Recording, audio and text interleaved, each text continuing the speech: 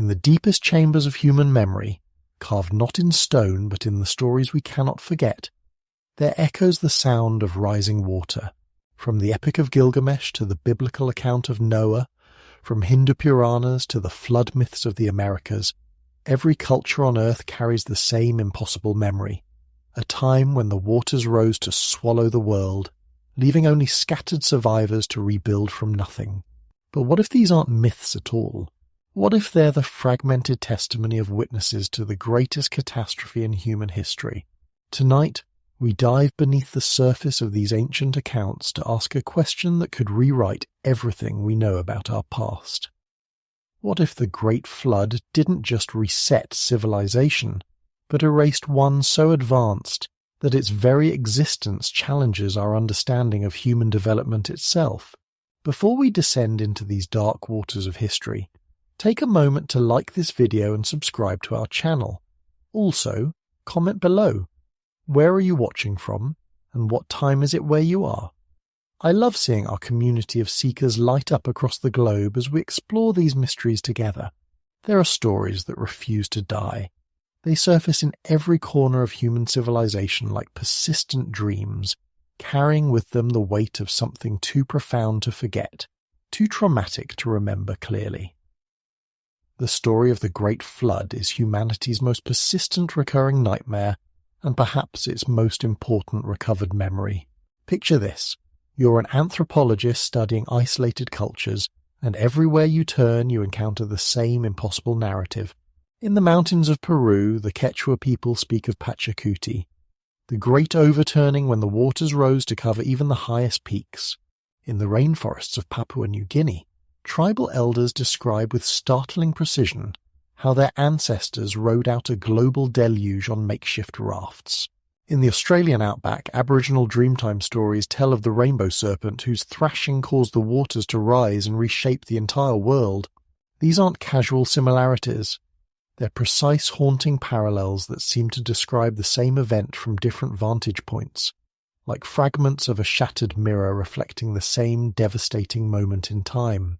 Dr. Richard Andre's comprehensive study of flood traditions, compiled over decades of research, reveals a statistic that should make us pause.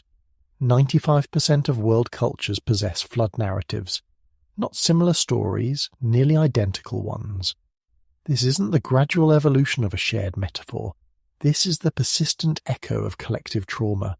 Consider the mathematical improbability. If these were merely independent mythological developments, we would expect significant variation in detail, timeline, and scope. Instead, we find remarkable consistency. A righteous survivor warned by divine intervention, the construction of a vessel, the preservation of life, the landing on a mountain, the sending out of birds to test for dry land, the sacrifice of thanksgiving, the divine promise never to destroy the world by flood again. The precision of these parallel elements across isolated civilizations suggests something far more profound than coincidental storytelling. It suggests witnessed experience. The Epic of Gilgamesh, carved into cuneiform tablets around 2100 BCE, provides our earliest written account of the flood. But even this ancient text refers to the story as already old, already established in the collective memory. Utnapishtim, the flood hero, doesn't speak as the originator of his tale but as its inheritor, passing down a story that predates even his ancient civilization. The Sumerian king list, one of archaeology's most perplexing documents, divides history into two distinct epochs, before the flood and after. The pre-flood kings are listed with impossible lifespans tens of thousands of years, while post-flood rulers suddenly display normal human lifespans. This isn't poetic exaggeration. It reads like a chronological accounting system that recognizes a fundamental break in the continuity of civilization. More intriguingly, the king list doesn't describe the flood as divine punishment for human wickedness, the moral framework later traditions would adopt. Instead, it presents the deluge as a natural, if catastrophic, transition between two distinct phases of human development. This clinical, almost geological approach to describing the flood suggests the earliest accounts may have been attempts at historical documentation rather than moral instruction. The Hebrew account of Noah transforms the flood narrative into a covenant story. but beneath the theological overlay lies a wealth of precise technical detail that reads more like an engineering manual than a moral allegory. The dimensions of the ark, the types of wood, the interior compartmentalization, the ventilation system. These specifications suggest the preservation of practical knowledge alongside spiritual meaning. Recent studies by naval architects have confirmed that the ark's proportions would indeed create an extremely stable vessel, capable of surviving the most violent sea conditions. The 30.5:3 ratio of length to width to height represents optimal stability for a floating structure not designed for navigation but for survival. This isn't accidental, it's the application of sophisticated understanding of maritime engineering. The Hebrew text also preserves geographical details that only make sense if the flood was understood as a literal, localized event that nonetheless had global implications. The mountains of Ararat aren't described as the world's highest peaks, but as the first visible landmarks as waters receded. Exactly what survivors would focus on when documenting their experience. The Puranas present the flood not as a unique event, but as part of recurring cosmic cycles, with Manu serving as humanity's preserver across multiple world endings. This cyclical understanding suggests that Hindu tradition preserved not just the memory of one flood but the recognition that such catastrophes repeat across vast timescales. The Matsya Purana's account includes technical details that parallel Mesopotamian and Hebrew traditions, but adds elements suggesting a more sophisticated understanding of the catastrophe's scope. Manu doesn't simply build a boat. He preserves seeds, technologies, and knowledge systems. The great fish that guides his vessel isn't just a divine intervention, but a symbol of preserved wisdom navigating through chaos. Most significantly, Hindu tradition explicitly states that advanced civilizations existed before the flood, and that their knowledge was deliberately preserved by select survivors. This isn't implicit in the narrative, it's the central point. The flood represents not the beginning of human achievement, but its interruption and partial recovery.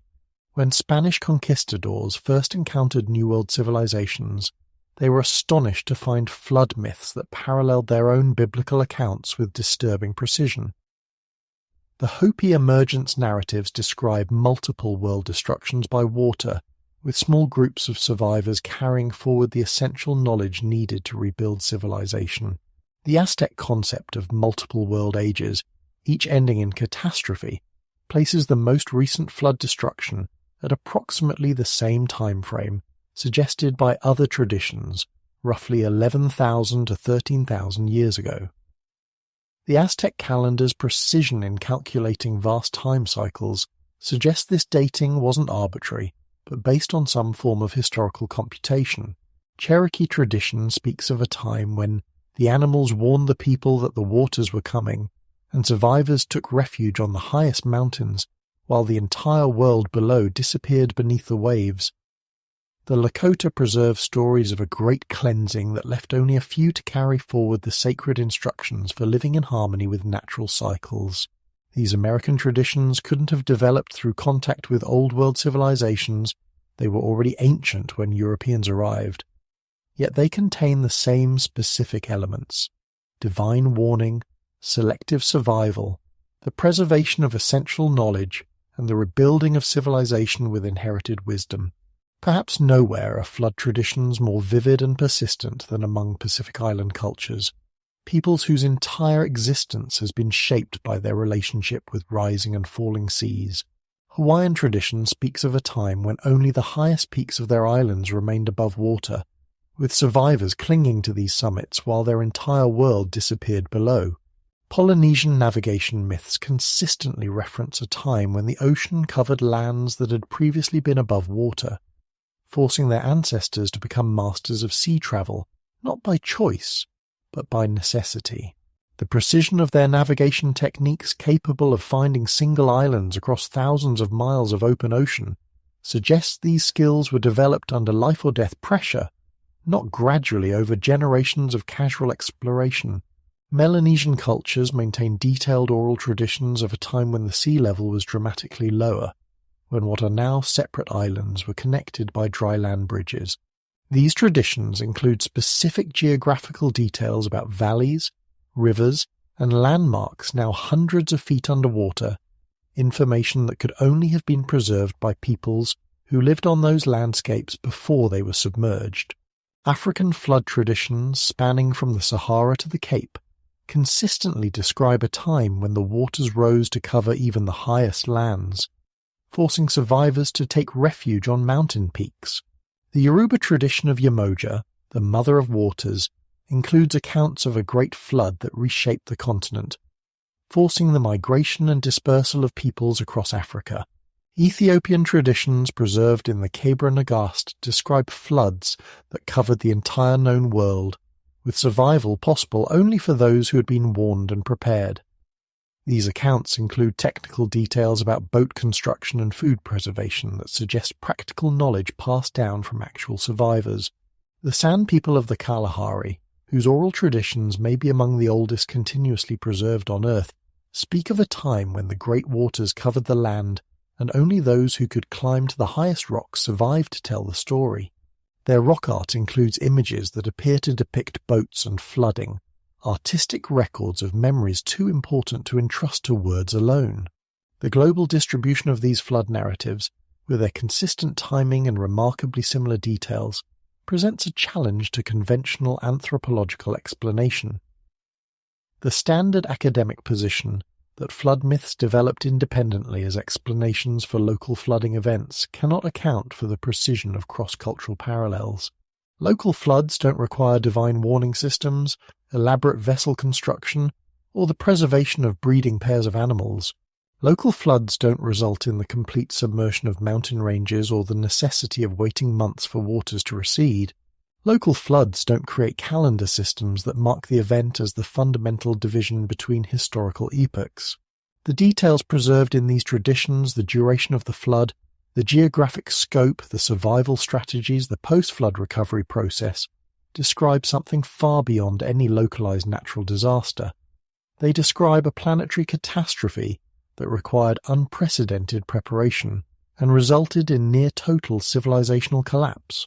What's more, these traditions don't present the flood as ancient history but as living memory. They describe preparation techniques, survival strategies, and recovery protocols with the precision of emergency manuals. This suggests that for at least some period after the catastrophe, the preservation of flood survival knowledge was considered essential for cultural continuity. The stories refuse to fade because they're not stories, they're testimony.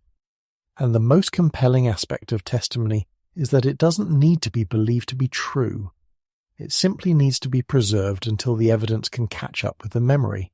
The Earth itself keeps records that human memory might distort, but geological time preserves with ruthless accuracy. In sediment layers, ice cores, and the scars carved into continental bedrock, we find testimony of aquatic catastrophes that dwarf anything in recorded history. The whispers of stone speak of floods so massive they reshape continents and leave their signatures readable 12,000 years later. But these aren't the gentle whispers of streams overflowing their banks or seasonal monsoons exceeding normal boundaries. These are the geological screams of planetary trauma evidence of water, moving in volumes and at velocities that challenge our understanding of what's possible in a stable climate system. Between 12,900 and 11,700 years ago, the Earth experienced one of the most dramatic and rapid climate changes in geological history. The Younger Dryas period, named after an Arctic wildflower found in European sediment layers, represents a 1,000-year return to Ice Age conditions that occurred with shocking suddenness in the middle of global warming. Greenland ice cores reveal that temperatures dropped by as much as 15 degrees Celsius in less than a decade, possibly within a single year. This wasn't gradual climate change. This was climate shock, the kind of rapid environmental transformation that would spell doom for any advanced civilization unprepared for such dramatic shifts.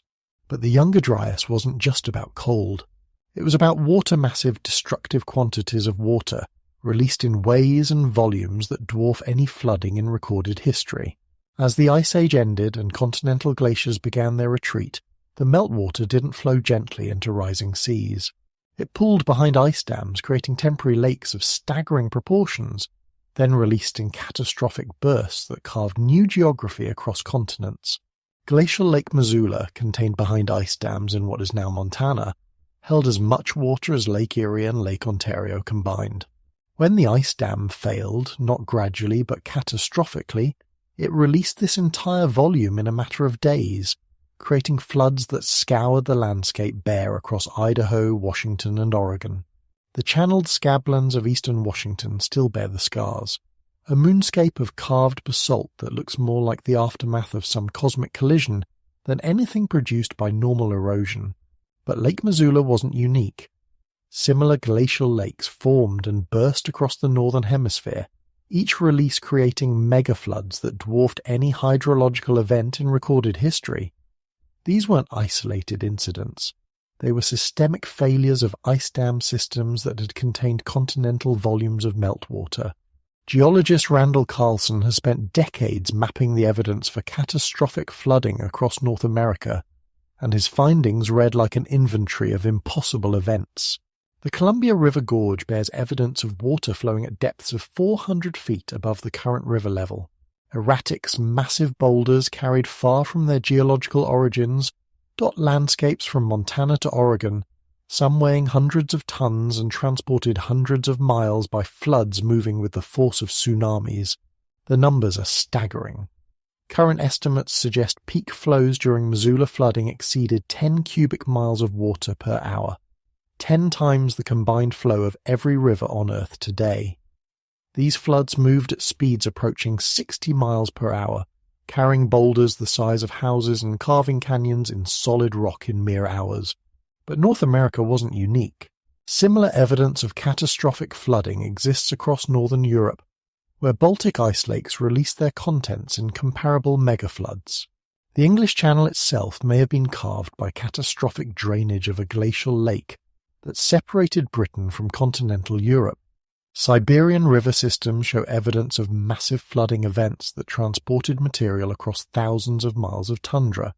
The global pattern suggests these weren't isolated regional events, but part of a planetary system failure, a synchronized collapse of ice dam systems that released continental volumes of stored meltwater in the space of decades rather than millennia. While glacial dam bursts created inland megafloods, the rapid melting of continental ice sheets caused equally dramatic marine transgressions, the invasion of coastal lands by rapidly rising seas. But these weren't the gradual inundations we associate with current sea level rise projections. They were rapid, catastrophic submersions of vast coastal plains where early human civilizations were most likely to develop. The post-glacial sea level rise totaled approximately 400 feet, enough to submerge areas equivalent to entire modern countries. But geological evidence suggests this rise wasn't gradual over thousands of years.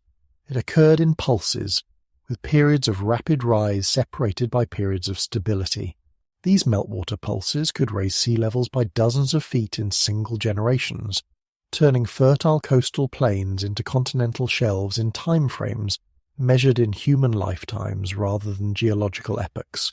Meltwater Pulse 1A, occurring around 14,500 years ago, raised global sea levels by 65 feet in less than 500 years. Meltwater Pulse 1B, around 11,500 years ago, added another 25-foot rise in an even shorter time frame. These weren't abstract numbers. They were civilization-ending events for any peoples whose settlements and agricultural systems were concentrated in coastal lowlands, exactly where archaeological evidence suggests early human populations were most dense. The Black Sea provides a smaller-scale model of how rapidly rising waters can transform entire regions and potentially preserve the memory of such transformations in human tradition. Around 7,600 years ago, rising Mediterranean waters breached the Bosphorus land bridge, causing a catastrophic flooding of the Black Sea basin. Geologists Walter Pittman and William Ryan's research suggests this flood raised Black Sea levels by hundreds of feet in a matter of months, submerging an area equivalent to Florida. The flood would have displaced approximately 145,000 people, forcing them to migrate rapidly away from their flooded homeland, carrying with them the traumatic memory of their lost world.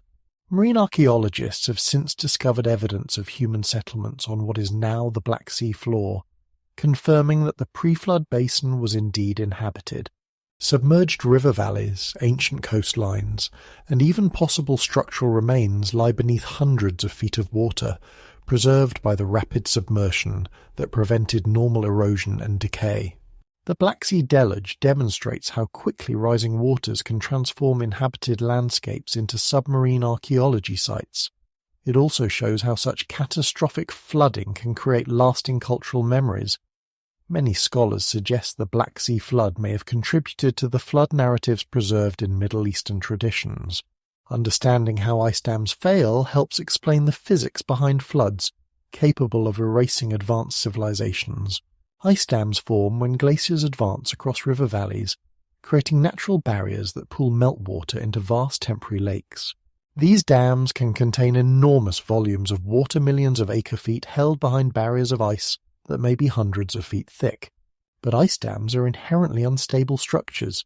As climates warm, they weaken from above, below, and within.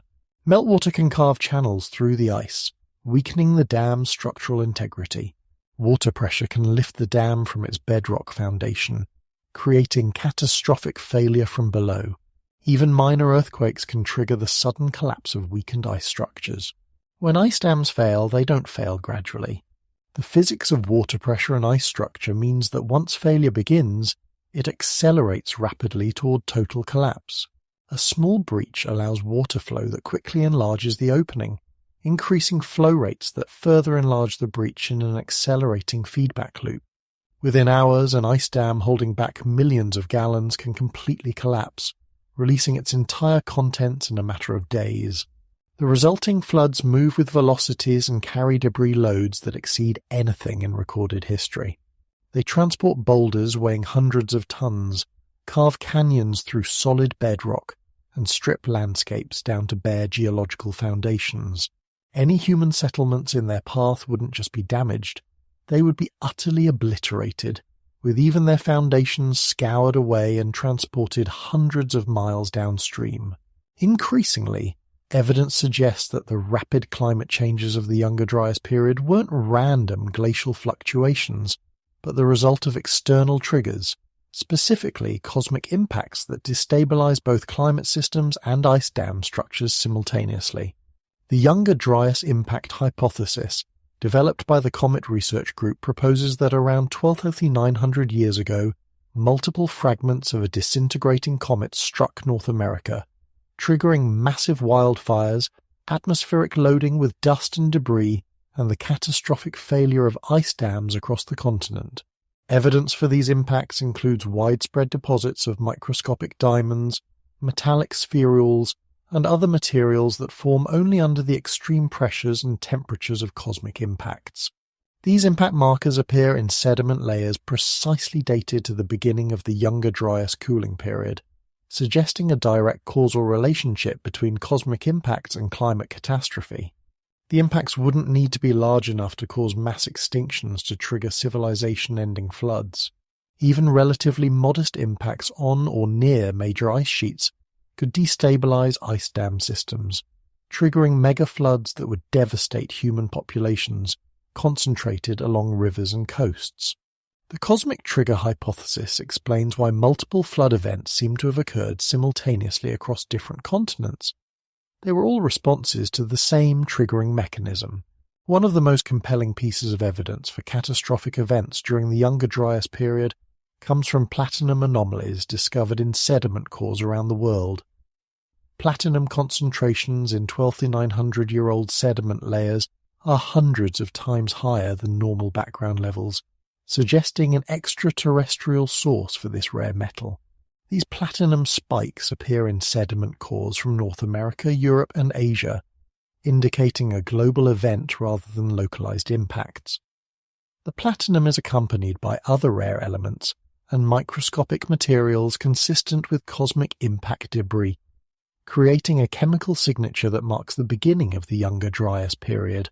More intriguingly, similar platinum anomalies appear in sediment layers corresponding to other periods of rapid climate change throughout geological history, suggesting that cosmic impacts may be a recurring trigger for catastrophic climate events. If true, this means that civilizational collapse due to cosmic-triggered flooding isn't a unique historical event but a recurring planetary risk. Across the southeastern United States, approximately 500,000 elliptical depressions called Carolina Bays dot the landscape from New Jersey to Georgia. These bays are oriented in remarkably consistent directions, all pointing back toward the Great Lakes region, and they appear to have formed simultaneously during the late Pleistocene period. Recent analysis suggests these bays may be secondary impact craters formed by debris ejected from primary cosmic impacts in the Great Lakes region. The alignment, size distribution, and age of the bays all support this interpretation, providing physical evidence for multiple impacts occurring simultaneously across eastern North America. If the Carolina Bays are indeed secondary impact craters, they represent evidence for cosmic impacts of sufficient magnitude to eject material across thousands of miles and create secondary crater fields covering multiple states. Such impacts would certainly have been capable of triggering massive ice dam failures and generating the megafloods evidenced in the geological record. Perhaps the most puzzling geological evidence for massive flooding comes from marine fossils discovered at elevations that seem impossible under current understanding of sea level changes. Marine shells and fish fossils appear in sediment layers at altitudes of thousands of feet above current sea level, far higher than any known marine transgression could account for. While some of these discoveries can be explained by tectonic uplift over millions of years, others appear in much more recent geological contexts. Whale fossils in the Sahara Desert, marine sediments in the American Great Basin, and saltwater deposits in continental interiors all suggest flooding events that transported marine materials far inland and to surprising elevations. These discoveries don't necessarily require global flooding to the levels described in mythology, but they do suggest flooding events of unprecedented magnitude that transported marine materials through mechanisms not observed in recorded history. Whether through tsunami effects from cosmic impacts, pressure waves from massive ice dam failures, or other catastrophic hydrological events, these marine deposits suggest aquatic forces capable of reaching far beyond normal flood boundaries. The geological whispers all point toward the same conclusion. The Earth has experienced aquatic catastrophes of sufficient magnitude to erase advanced civilizations and leave only scattered survivors to rebuild from higher ground. The question isn't whether such catastrophic flooding occurred. The evidence is carved into the landscape and preserved in sediment layers worldwide. The question is whether human civilization was advanced enough 12,000 years ago to be catastrophically interrupted by such events, and whether the survivors carried forward enough knowledge to account for the rapid development of complex societies in the post-flood period. The stones remember what human memory has mythologized, and their testimony grows stronger with every new discovery. Time is the archaeologist's most precious and most contested resource. In the convergence of mythological dating and geological evidence, we find something that should be impossible: independent systems of measurement pointing to the same narrow window of time with precision that suggests actual historical experience rather than coincidental storytelling.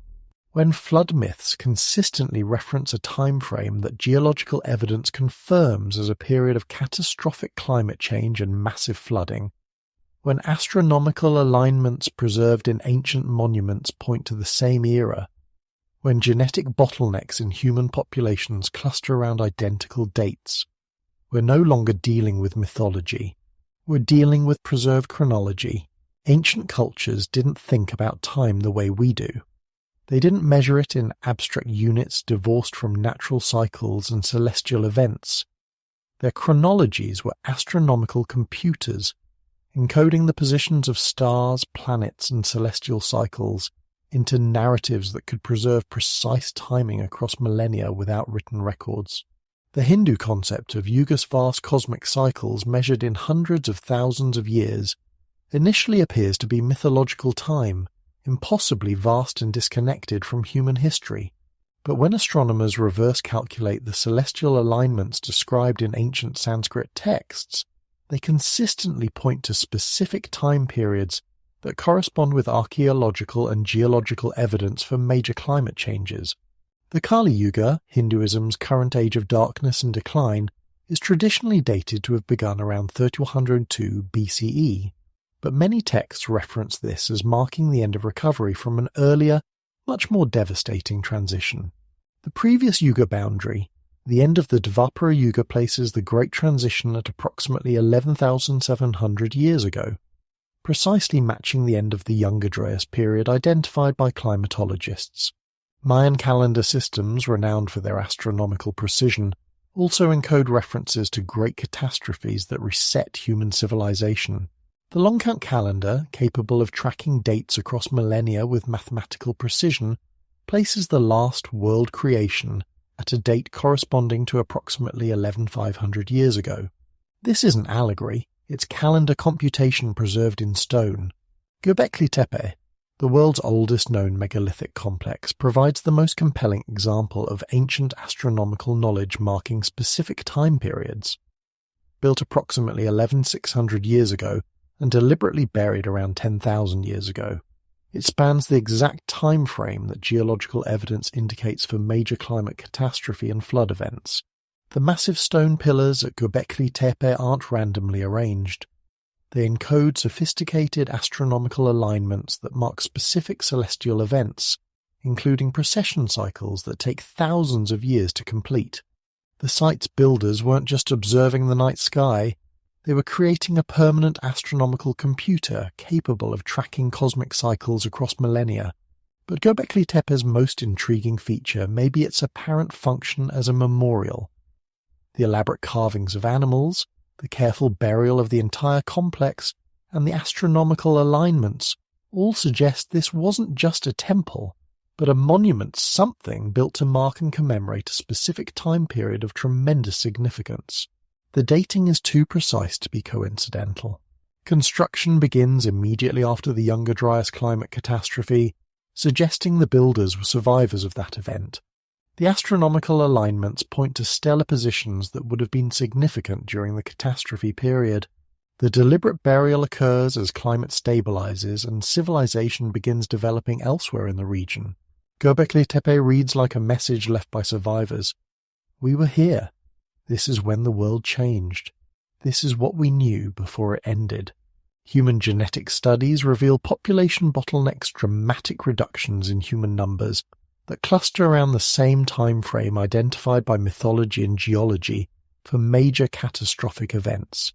These bottlenecks appear in both Y chromosome lineages, tracking male ancestry, and mitochondrial DNA, tracking female ancestry, suggesting near-simultaneous population crashes affecting both sexes across multiple continents. Y chromosome Adam, the most recent common male ancestor of all current human populations, is dated to approximately 60,000 and 90,000 years ago. But this dating reflects the establishment of major population lineages, not their survival through catastrophic events. More relevant are the genetic bottlenecks that appear in established populations around 12,000 to 15,000 years ago, precisely matching the time frame for climate catastrophe and flooding. Mitochondrial DNA studies reveal similar patterns. While mitochondrial Eve dates much earlier, genetic diversity patterns show dramatic reductions in human populations around 12,000 years ago, followed by rapid population expansion and migration patterns consistent with survivors repopulating devastated regions. These genetic bottlenecks don't suggest human extinction.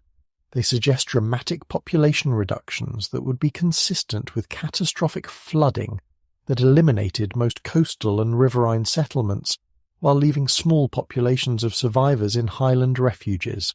The subsequent rapid population growth and geographic expansion patterns match what we would expect from small groups of survivors recolonizing devastated territories. Perhaps the most telling evidence for catastrophic interruption of human development comes from what archaeologists don't find: continuity of material culture across the 12,000-year boundary. Known as the archaeological gap, this period shows dramatic discontinuities in tool technologies, artistic traditions, and settlement patterns that suggest major cultural interruption rather than gradual evolution. Pre-12,000-year archaeological sites show sophisticated tool technologies, artistic achievements, and evidence of complex social organization. Post-10,000-year sites show the rapid development of agriculture, monumental architecture, and urban settlements. But the transitional period roughly 12,000 to 10,000 years ago shows a dramatic reduction in archaeological sites and an apparent regression in material culture complexity. This pattern is consistent with catastrophic population reduction, followed by recovery and rapid development using preserved knowledge from the pre-catastrophe period. The sudden appearance of agriculture, complex tool technologies, and astronomical knowledge in post-flood civilizations makes more sense as redevelopment rather than initial development. The Neolithic Revolution. The rapid transition from hunter-gatherer societies to agricultural civilizations occurs precisely during the post-flood recovery period and happens simultaneously across multiple continents. This synchronicity suggests shared knowledge bases rather than independent development, consistent with survivors carrying forward agricultural and technological knowledge from pre-flood civilizations. The precession of the equinoxes, the 26,000-year wobble in Earth's rotational axis that slowly changes the apparent positions of stars, provides an astronomical clock that ancient cultures used to mark vast time periods with remarkable precision. Many traditions reference catastrophic events in terms of precessional timing, providing independent confirmation of dates derived from geological and genetic evidence. Ancient Egyptian texts reference the first time, Zep Tepi, as occurring at a specific precessional position that corresponds to approximately 12,500 years ago. This timing matches both geological evidence for climate catastrophe and mythological dating for flood events, suggesting the Egyptians preserved accurate chronological information across millennia. Plato's account of Atlantis, often dismissed as philosophical allegory, provides dates that also correspond to this critical period. His 9,000 years before Solon, accounting for the Greek calendar system he was using, places Atlantis's destruction at approximately 11,600 years ago, precisely matching geological evidence for the end of the Younger Dryas period and the beginning of massive sea level rises. Hindu astronomical texts describe cosmic cycles in terms of precessional periods, with major catastrophes occurring at specific points in these cycles. When calculated backward from known historical dates, these cycles consistently point to catastrophic events around 12,000 years ago, independent of any connection to flood mythology. Greenland and Antarctic ice cores provide year-by-year climate data extending back over 100,000 years, offering unprecedented precision in dating climatic events. These ice cores show that the Younger Dryas period began abruptly around 12,900 years ago and ended equally abruptly around 11,700 years ago, providing a precise 1-200-year window for the most recent major climate catastrophe. But the ice cores reveal more than just timing. They show the speed of climate change, temperature drops of 10-15 degrees Celsius occurring within decades, possibly within single years. These weren't gradual shifts that civilizations could adapt to. They were climate shocks that would have made vast regions uninhabitable virtually overnight. The ice core data also reveals multiple rapid warming and cooling events during the Younger Dryas period, suggesting a chaotic climate system undergoing repeated destabilization. Any civilization dependent on agriculture would have faced repeated crop failures, famine, and population displacement across the entire Thowell's 200-year period. Most significantly, the ice cores show that climate stabilization at the end of the Younger Dryas was equally rapid. Within decades, temperatures rose, precipitation patterns stabilized, and the climate system entered the relatively stable Holocene period that has persisted for the last 11,700 years. This rapid stabilization would have allowed any surviving populations to begin recovery and expansion immediately after the catastrophic period ended. Recent improvements in radiocarbon dating techniques, particularly calibration curves that account for variations in atmospheric carbon-14 levels over time, have revolutionized our ability to date archaeological sites with precision. These improved techniques have consistently pushed back dates for early civilizations and confirm the timing of major cultural transitions around 12,000 years ago. Göbekli Tepe's construction date has been confirmed at 11,600 years ago through multiple independent radiocarbon measurements. The site's deliberate burial is dated to approximately 10,000 years ago, providing a precise 1,600-year window for its active use that corresponds exactly with the post-Younger Dryas recovery period. Similar precision dating has been applied to other early megalithic sites around the world, revealing a pattern of monumental construction beginning immediately after the climate stabilization at the end of the Younger Dryas. This synchronicity suggests coordinated efforts by survivor populations to mark the transition from the catastrophic period to the recovery period. Research into solar activity cycles has revealed correlations between periods of reduced solar output and major climate catastrophes on Earth. The Younger Dryas period corresponds to a significant solar minimum, suggesting that reduced solar energy may have contributed to or triggered the climate instability of that era. But solar minimums alone cannot account for the magnitude of climate change evidenced during the Younger Dryas. The correlation suggests that solar activity variations may serve as triggering mechanisms for other catastrophic processes, such as destabilizing ice dam systems or altering ocean circulation patterns that then cause much larger climate effects. This solar connection provides another independent timing mechanism that prehistoric cultures might have recognized and preserved in their chronological systems. Many ancient traditions reference connections between cosmic cycles and terrestrial catastrophes, suggesting they understood relationships between astronomical events and climate systems that modern science is only beginning to recognize.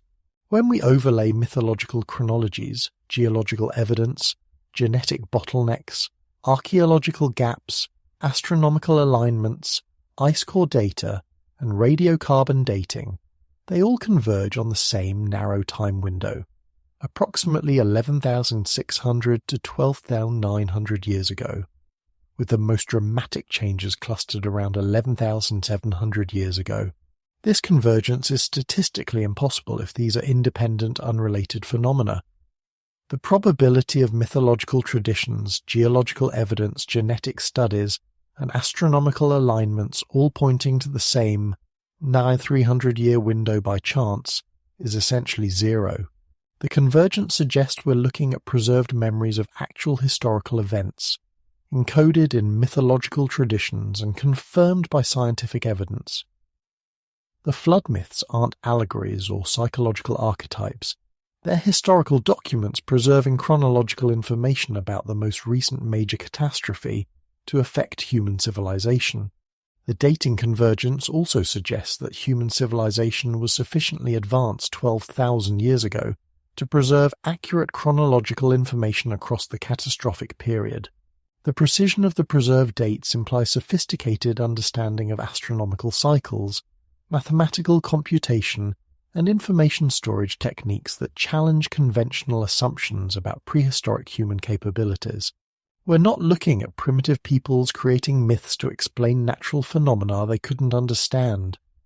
We're looking at advanced peoples preserving historical information about catastrophic events they experienced, using chronological encoding techniques sophisticated enough to maintain accuracy across 12,000 years of cultural transmission. The universal memory becomes historical testimony, and the dating convergence transforms mythology into chronology. The question is no longer whether a great catastrophe occurred around 12,000 years ago. The evidence is overwhelming. The question is what level of civilization it interrupted, and how much knowledge the survivors managed to preserve. The greatest archaeological sites on Earth may be those we cannot see, submerged beneath hundreds of feet of ocean water, buried under millennia of sediment, hidden in places where no archaeologist has yet thought to look. As sea levels rose by 400 feet following the last ice age, they didn't just flood empty continental shelves, they submerged the most fertile, resource-rich coastal plains, where any advanced prehistoric civilization would most likely have concentrated their settlements. Underwater archaeology, still in its infancy, has already revealed structures and artifacts that challenge our understanding of prehistoric human capabilities. But these discoveries represent only the fraction of submerged archaeology accessible to current diving and submersible technology. Vast areas of the continental shelves remain unexplored, holding secrets that could rewrite human history. When geologists map the continental shelves exposed during the last ice age, they reveal landscapes that would have been ideal for advanced civilization development. River valleys larger than the Amazon basin crossed what are now underwater plains. Freshwater lakes the size of the Great Lakes provided inland navigation routes. Fertile deltas supported by multiple river systems created agricultural zones more productive than the Nile Valley. The Sunda Shelf, connecting Southeast Asia to Indonesia, was a landmass larger than India during the last ice age. Its river systems, fed by monsoon cycles, supported some of the most biodiverse ecosystems on Earth. The archaeological potential of this submerged landscape is staggering, yet less than 1% of its area has been systematically explored. Similarly, the Sahel Shelf connecting Australia to New Guinea was a vast continent with river systems, inland lakes, and diverse ecosystems. Aboriginal traditions consistently reference this lost landscape in their Dreamtime stories, describing features and landmarks now hundreds of feet underwater, with precision that suggests preserved geographical knowledge rather than mythological creation. The North Sea's Doggerland connected Britain to continental Europe with landscapes that supported diverse megafauna and extensive river systems. Recent sonar mapping has revealed buried river channels, ancient coastlines, and what appear to be artificial structures scattered across the seafloor, evidence of human habitation in landscapes now completely submerged. Off the coast of Japan's Yonaguni Island, 75 feet beneath the Pacific Ocean, lies one of archaeology's most controversial discoveries. The Yonaguni Monument, a massive stone structure featuring precise right angles, straight edges, and what appear to be intentionally carved steps, terraces, and platforms challenges everything we think we know about prehistoric human capabilities. Marine geologist Professor Masaki Kimura has spent decades studying the monument and concludes that while natural geological processes shaped the basic rock formation, human modification is evident in the precision cutting, right-angle corners, and symbolic carvings found throughout the structure. The monument's features include perfectly straight edges and precise 90-degree angles impossible through natural erosion, step-like terraces with uniform dimensions suggesting deliberate construction, carved channels and drainage systems indicating functional design, symbolic markings including what appear to be hieroglyphic-style carvings, connection points with other stone structures suggesting a larger complex. Carbon dating of coral growth on the monument indicates it was last above sea level approximately 12,000 years ago, precisely matching the time frame for post-glacial sea level rise and corresponding to the flood period referenced in global mythological traditions. Critics argue that natural geological processes can create geometric stone formations, but the monument's features consistently display the kind of precision and functional design that characterizes intentional construction rather than natural erosion. The presence of apparent carved symbols and the monument's integration with other nearby structures suggest human modification of a natural rock formation, possibly representing the remains of a much larger architectural complex. The ancient city of Dwarka, described in Hindu traditions as the magnificent capital of Lord Krishna, was long considered purely mythological until marine archaeologists discovered extensive submerged structures off the coast of Gujarat, India. The underwater ruins, located at depths of up to 130 feet, reveal urban planning and construction techniques that appear far too sophisticated for the conventional timeline of Indian civilization. Dr. Sar Rao's underwater excavations have revealed massive stone walls constructed from precisely cut blocks, harbour structures with advanced engineering for tidal management, urban street grids suggesting systematic city planning, pottery and artifacts dating to periods much earlier than expected, stone anchors and harbour equipment indicating advanced maritime technology. The submerged structures match descriptions from ancient Sanskrit texts with startling accuracy, including specific architectural details, urban layout, and harbour configurations. The precision of these matches suggests that the texts weren't mythological creations but preserved descriptions of actual locations. Radiocarbon dating of material from the site consistently points to construction periods around 9,000–12,000 years ago, again corresponding to the immediate post-flood period when sea levels were rising rapidly. The city appears to have been built at sea level and subsequently submerged as ocean levels rose. The sophistication of Dwarka's urban planning, harbour engineering and construction techniques implies a level of civilization advancement that challenges conventional timelines for the development of complex societies in the Indian subcontinent. The Mediterranean basin contains some of the world's most extensive underwater archaeological sites, many discovered only recently as improved sonar and submersible technologies allow exploration of deeper underwater terrain. These sites consistently reveal evidence of human habitation and sophisticated construction in areas now far below sea level. Off the coast of Lebanon, marine archaeologists have discovered what appears to be a submerged city, covering several square kilometres at depths of 40–80 feet. The site includes massive stone blocks, apparent building foundations, and what may be harbour structures, all suggesting a major urban centre that was submerged as sea levels rose. Similar discoveries off the coasts of Greece, Turkey, and Italy reveal patterns of sophisticated construction in areas that were above sea level during the early post-glacial period, but became submerged as Mediterranean water levels rose. These sites consistently show evidence of urban planning, advanced construction techniques, and maritime infrastructure that suggest highly developed civilizations existed in the region thousands of years earlier than conventionally accepted. The Black Sea's submerged archaeology has revealed not just the catastrophic flooding event that created the modern sea, but evidence of the sophisticated civilization that existed in the pre-flood basin.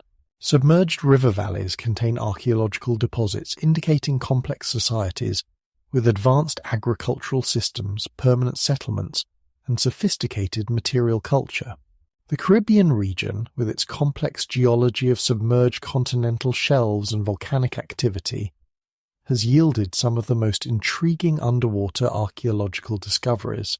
Off the coasts of Cuba, the Bahamas, and Puerto Rico, sonar imaging has revealed massive stone structures at depth that suggest they were constructed when sea levels were much lower than today. The most controversial discovery is the Cuban underwater city, detected by sonar at depths of over 2,000 feet off Cuba's western coast.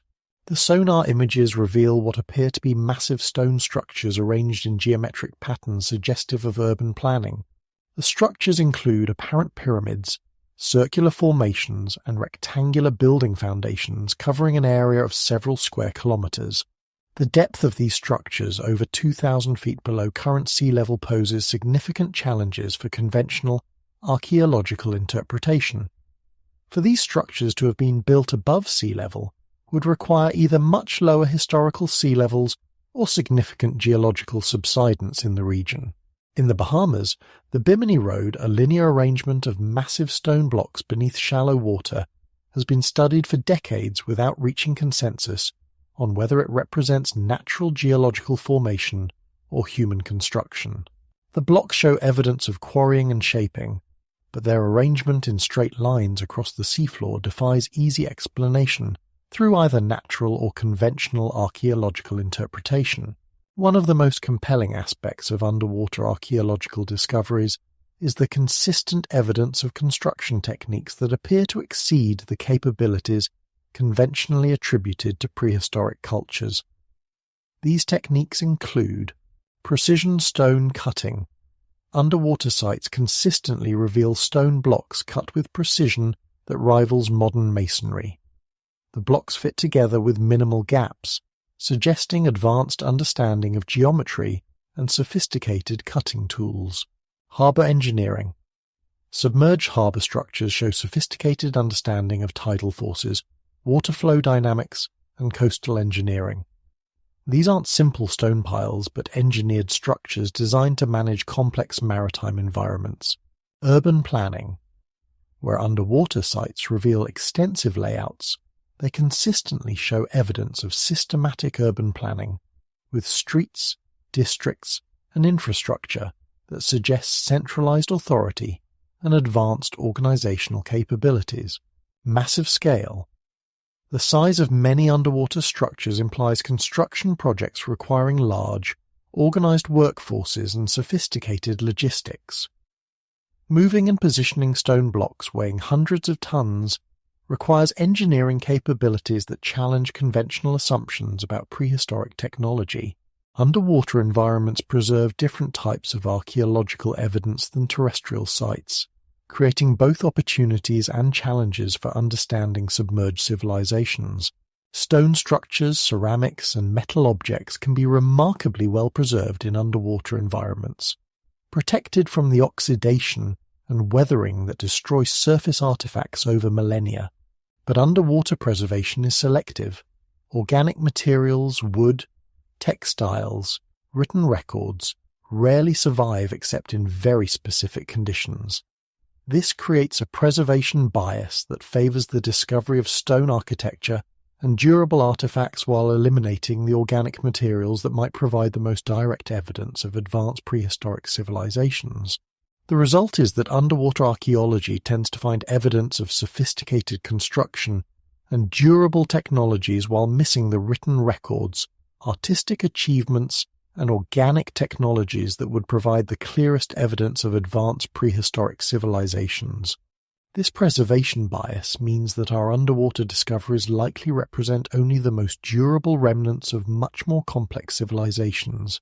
The massive stone structures we find underwater might be the equivalent of finding only the concrete foundations of modern cities, impressive evidence of sophisticated construction, but missing the vast majority of material culture that would reveal the true sophistication of the civilization that built them.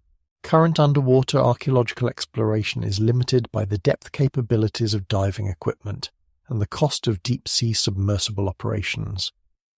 Most underwater archaeology occurs in relatively shallow water, less than 200 feet deep, accessible to advanced diving equipment. But the most significant archaeological sites may lie in deeper water on the outer continental shelves, where early coastal civilizations would have been located when sea levels were at their lowest point. These sites, 300 or 400 feet underwater, remain largely unexplored except through sonar mapping that can identify large structures but cannot provide detailed archaeological analysis. Emerging technologies, including autonomous underwater vehicles, improved sonar systems, and remotely operated submersibles, are beginning to make deeper underwater archaeology feasible. As these technologies become more accessible, they're likely to reveal archaeological sites that will force fundamental reassessment of prehistoric human capabilities and civilization timelines. Recent sonar surveys of deep continental shelf areas have already identified numerous anomalous structures that appear artificial, but remain too deep for detailed investigation with current technology. As exploration capabilities improve, these deep water sites may provide the most compelling evidence for advanced prehistoric civilizations. The discovery of sophisticated underwater structures dating to periods when sea levels were much lower has profound implications for our understanding of human history. These discoveries suggest that advanced civilizations existed during periods conventionally considered prehistoric. These civilizations possessed construction capabilities that rival modern techniques. The rapid post-glacial sea level rise submerged evidence of these civilizations. Current archaeological timelines for human development may be severely compressed. The most significant archaeological sites may still be undiscovered underwater. What lies beneath the world's oceans isn't just geological history, it's human history, preserved in underwater museums that chronicle achievements we're only beginning to recognize. Every new underwater discovery pushes back the timeline for human technological achievement and suggests that our current understanding of prehistoric civilization represents only the visible tip of a much larger and more sophisticated historical iceberg. The waters that erased advanced prehistoric civilizations also preserve their remains, waiting for our technology to advance sufficiently to reveal the true scope of human achievement before the flood. We're not just discovering submerged stone structures, we're discovering submerged history, and that history suggests our ancestors were far more advanced than we've dared to imagine. End of Part 1. The Universal Memory. The evidence converges like tributaries feeding into a great river of understanding, from the persistent flood myths carried by every culture on Earth to the geological scars carved by prehistoric megafloods, from the precise dating convergence of independent scientific disciplines to the sophisticated structures lying beneath our oceans. A single narrative emerges from the intersection of mythology and science. 12,000 years ago, human civilization faced a catastrophe of unprecedented scope. Rising waters, triggered by climate chaos and cosmic impacts, swept away cities, obliterated landscapes, and reduced thriving societies to scattered survivors clinging to highland refuges. The flood myths aren't primitive attempts to explain natural phenomena, they're preserved testimony from witnesses to the greatest reset in human history. But testimony to what exactly? What kind of civilization could leave fingerprints sophisticated enough to survive 12 millennia of submersion and sediment? What level of human achievement was interrupted by the rising waters? And what fragments of that lost world did the survivors manage to preserve? When a civilization vanishes, it leaves behind more than ruins. It leaves behind fingerprints, traces of knowledge, techniques, and achievements so distinctive that they can be identified across millennia, even when embedded within the cultural DNA of successor societies. These fingerprints don't announce themselves with monuments and inscriptions. They whisper through impossible precision in ancient stonework, through mathematical constants encoded in sacred architecture, through genetic patterns that tell stories of selective preservation and guided recovery. The fingerprints of the lost world are everywhere if we know how to read them. They appear in artifacts that shouldn't exist, in knowledge systems that seem too sophisticated for their supposed time of origin, in architectural achievements that we struggle to replicate today, and in the genetic legacy of populations that survived near extinction to rebuild civilization with inherited blueprints. This isn't speculation, it's pattern recognition. When the same sophisticated fingerprints appear across cultures that couldn't have shared information through conventional contact, when impossible precision appears simultaneously on different continents, when genetic patterns align with mythological accounts of selective survival, we're not looking at coincidence. We're looking at inheritance. In museums around the world, tucked away in storage rooms and displayed in cases with deliberately vague labels, sit artifacts that shouldn't exist. Objects whose precision exceeds what should have been possible with available technology, whose materials require techniques supposedly unknown to ancient peoples, whose mathematical sophistication implies understanding that conventional timelines cannot accommodate. These aren't the crude tools and simple pottery we expect from prehistoric cultures. These are precision instruments, advanced alloys, and geometric masterpieces that suggest technological capabilities lost for millennia before being slowly rediscovered. They're the fingerprints of a vanished world, preserved not in complete form but in fragments sophisticated enough to prove that something extraordinary once existed. The Antikythera mechanism stands as proof that our assumptions about ancient technological capabilities are fundamentally flawed. Discovered in a Roman shipwreck dating to approximately 70 BCE, this bronze device contains gear trains of such precision and complexity that when it was first X-rayed, archaeologists initially assumed the gears were modern contamination that had somehow infiltrated the ancient wreck. The mechanism is essentially an ancient computer, capable of predicting the positions of the sun, moon, and planets with mathematical precision that wasn't matched by European technology until the development of mechanical clocks in the 14th century, 400 years later. Its gear ratios encode sophisticated understanding of planetary motion, lunar cycles, and even the 19-year metonic cycle that aligns solar and lunar calendars. But the Antikythera mechanism's most profound implication isn't its individual sophistication, it's what it suggests about lost technological traditions. Such precision engineering doesn't emerge in isolation. It requires generations of development, sophisticated metallurgy, advanced mathematical understanding, and institutional knowledge preservation systems. The mechanism isn't an anomaly, it's a survivor from a technological tradition that has otherwise vanished from the historical record. Recent analysis has revealed that the mechanism's gear teeth were cut with precision that approaches modern manufacturing standards. The bronze alloy shows sophisticated understanding of metallurgy, and the mathematical relationships encoded in the gear ratios demonstrate advanced astronomical knowledge. This isn't primitive technology, it's precision engineering that rivals modern capabilities. If such sophisticated technology existed in the Roman period, what technological traditions might have existed in earlier periods? The Antikythera mechanism suggests that advanced engineering capabilities existed in the ancient world, but were lost before they could be fully documented in historical records. How much more might have been lost during the catastrophic period 12,000 years ago? Across the globe, ancient construction sites display stonework precision that challenges our understanding of prehistoric capabilities. At Sacsayhuaman in Peru, massive stone blocks weighing up to 200 tons are fitted together with tolerances so precise that a knife blade cannot be inserted between them. The blocks aren't just precisely cut, they're cut in complex three-dimensional interlocking patterns that would challenge modern stonemasons using power tools. The precision isn't limited to flat surfaces.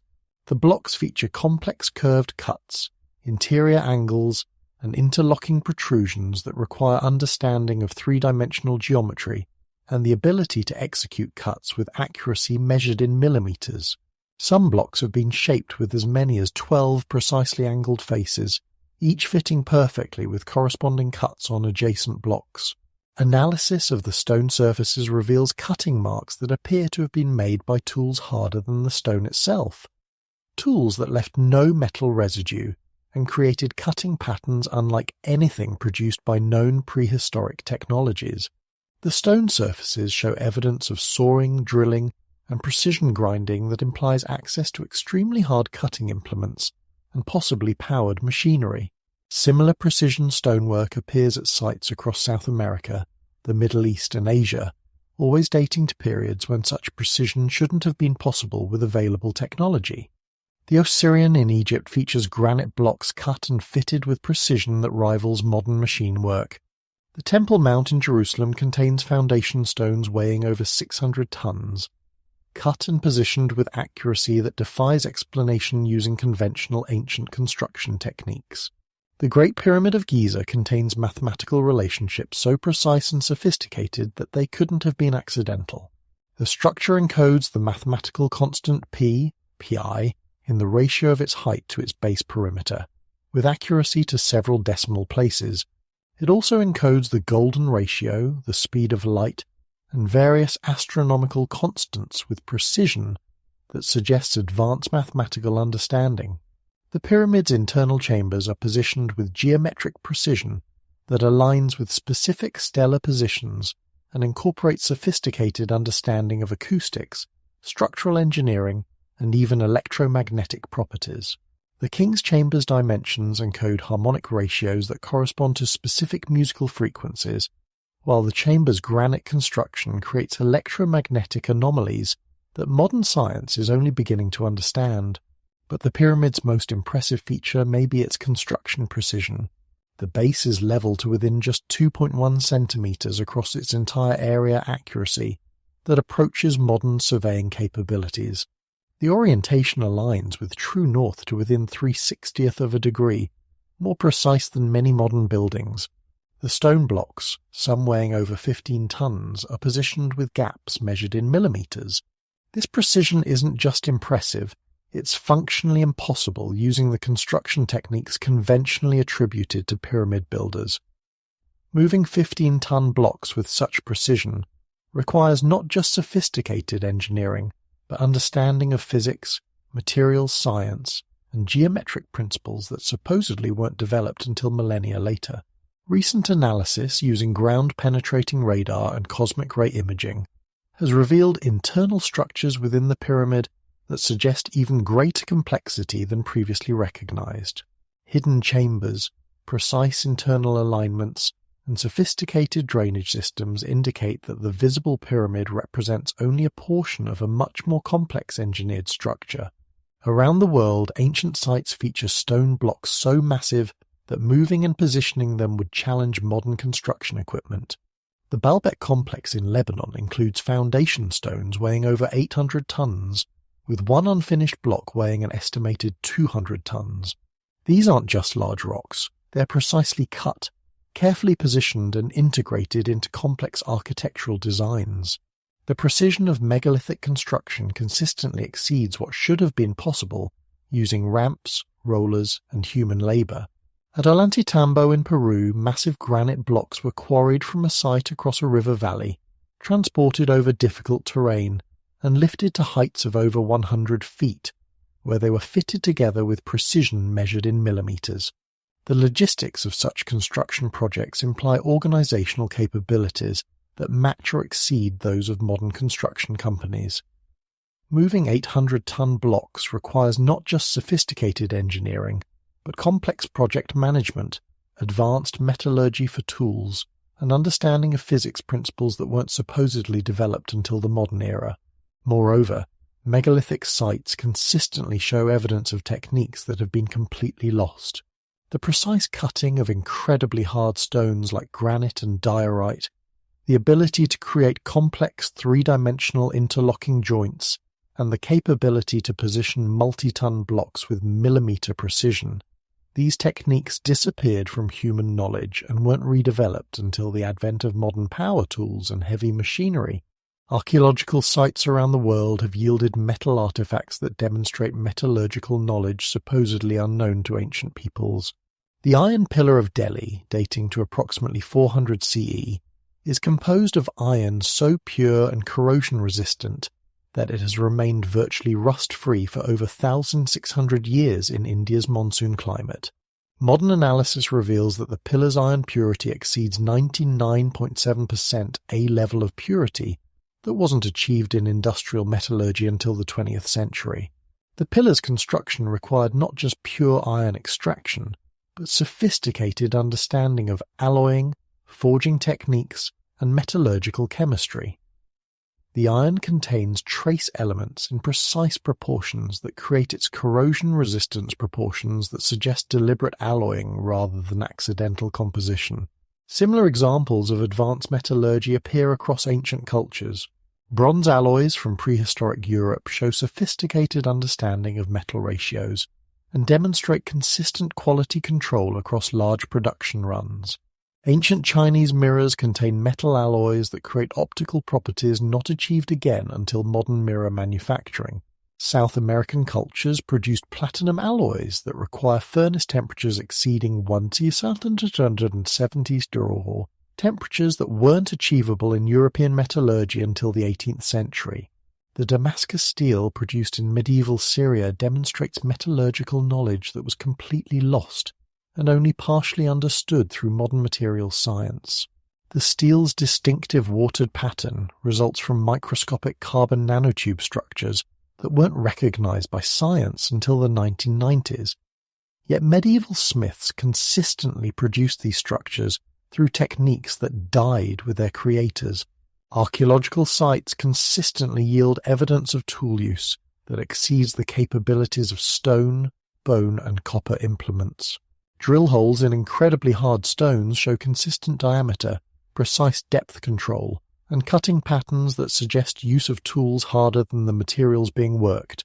In some cases, drill holes show evidence of powered drilling consistent feed rates and cutting patterns that would be difficult to achieve with hand-powered tools.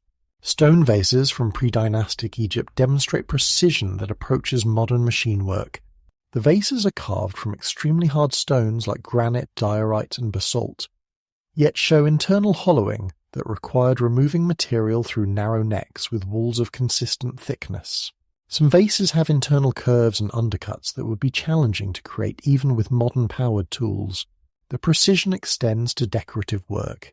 Ancient stone carvings show evidence of tools capable of creating fine detail work on the hardest available materials. Hieroglyphs carved into granite temple walls show precision that suggests use of extremely hard cutting implements capable of maintaining sharp edges through extended use. Analysis of tool marks on ancient stonework reveals cutting patterns that don't match any known ancient tool technologies. Some cuts appear to have been made by tools that removed material through heat, rather than mechanical cutting techniques that parallel modern laser cutting but through unknown mechanisms. Archaeological discoveries have revealed optical technologies in contexts that predate the supposed development of lens making by centuries or millennia. The Nimrud lens, discovered in Iraq and dating to approximately 750 BCE, is a carefully ground rock crystal lens with optical properties that could function as a magnifying glass or as part of a telescope. Analysis of the Nimrud lens reveals sophisticated understanding of optical principles. The lens is ground to a precise curve that focuses light effectively, and its optical quality approaches that of modern hand-ground lenses. Creating such a lens requires understanding of light refraction, precision grinding techniques, and quality control methods that weren't supposed to exist in ancient Mesopotamia. Similar optical artifacts have been discovered at various ancient sites, including carefully ground lenses in Neolithic contexts and polished metal mirrors with optical properties that suggest understanding of reflection and focus principles. Some artifacts appear to be components of more complex optical instruments that haven't survived in complete form. The implications extend beyond simple magnification. Precision optical work requires understanding of mathematical relationships between curves and light behavior that wasn't formally developed until the scientific revolution. The existence of ancient optical technologies suggests that advanced understanding of light, geometry, and precision manufacturing existed much earlier than conventionally recognized. Perhaps the most controversial artifacts are those that suggest ancient understanding of electrical phenomena. The Baghdad battery, discovered in Iraq and dating to approximately 250 BCE, consists of a clay jar containing a copper cylinder with an iron rod configuration that, when filled with an acidic solution, creates a functional electrical cell capable of producing about 1.1 volts. More intriguingly, some ancient sites show electrical anomalies that suggest large-scale electrical phenomena. Certain chambers in the Great Pyramid create measurable electromagnetic effects that modern science cannot fully explain. Ancient temples in India and Egypt show evidence of electrical activity, including metal fixtures that appear to have been designed to conduct electrical current. The Antikythera mechanism wasn't the only complex mechanical device from the ancient world. Recent discoveries have revealed other examples of precision mechanical engineering that suggest sophisticated understanding of gear ratios, spring mechanisms, and precision manufacturing. Archaeological sites have yielded evidence of precision gears, complex lever systems, and mechanical devices that approach modern engineering standards. Some artifacts show evidence of mass production techniques, consistent manufacturing that suggests understanding of standardization and quality control. The mechanical sophistication extends to precision measurement instruments. Ancient sites have yielded evidence of precise balances, sophisticated weights, and measures systems, and measuring devices that demonstrate understanding of precision that approaches modern metrology standards. These mechanical artifacts consistently show evidence of manufacturing techniques that have been lost and rediscovered multiple times throughout history. The precision of ancient mechanical work suggests access to manufacturing capabilities that disappeared for centuries before being gradually redeveloped.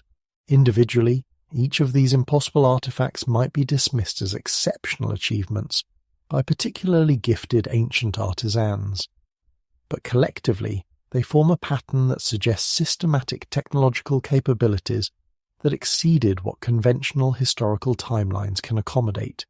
The artifacts appear across diverse cultures and time periods, yet show consistent levels of sophistication that suggest shared technological traditions rather than independent development. The precision, materials science, and engineering principles demonstrated by these artifacts imply organized technological development over extended periods, the kind of cumulative advancement that characterizes advanced civilizations. Most significantly, many of these sophisticated techniques appear to have been lost completely before being rediscovered centuries or millennia later. This pattern of lost and recovered knowledge suggests that technological traditions were interrupted, possibly catastrophically, with only fragments surviving to inspire later redevelopment. The impossible artifacts aren't just evidence of ancient technological capability, they're evidence of technological regression.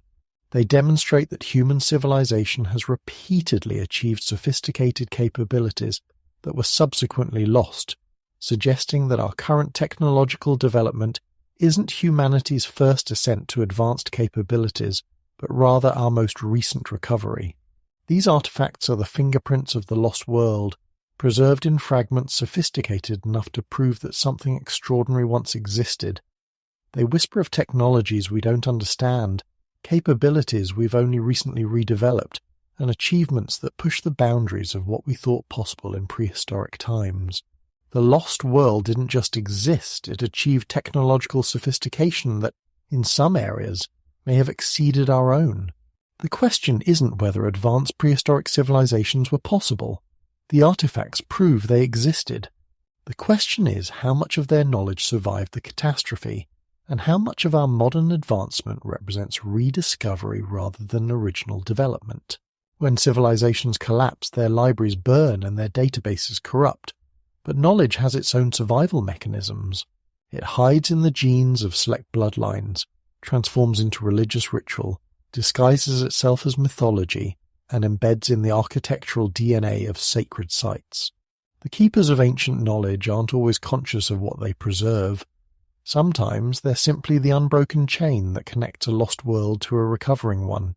Across the post-flood landscape, we find evidence of knowledge preservation systems so sophisticated that they maintained scientific accuracy across millennia of cultural transmission. These weren't primitive peoples struggling to understand natural phenomena. These were inheritors of a systematic understanding of astronomy, mathematics, engineering, and natural sciences that they preserved, protected, and gradually revealed as humanity recovered from near extinction. The knowledge keepers operated like cognitive archaeologists, excavating preserved information from the ruins of memory and rebuilding understanding piece by piece. But the knowledge they preserved was too sophisticated to have originated during the recovery period. It bears the fingerprints of a source civilization that understood the cosmos, the earth, and human potential at levels we're only beginning to appreciate. The ancient Egyptian priesthood wasn't just a religious institution. It was a knowledge preservation society operating across millennia, with the explicit mission of maintaining connection to the Zep Tepi, the first time when the gods ruled directly on Earth. Their astronomical observations, mathematical precision, and engineering capabilities suggest they weren't developing new knowledge, but carefully maintaining inherited knowledge. The precision of Egyptian astronomical observations exceeds what would have been necessary for agricultural or religious purposes. They tracked stellar precession with accuracy that required observations spanning thousands of years, observations that would have been impossible unless their astronomical knowledge was inherited from a much earlier civilization that had already completed these long-term studies. Egyptian mathematical texts demonstrate understanding of advanced geometric principles, astronomical calculations, and engineering mathematics that appears fully developed rather than gradually evolved. The Rin Papyrus, dating to 1650 BCE, contains mathematical problems and solutions that demonstrate understanding of complex geometric relationships, but it references this knowledge as already ancient, inherited from earlier sources. The Egyptian priesthood explicitly claimed to be preserving knowledge from the Zep Tepi rather than developing new understanding. Their texts consistently reference the time of the gods as the source of their astronomical, mathematical, and architectural knowledge. This wasn't mythological storytelling, it was institutional memory of a technological heritage they were tasked with preserving. Herodotus reported that Egyptian priests maintained precise records extending back 11,140 years before his visit records that would place their origins in the immediate post-flood period around 11,500 years ago. These weren't legendary king lists, but detailed chronological records that the priests insisted represented actual historical documentation Sumerian civilization appears in the archaeological record with stunning completeness around 3500 BCE, demonstrating advanced understanding of astronomy, mathematics, metallurgy, and urban planning that suggests inheritance rather than gradual development. Their cuneiform texts explicitly credit this knowledge to the Anunnaki beings who came from the sky and taught humanity the essentials of civilization. The Sumerian knowledge system show characteristics that suggest systematic instruction rather than organic cultural development. Their mathematical system, based on the number 60, created computational advantages for astronomical calculations that weren't matched by other systems until the development of modern decimal mathematics. This wasn't accidental. It was a deliberately designed system optimized for complex calculations. Sumerian astronomical knowledge included detailed understanding of planetary motions, stellar positions, and celestial cycles that required centuries of systematic observation to develop. But their earliest texts treat this knowledge as established rather than experimental, suggesting they inherited complete astronomical systems rather than developing them through direct observation. The Sumerian king list divides their chronology into pre-flood and post-flood periods, with the pre-flood kings ruling for impossibly long periods, while post-flood rulers display normal human lifespans. This division suggests that Sumerian culture preserved actual chronological information about the catastrophic break between pre-flood and post-flood civilizations. Most significantly, Sumerian texts describe the knowledge transmission process explicitly. The Watchers, or Apkallu, are described as beings who survived the flood and deliberately taught post-flood humanity the essential technologies for rebuilding civilization. These weren't gods in the supernatural sense, but survivors of the previous civilization, who possessed advanced knowledge and the responsibility to preserve it. Hindu astronomical texts demonstrate mathematical and observational precision that suggest inheritance of knowledge systems developed over time, periods far exceeding the supposed age of Hindu civilization. The astronomical calculations preserved in Hindu texts show understanding of precession cycles, planetary motions, and celestial mechanics that required thousands of years of systematic observation to develop. The Surya Siddhanta, traditionally dated to around 400 CE, but containing material that may be much older, includes calculations of planetary distances, orbital periods, and stellar positions with accuracy that approached modern astronomical observations. These calculations weren't approximate, they demonstrated understanding of celestial mechanics that wasn't achieved in Western astronomy until the scientific revolution. Hindu calendar systems track multiple interlocking cycles spanning thousands of years with mathematical precision that requires sophisticated computational abilities. The calculations involved in maintaining these calendar systems over centuries demand not just advanced mathematics, but institutional knowledge preservation systems capable of maintaining accuracy across many generations. The Vedic texts contain detailed astronomical observations that can be dated through stellar position calculations. When these astronomical references are reverse calculated, they consistently point to observation dates around 12,000, 15,000 years ago, precisely the time frame identified for major climate catastrophe and the end of the previous civilization. Hindu tradition explicitly claims that this astronomical knowledge was preserved from previous world cycles by survivors of cosmic catastrophes. The knowledge wasn't developed during the current age but inherited from the previous age and carefully maintained through institutional preservation systems. The Maya possessed calendar systems of such complexity and accuracy that they weren't fully understood by European astronomers until the 20th century. Their long count calendar tracked time periods spanning over 5,000 years with mathematical precision, while their astronomical observations achieved accuracy that rivals modern measurements. Mayan astronomical knowledge included detailed understanding of Venus cycles, lunar eclipses, and planetary conjunctions that required centuries of systematic observation.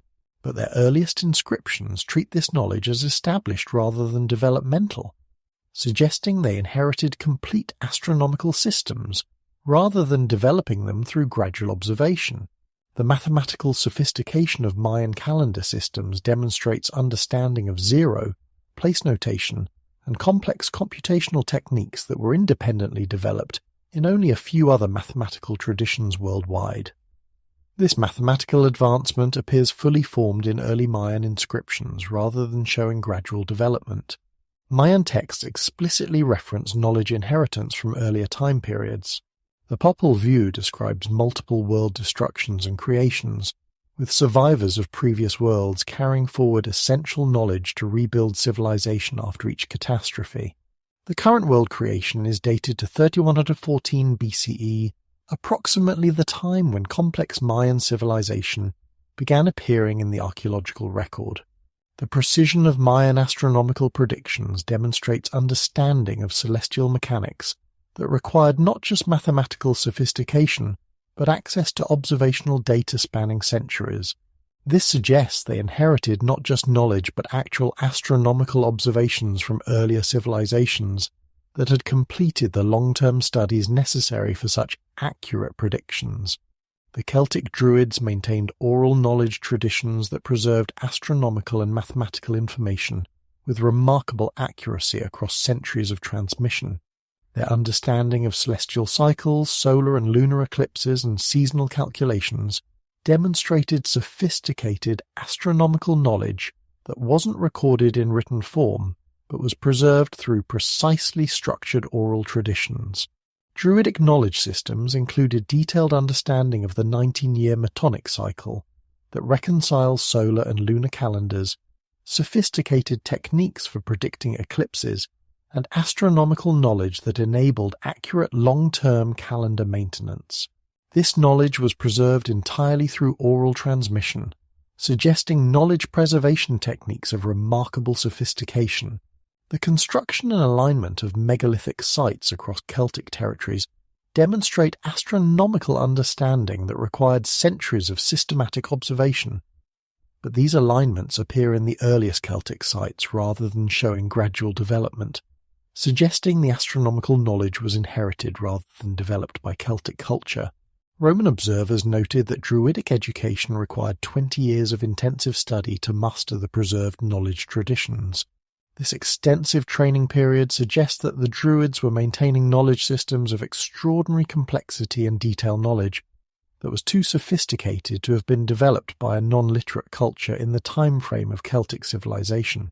Native American cultures across North America maintained astronomical knowledge traditions that demonstrate sophisticated understanding of celestial mechanics, stellar positions, and long-term astronomical cycles. These traditions were preserved through oral transmission and encoded in ceremonial practices that maintained astronomical accuracy across centuries. Hopi astronomical knowledge includes detailed understanding of stellar precession that requires observations spanning thousands of years. Their ceremonial calendar accurately tracks multiple astronomical cycles simultaneously, demonstrating computational sophistication that suggests inheritance of complete astronomical systems rather than gradual development. Lakota star knowledge preserves detailed stellar maps and astronomical calculations that maintain accuracy across generations of oral transmission. Their understanding of planetary motions, stellar positions, and celestial cycles demonstrates astronomical sophistication that exceeds what would have been necessary for their nomadic lifestyle. The consistency of astronomical knowledge across diverse Native American cultures suggests shared knowledge sources rather than independent development. Cultures separated by thousands of miles and different environmental conditions maintained remarkably similar astronomical understanding and computational techniques.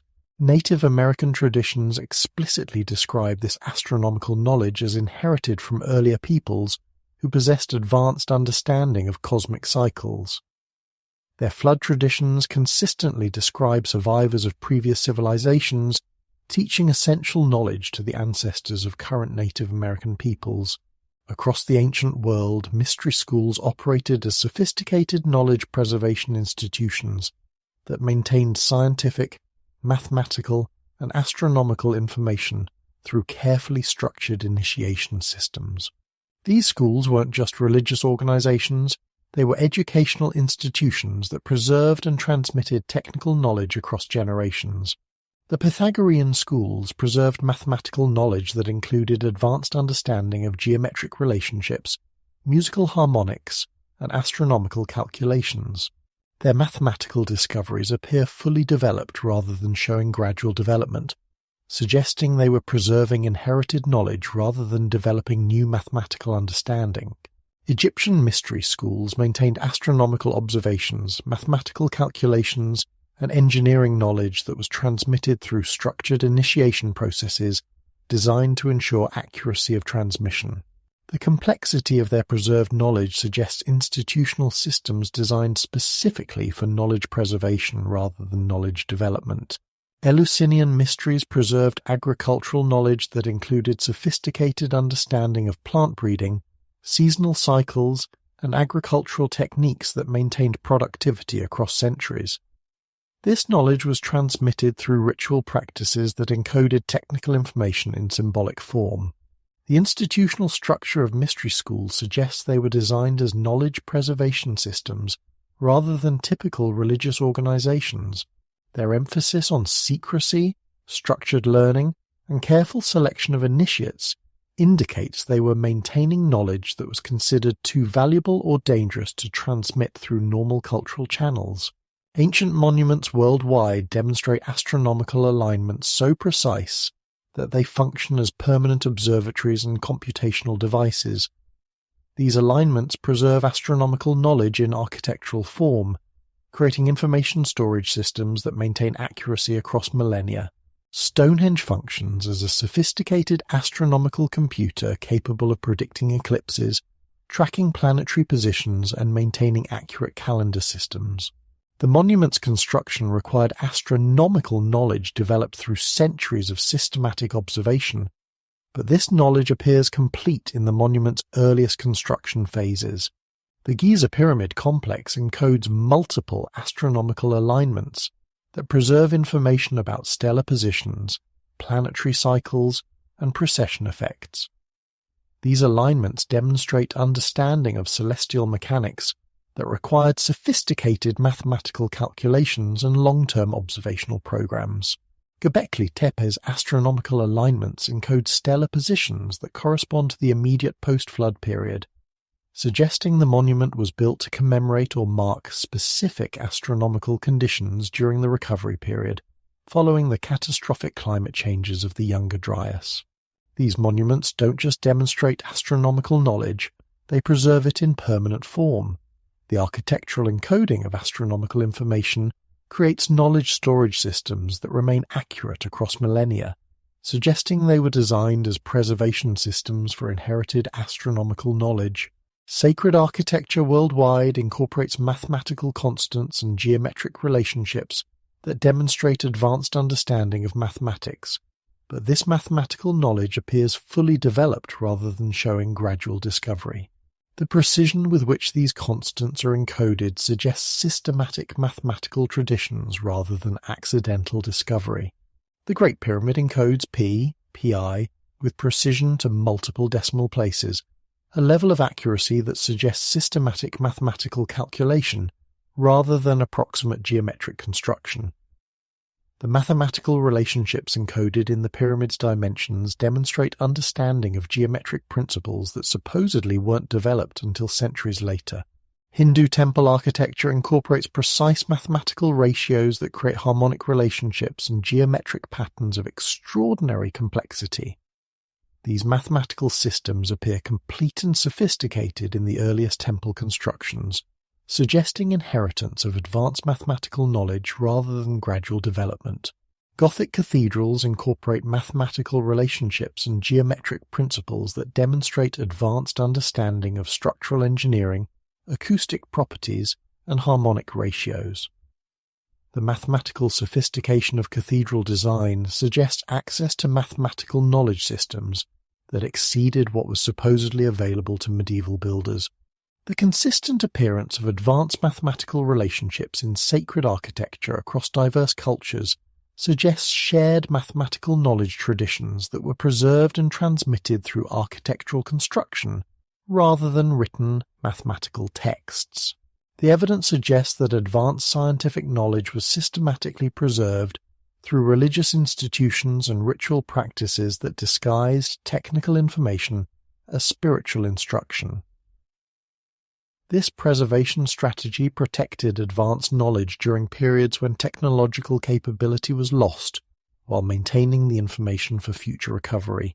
Religious practices worldwide contain encoded astronomical, mathematical, and technical information that was preserved through ceremonial repetition rather than written documentation. This oral and ritual preservation maintained accuracy across centuries of cultural transmission. Mythological narratives contain precise chronological, geographical, and technical information that was preserved through storytelling traditions. The consistency of this information across diverse cultures suggests systematic preservation rather than coincidental storytelling. Sacred sites function as knowledge preservation systems that encode technical information in architectural form. These sites maintained scientific knowledge even when the technological capability to use this knowledge was temporarily lost. The knowledge keepers operated as a distributed preservation network that maintained advanced scientific understanding across the catastrophic period between pre-flood civilization and post-flood recovery. Their success in preserving this knowledge suggests both the sophistication of pre-flood civilization and the systematic nature of post-flood knowledge recovery efforts. The knowledge didn't disappear during the catastrophe. It was carefully preserved by survivors who understood its value and took responsibility for its transmission to future generations, capable of redeveloping the technological capabilities to use it effectively. Stone remembers what flesh forgets. Across the earth, scattered like pieces of a vast three-dimensional puzzle, stand architectural achievements that seem to echo each other across impossible distances and insurmountable barriers to communication. From the precision pyramids of Egypt to the megalithic temples of Peru, from the acoustic chambers of Malta to the celestial computers of Britain, ancient architecture speaks a common language, a language of advanced engineering, sophisticated mathematics, and technological capabilities that conventional archaeology struggles to explain. These aren't random similarities born from coincidence or independent development. They're architectural echoes resonances of shared knowledge, common techniques, and inherited understanding that suggest a source civilization whose technological fingerprints can be traced through the monuments built by its survivors and descendants. The patterns are too precise, the techniques too sophisticated, and the timing too synchronized to represent anything other than the architectural DNA of a lost world. The appearance of pyramid construction across the globe, occurring within relatively narrow time frames despite the impossibility of direct cultural contact, represents one of archaeology's most persistent puzzles. From the stepped ziggurats of Mesopotamia to the precision pyramids of Egypt, from the massive temple pyramids of Central America to the burial mounds of North America, pyramid building emerges as humanity's most persistent architectural impulse. But these aren't crude imitations of a simple structural concept. Each pyramid tradition demonstrates sophisticated understanding of mathematics, astronomy, engineering, and construction techniques that suggest shared technical knowledge rather than independent architectural evolution. The mathematical relationships encoded in pyramid construction remain consistent across cultures that couldn't have shared this information through conventional contact. The Great Pyramid of Giza incorporates mathematical constants, the golden ratio, and various astronomical measurements with precision that suggests systematic mathematical knowledge rather than coincidental geometric relationships. But similar mathematical sophistication appears in pyramid constructions across Central America, where Mayan and Aztec pyramids encode complex astronomical calculations and demonstrate equally advanced understanding of geometric principles. The Pyramid of the Sun at Teotihuacan incorporates dimensional relationships that mirror those found in Egyptian pyramid construction, despite being built by cultures with no known historical contact. Both traditions demonstrate understanding of acoustic properties, electromagnetic effects, and astronomical alignments that suggest shared technical knowledge. Even more intriguingly, the timing of pyramid construction worldwide clusters around the post-flood recovery period.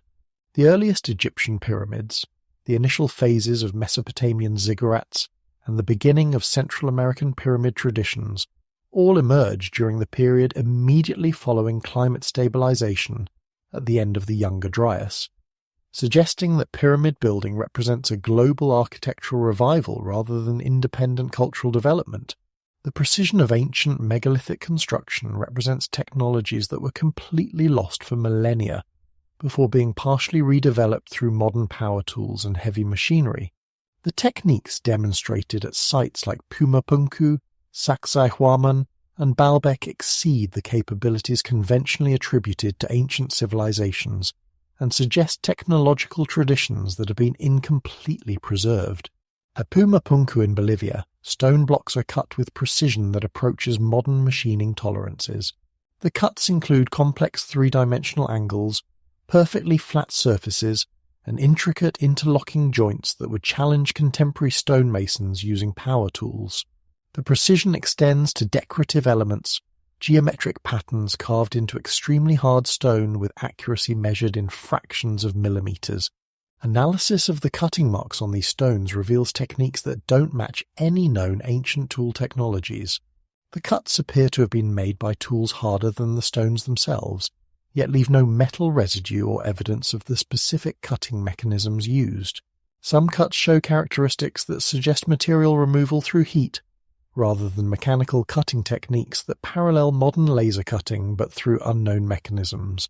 The scale of megalithic construction implies organizational and logistical capabilities that match or exceed those of modern construction projects. Moving 800-ton blocks at Baalbek required not just sophisticated engineering but complex project management, advanced metallurgy for tools, and understanding of physics principles that weren't supposedly developed until the modern era. But perhaps most significantly, the precision megalithic construction techniques appear to have been completely lost. The capability to create complex three-dimensional stone joints with millimeter precision, to move and position multi-ton blocks with perfect alignment, to cut incredibly hard stones with precision that rivals modern machining, these techniques disappeared completely from human knowledge and weren't redeveloped until the advent of modern technology. Göbekli Tepe stands as perhaps the most compelling evidence for advanced technological capabilities immediately following the global catastrophe period. Built approximately 11,600 years ago, immediately after climate stabilization at the end of the Younger Dryas, the site demonstrates construction and carving techniques that shouldn't have been possible for hunter-gatherer societies supposedly just emerging from Ice Age conditions. The massive stone pillars, some weighing up to 16 tons, were quarried from bedrock using techniques that left precise cutting marks, unlike anything produced by stone tools. The pillars were then transported across difficult terrain and erected in circular arrangements that demonstrate sophisticated understanding of structural engineering and site planning. The artistic sophistication of Göbekli Tepe's carvings rivals the finest achievements of much later civilizations. Complex three-dimensional animal figures are carved into extremely hard stone with anatomical accuracy and artistic sophistication that suggests not just skilled craftsmanship but systematic artistic traditions. The carvings include symbolic elements that demonstrate abstract thinking and possibly encoded information systems. The astronomical alignments at Göbekli Tepe demonstrate sophisticated understanding of celestial mechanics and long-term astronomical observations. The site's builders weren't just aware of stellar positions, they encoded complex astronomical relationships into the monument's structure, creating a stone computer capable of tracking celestial cycles across millennia. Most intriguingly, Göbekli Tepe was deliberately buried around 10,000 years ago, suggesting it served a specific temporal function rather than being a permanent religious center. The deliberate burial preserved the site perfectly, almost as if it were intended as a time capsule, a preserved example of post-flood technological capabilities protected for future discovery. Ancient architectural sites worldwide demonstrate sophisticated understanding of acoustic principles that wasn't formally developed until modern times. These sites incorporate acoustic engineering that creates specific sound effects, resonance patterns, and auditory phenomena that suggest systematic knowledge of sound science rather than accidental acoustic properties. The hypogeum of Halsaf-Lieni in Malta functions as a sophisticated acoustic chamber, where sounds created in specific locations are amplified and modified in ways that create distinct auditory effects. The chamber's acoustic properties are precisely engineered. Specific frequencies are resonantly enhanced while others are dampened, creating acoustic environments that weren't achieved in European architecture until the development of modern concert hall acoustics. Chichen Itza's Great Ball Court demonstrates acoustic engineering that enables normal conversation to be heard clearly across distances of over 500 feet. The acoustic properties aren't accidental. They result from precise mathematical relationships between the court's dimensions and surface materials that demonstrate sophisticated understanding of sound propagation principles. The Oracle Chamber at Delphi incorporates geological and architectural features that create specific psychoactive acoustic effects. Recent analysis has revealed that the chamber's dimensions and geological setting create infrasound frequencies that can affect human consciousness effects that suggest the chamber was deliberately designed to produce altered states of awareness. These acoustic engineering achievements demonstrate understanding of sound science that exceeded what was supposedly available to ancient civilizations. The precision of acoustic effects achieved at these sites requires not just mathematical knowledge, but systematic experimentation and engineering optimization that suggests advanced technical traditions. Many ancient sites demonstrate electromagnetic properties and design features that suggest understanding of electrical phenomena and earth energy systems that weren't recognized by conventional science until the modern era. These sites consistently show electromagnetic anomalies that appear to result from deliberate design rather than geological coincidence. The Great Pyramid creates measurable electromagnetic effects within its chambers, including electrical fields that can be detected with modern instruments. Stonehenge demonstrates electromagnetic anomalies that vary according to specific astronomical alignments and seasonal cycles. The site's electromagnetic properties appear to be enhanced during certain celestial events, suggesting the monument was designed to interact with both astronomical and electromagnetic phenomena. Ancient temples in India and Egypt consistently demonstrate electromagnetic properties that exceed what would be expected from their construction materials and geological settings. These electromagnetic effects appear in sites where ancient texts describe divine energy or sacred power, suggesting that ancient peoples recognized and deliberately utilized electromagnetic phenomena they described in religious rather than scientific terms. The consistent appearance of electromagnetic anomalies at sacred sites suggests that ancient civilizations possessed understanding of earth energy systems and electromagnetic phenomena that they incorporated into architectural design. This understanding wasn't accidental.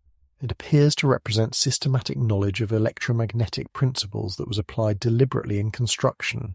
Beneath the surface of many ancient sites lie subterranean complexes of extraordinary sophistication that demonstrate engineering capabilities that exceed surface constructions in both complexity and precision. These underground networks represent some of the most advanced ancient engineering achievements, yet they remain largely unknown to general archaeological awareness. The underground city of Derinkuyu in Turkey extends over 250 feet deep and could house up to 20,000 people, with sophisticated ventilation systems, water management, and structural engineering. The city includes multiple levels connected by precisely engineered shafts, defensive systems, and infrastructure that demonstrates systematic urban planning capabilities. The rock-cut churches of Lalibela in Ethiopia represent underground architecture carved with precision that exceeds surface construction capabilities. The churches are carved directly from solid volcanic rock, using techniques that created complex three-dimensional architectural spaces without any exterior construction. The precision of the carving and the sophistication of the architectural design demonstrate advanced engineering capabilities. Ancient India contains numerous examples of underground temple complexes and cave systems that demonstrate sophisticated engineering and artistic achievement. The Ajanta and Ellora caves represent massive construction projects carved directly from solid rock, with architectural sophistication that includes complex structural engineering, advanced artistic achievement, and sophisticated planning capabilities. These underground constructions consistently demonstrate engineering techniques that exceed surface building capabilities. The precision required for underground carving, the sophisticated planning necessary for complex subterranean networks, and the advanced engineering required for ventilation and water management suggest technological traditions specifically adapted for underground construction.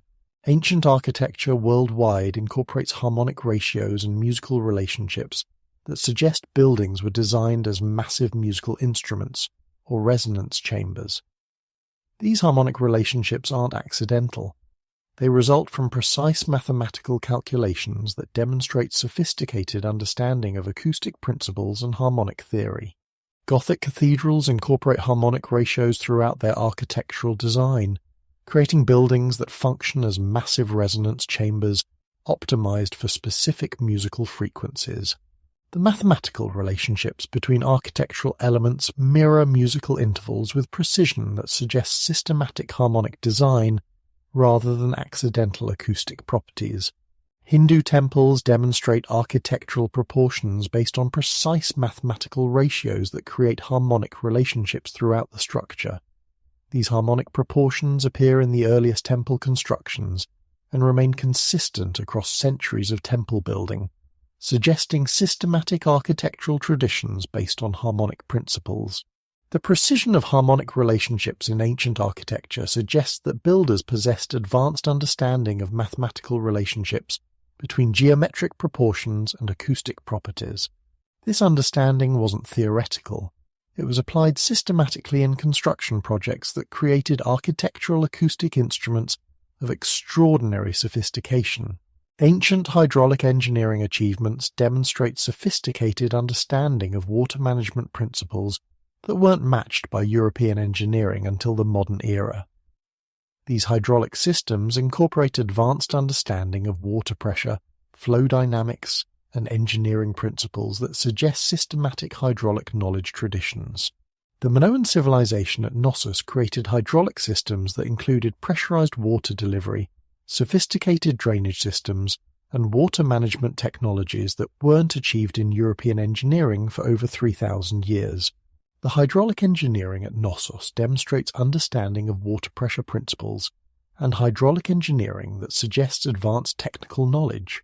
Ancient Peruvian civilizations created hydraulic engineering systems that managed water resources across entire mountain ranges using techniques that demonstrate sophisticated understanding of hydraulic principles. These systems include precisely calculated gradients, pressure management systems, and water distribution networks that function for centuries with minimal maintenance.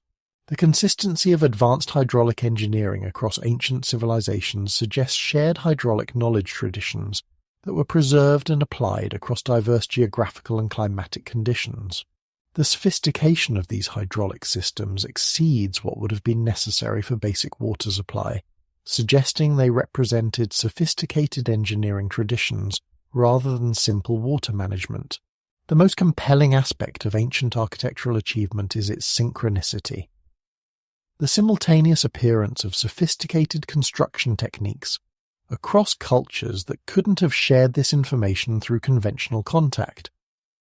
This synchronicity suggests shared knowledge sources rather than independent architectural development. Advanced construction techniques appear simultaneously across multiple continents during the post-flood recovery period, suggesting that architectural knowledge was preserved and transmitted by survivors of the previous civilization. The sophistication of these techniques and their sudden appearance in the archaeological record indicates inheritance rather than gradual development.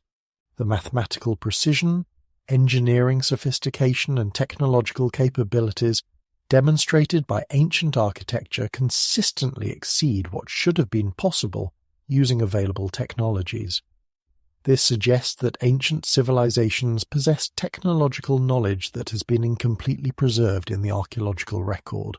The architectural echoes we find worldwide aren't coincidental similarities.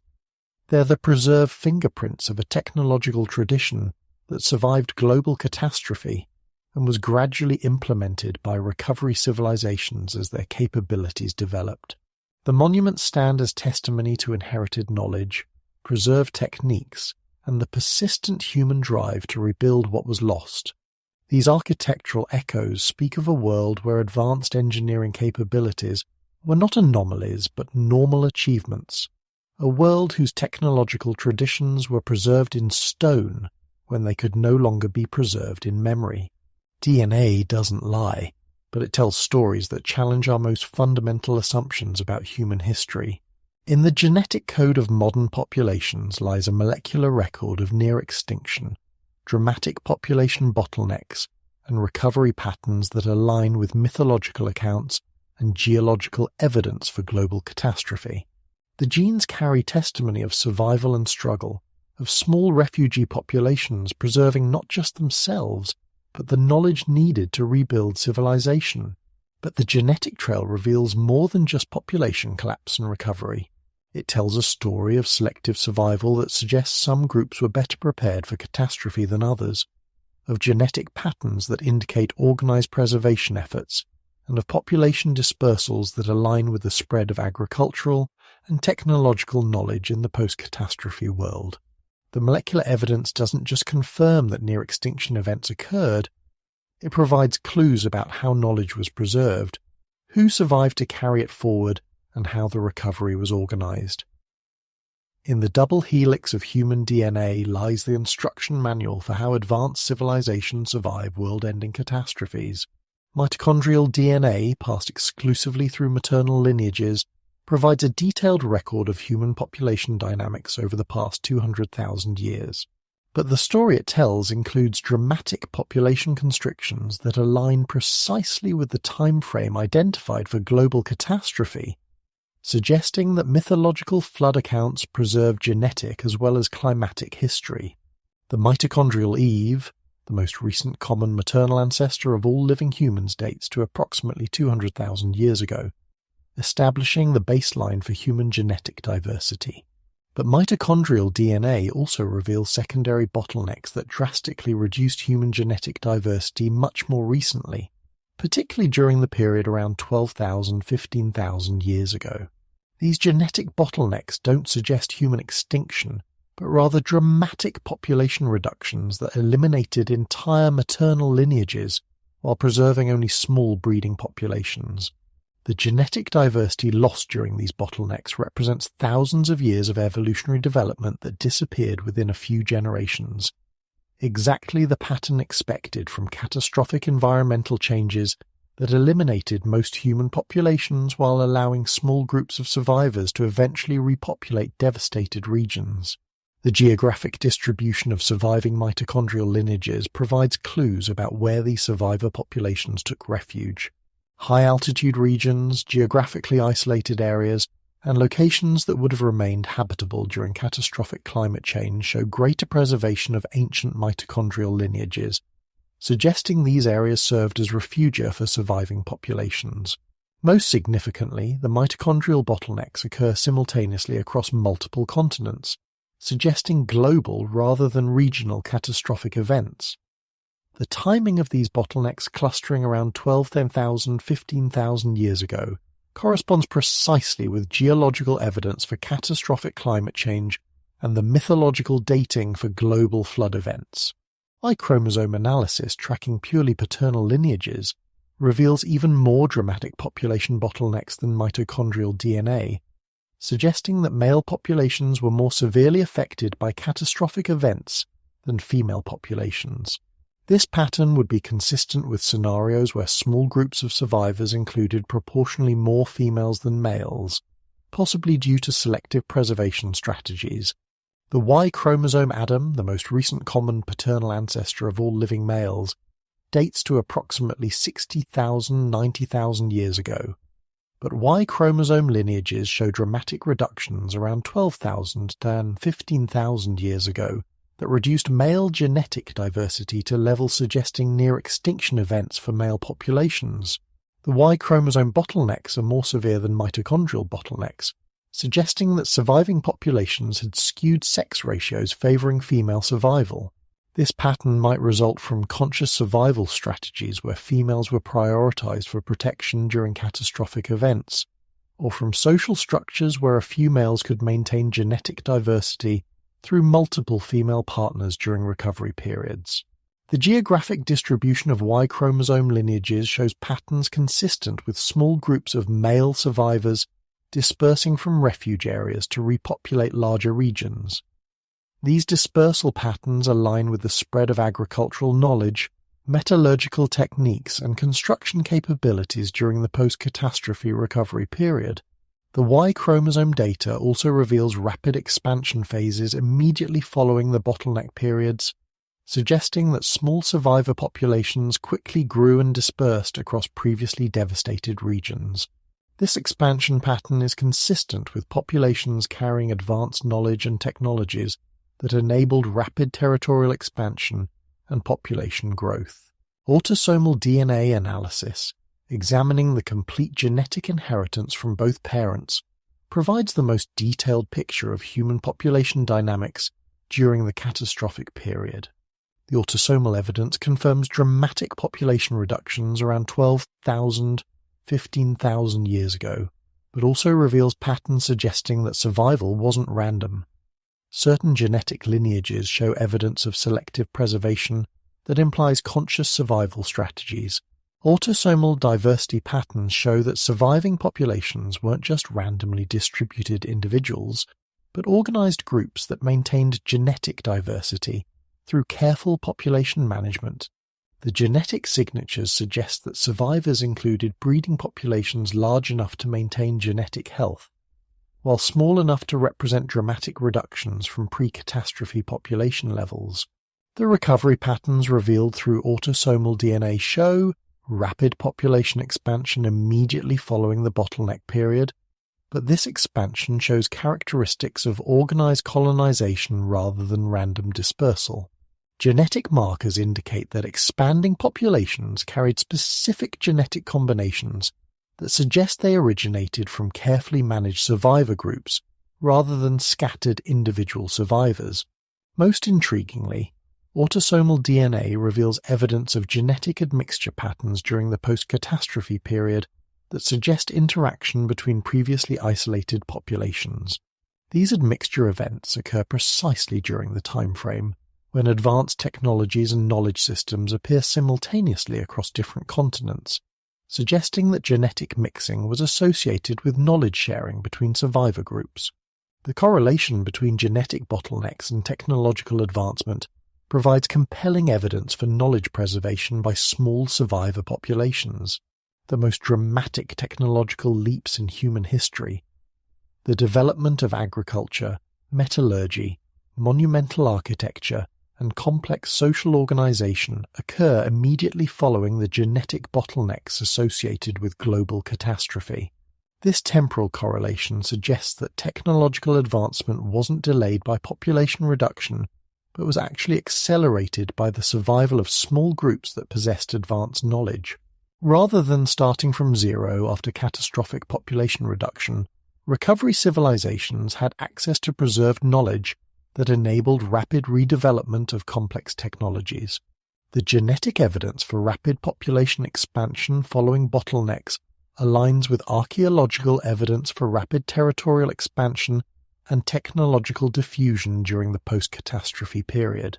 Small groups of survivors carrying both genetic diversity and technological knowledge could account for both the rapid population recovery and the simultaneous appearance of advanced technologies across multiple regions. The pattern suggests that catastrophic events served as evolutionary filters that preferentially preserved not just genetic diversity, but technological knowledge. The populations that survived weren't just genetically robust, they were technologically sophisticated and organizationally prepared for large-scale catastrophic events. Genetic founder effects. The loss of genetic variation that occurs when new populations are established by small numbers of individuals provide insight into how cultural knowledge was preserved and transmitted during the recovery period. The genetic signatures of founder effects can reveal not just the size of founding populations, but something about their organization and knowledge preservation capabilities. The founder effects evident in post-catastrophe populations suggest that new regional civilizations were established by small, organized groups rather than gradual migration and population mixing. These founding populations carried distinctive genetic signatures that indicate they maintained genetic diversity through careful population management rather than random survival. The cultural implications of genetic founder effects are profound. Small founding populations that establish new regional civilizations must carry with them not just genetic diversity, but the cultural knowledge needed to establish complex societies. The successful establishment of advanced post-catastrophe civilizations by small founder populations suggests these groups possessed comprehensive knowledge preservation systems. The geographic patterns of founder effects align with the distribution of early advanced civilizations, suggesting that the locations where complex post-catastrophe societies emerged weren't random, but were determined by where organized survivor groups chose to establish new settlements. These locations consistently show access to resources needed for technological development and geographic features that would support rapid population growth. The relationship between genetic diversity and cultural complexity suggests that knowledge preservation during catastrophic periods required maintaining viable breeding populations large enough to support complex social organization. The genetic evidence indicates that successful survivor groups weren't just scattered individuals but organized communities that preserved both genetic and cultural diversity. The genetic signatures of survivor populations suggest they maintained social organizations sophisticated enough to manage breeding populations, preserve technological knowledge, and coordinate recovery efforts across multiple generations. This level of organization implies that survival preparations were systematic rather than accidental. The distribution of genetic diversity in post-catastrophe populations provides clues about how knowledge was organized and preserved. Regions that show greater genetic diversity in founder populations consistently show earlier development of complex technologies, suggesting that genetic diversity and knowledge preservation were linked through social organization systems. The genetic evidence supports mythological accounts that describe organized survival efforts by select groups who took responsibility for preserving both human populations and essential knowledge through catastrophic periods. The genetic signatures match the population dynamics expected from such organized preservation efforts. Genetic migration patterns during the post-catastrophe recovery period align remarkably with the spread of advanced technologies and knowledge systems, suggesting that technological diffusion was driven by population movement rather than independent development or trade networks alone. High chromosome and mitochondrial DNA lineage distributions show expansion patterns that correlate with the spread of agricultural techniques, metallurgical knowledge, and monumental construction capabilities. The populations carrying these genetic lineages appear to have been the primary vectors for technological knowledge transfer across continents. The timing of genetic migrations matches the appearance of advanced technologies in recipient regions with precision that suggests deliberate knowledge transfer rather than gradual cultural diffusion. Genetic markers appear in new regions simultaneously, with archaeological evidence of technological advancement, indicating that knowledge transfer was carried by migrating populations. The directions of genetic migrations during the recovery period align with mythological accounts of culture-bringing peoples who taught essential technologies to existing populations. The genetic evidence confirms that these weren't mythological narratives but preserved accounts of actual historical migration and knowledge transfer events. The genetic evidence reveals that survival during the catastrophic period wasn't random, but was influenced by selective pressures that favored certain genetic combinations and social organizations. The survivors weren't just genetically lucky, they were genetically and culturally prepared for survival during catastrophic environmental change. Genetic markers associated with environmental stress response, immune system robustness, and cognitive capabilities show increased frequency in post-catastrophe populations, suggesting that survival was influenced by genetic factors that enhanced survival capabilities during extreme environmental conditions. The genetic evidence also suggests that survivor populations possessed social organization systems that enhanced survival probability through cooperative behavior, knowledge sharing, and resource management. These social capabilities appear to have been as important as genetic factors in determining survival success. The combination of genetic robustness and cultural sophistication evident in survivor populations suggests that preparation for catastrophic events was systematic rather than accidental. The populations that survived possessed both the genetic characteristics and the cultural knowledge needed to maintain organized societies through catastrophic environmental change. The genetic trail provides evidence that cultural knowledge preservation during catastrophic periods wasn't just about maintaining information, but about maintaining the human populations capable of understanding and implementing complex technologies. The genetic pattern suggests that survivor groups preserved not just knowledge, but the genetic and cultural foundations needed to rebuild advanced civilizations. The correlation between genetic bottlenecks and cultural advancement suggests that catastrophic periods served as evolutionary filters that selected for human populations capable of maintaining and advancing complex knowledge systems. The survivors weren't just genetically diverse, they were culturally sophisticated. The genetic evidence confirms that recovery from near extinction wasn't just a matter of population growth, but involved the systematic rebuilding of complex societies by small groups that possessed both genetic diversity and advanced cultural knowledge.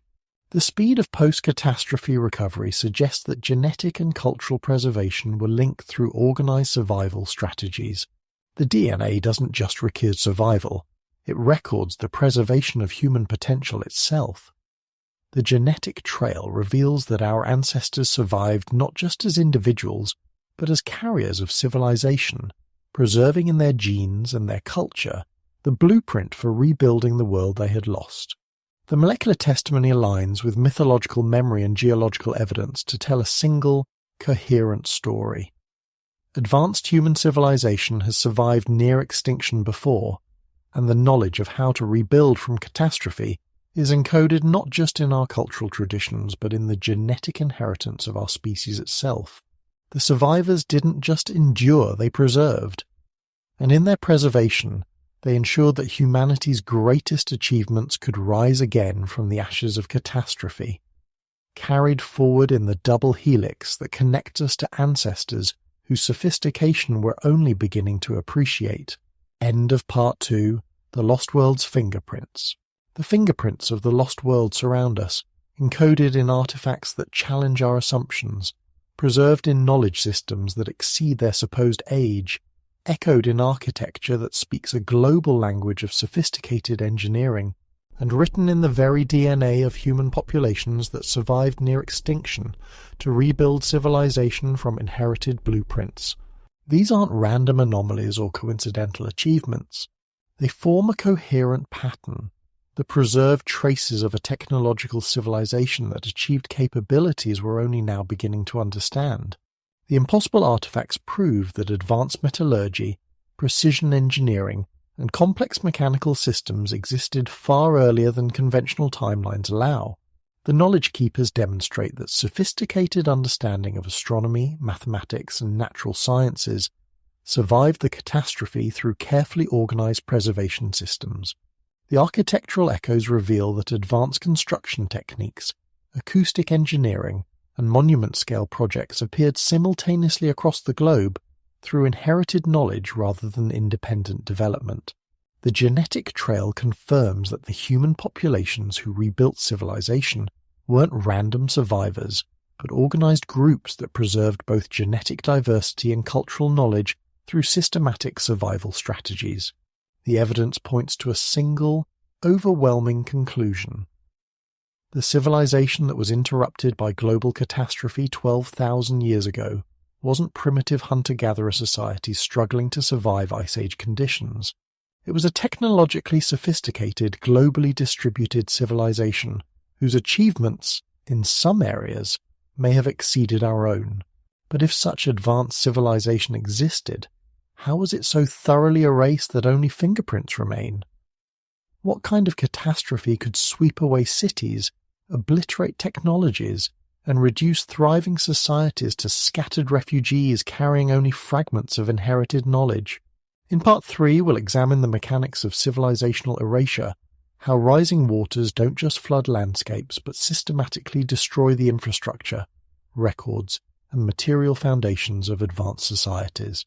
We'll explore how the same forces that preserved some traces of the lost world also ensured that most evidence of its existence would vanish beneath the waves, leaving only the most durable remnants to whisper of what once was. The fingerprints have been identified. Now we must understand how they survived the Great Erasure, and what that erasure reveals about both the vulnerability and the resilience of human civilization. The ocean is the most democratic force on Earth. It does not distinguish between the primitive and the sophisticated, the crude and the elegant, the temporary and the eternal. When the waters rise with sufficient force and volume, they obliterate indiscriminately, carrying away the products of millennia of human achievement as easily as autumn leaves in a flood-swollen river. But the Great Erasure wasn't simply a matter of rising water levels drowning coastal settlements. It was a systematic destruction that selectively eliminated the very evidence we would need to recognize advanced prehistoric civilization, while preserving only the fragments most likely to be misunderstood or dismissed by later investigators. The Great Erasure was not just a natural disaster, it was the editing of human history by forces so powerful they could rewrite the archaeological record itself, leaving only the most durable testimonies to hint at what was lost. Water in motion possesses destructive power that exceeds almost any other natural force. A mere 6 inches of flowing water can sweep a human being away. 2 feet can move automobiles. 4 feet can demolish houses. But the floods that ended the last ice age weren't measured in feet. They were measured in hundreds of feet of water, moving at velocities that turned continents into temporary seabeds and scoured landscapes down to bedrock. To understand how advanced civilizations could be completely erased by aquatic catastrophe, we must grasp the unprecedented scale and destructive power of the flooding events that occurred during the post-glacial period. These weren't ordinary floods that rise gradually and recede gently. They were hydrological violence on a scale that has no equivalent in recorded human experience. The catastrophic failure of glacial ice dams during the Younger Dryas period created flood events that challenge human comprehension. When ice dams containing continental volumes of meltwater collapsed, they released water masses measured in cubic miles, flowing at velocities that approached 60 miles per hour across landscapes that had never experienced such hydrological violence. Lake Missoula, when it burst through its ice dam, released approximately 500 cubic miles of water in a matter of days. To put this in perspective, this single flood released more water than the combined annual flow of all rivers on Earth today. The water depth across portions of the Pacific Northwest reached 400 feet above current river levels, flowing at velocities that created hydraulic forces capable of moving boulders the size of houses across distances of hundreds of miles. But Lake Missoula wasn't unique. Similar glacial lakes existed across the northern hemisphere, each containing comparable volumes of water held behind increasingly unstable ice dams.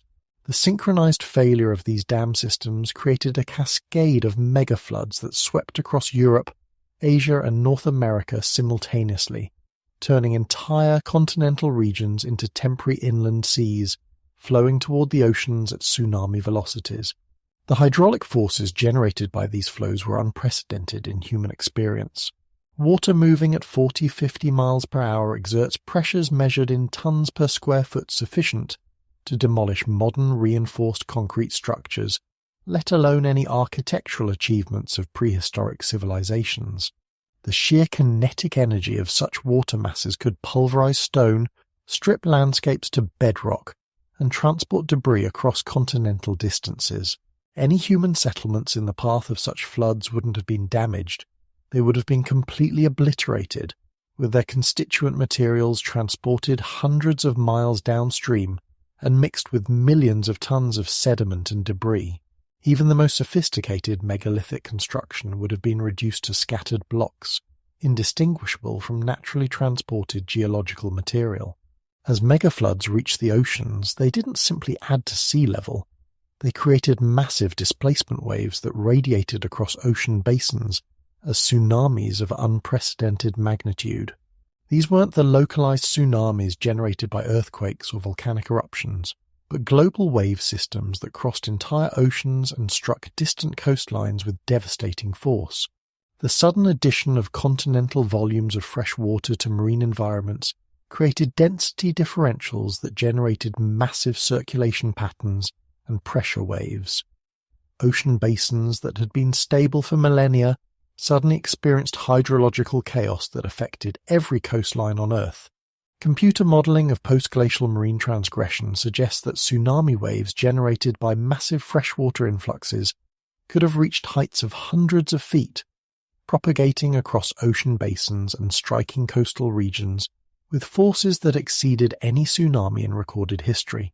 These waves would have penetrated miles inland, scouring coastal plains clean and depositing marine sediments across vast inland areas. The archaeological implications are staggering. Any coastal civilizations which would have included the most advanced settlements with access to marine resources and trade routes would have been completely eliminated by tsunami forces that could transport and scatter their remains across continental shelves now hundreds of feet underwater.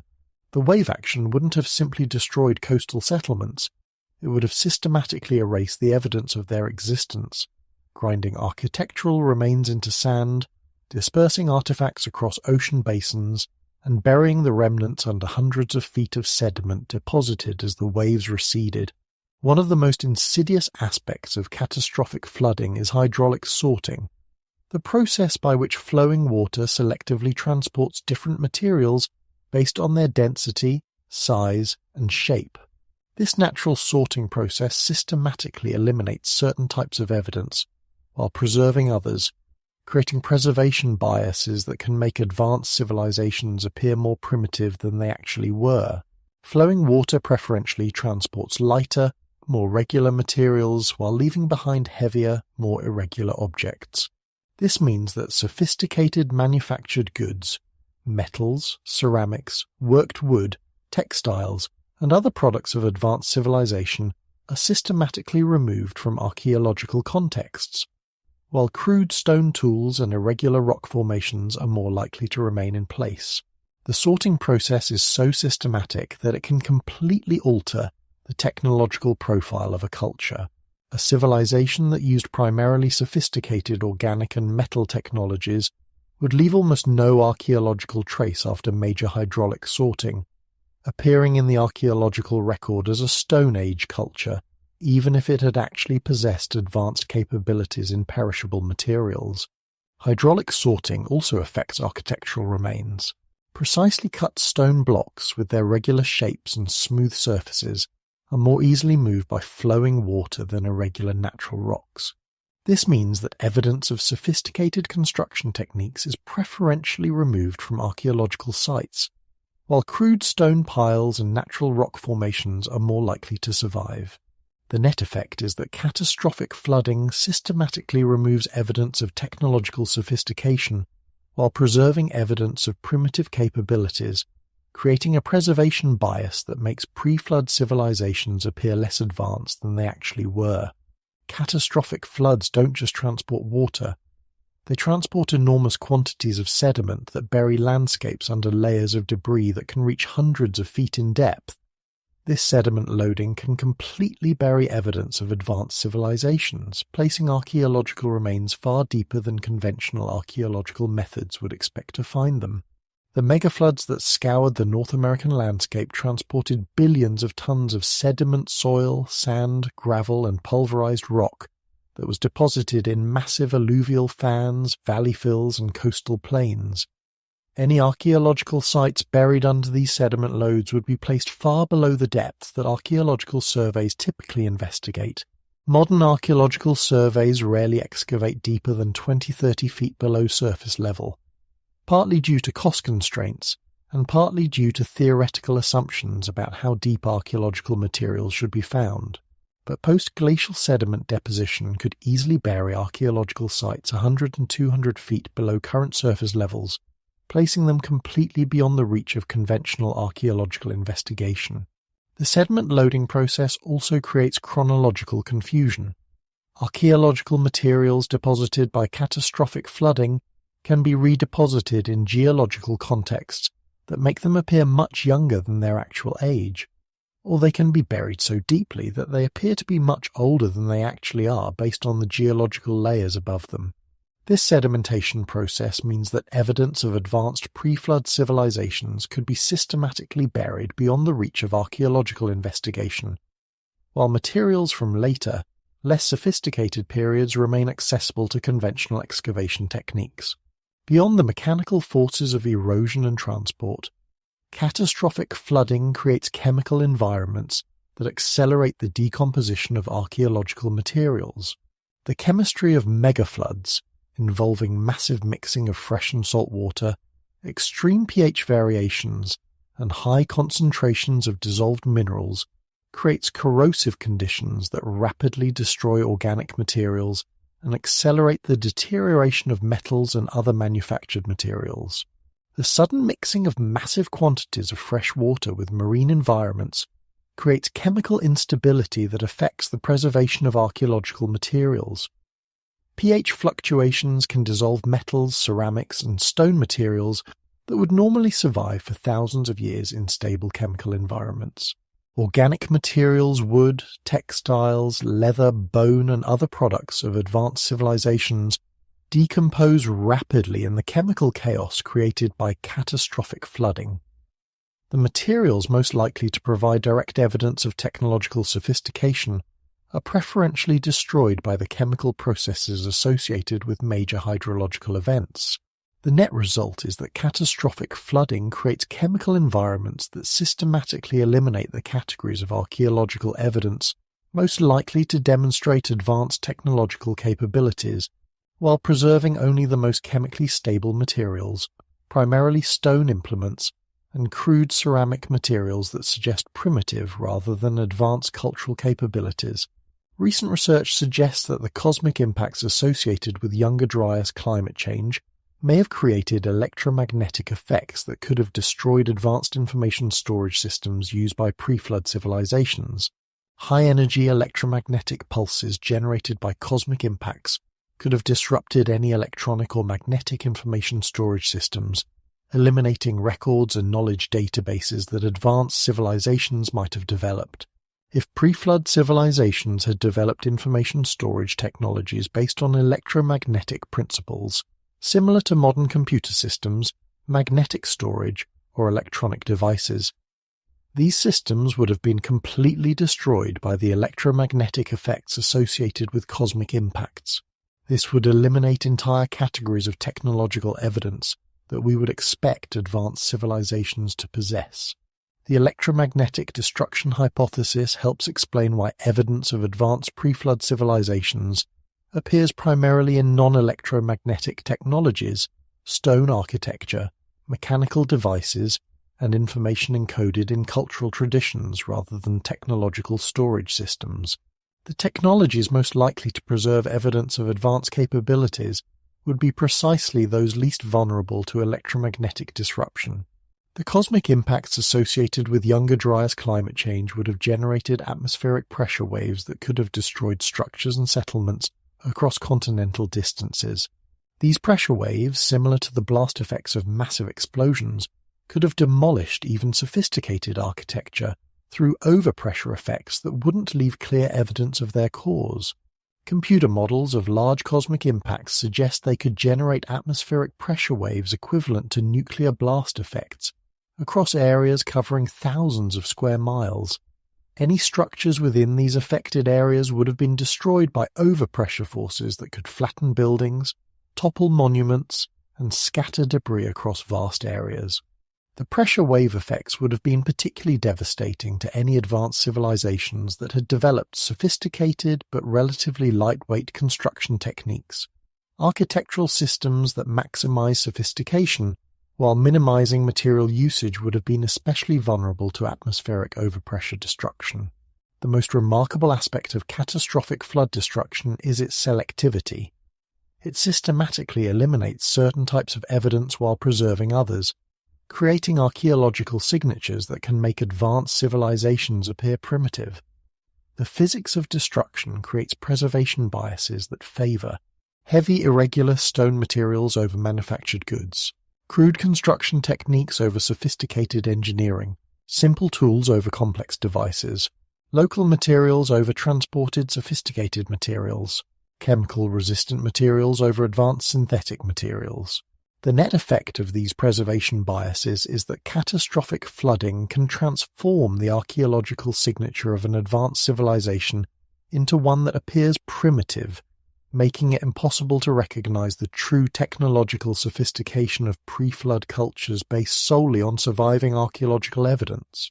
Understanding the physics of destruction reveals how advanced civilizations could be systematically erased by natural forces, leaving only fragments and anomalies that hint at capabilities far beyond what the surviving evidence directly demonstrates. The Great Erasure wasn't just a natural disaster.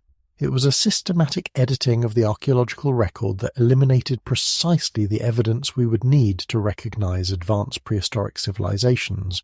The waters didn't just destroy, they selected what would survive to tell the story of what was lost, and in that selection process, they ensured that the story would be incomplete, ambiguous, and easily dismissed by later investigators who couldn't imagine the scale of what the rising waters had carried away.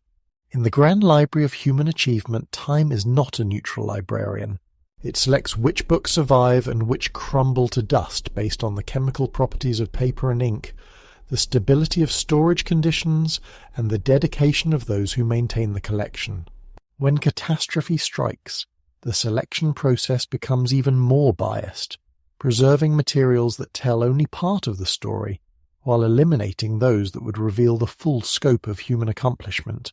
The preservation problem facing any investigation of advanced prehistoric civilizations is that the materials most likely to demonstrate technological sophistication are precisely those least likely to survive catastrophic flooding and the subsequent millennia of burial, chemical exposure, and geological change. This creates a systematic bias in the archaeological record that makes advanced civilizations appear more primitive than they actually were.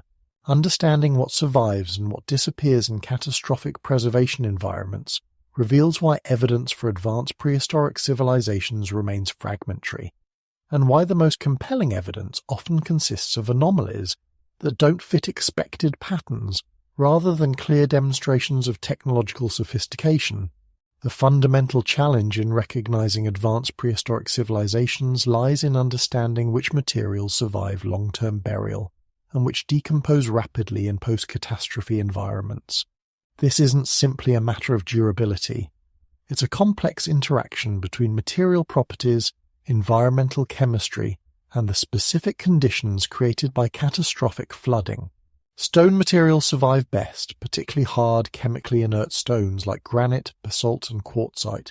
These materials can survive virtually unchanged for millions of years in stable environments.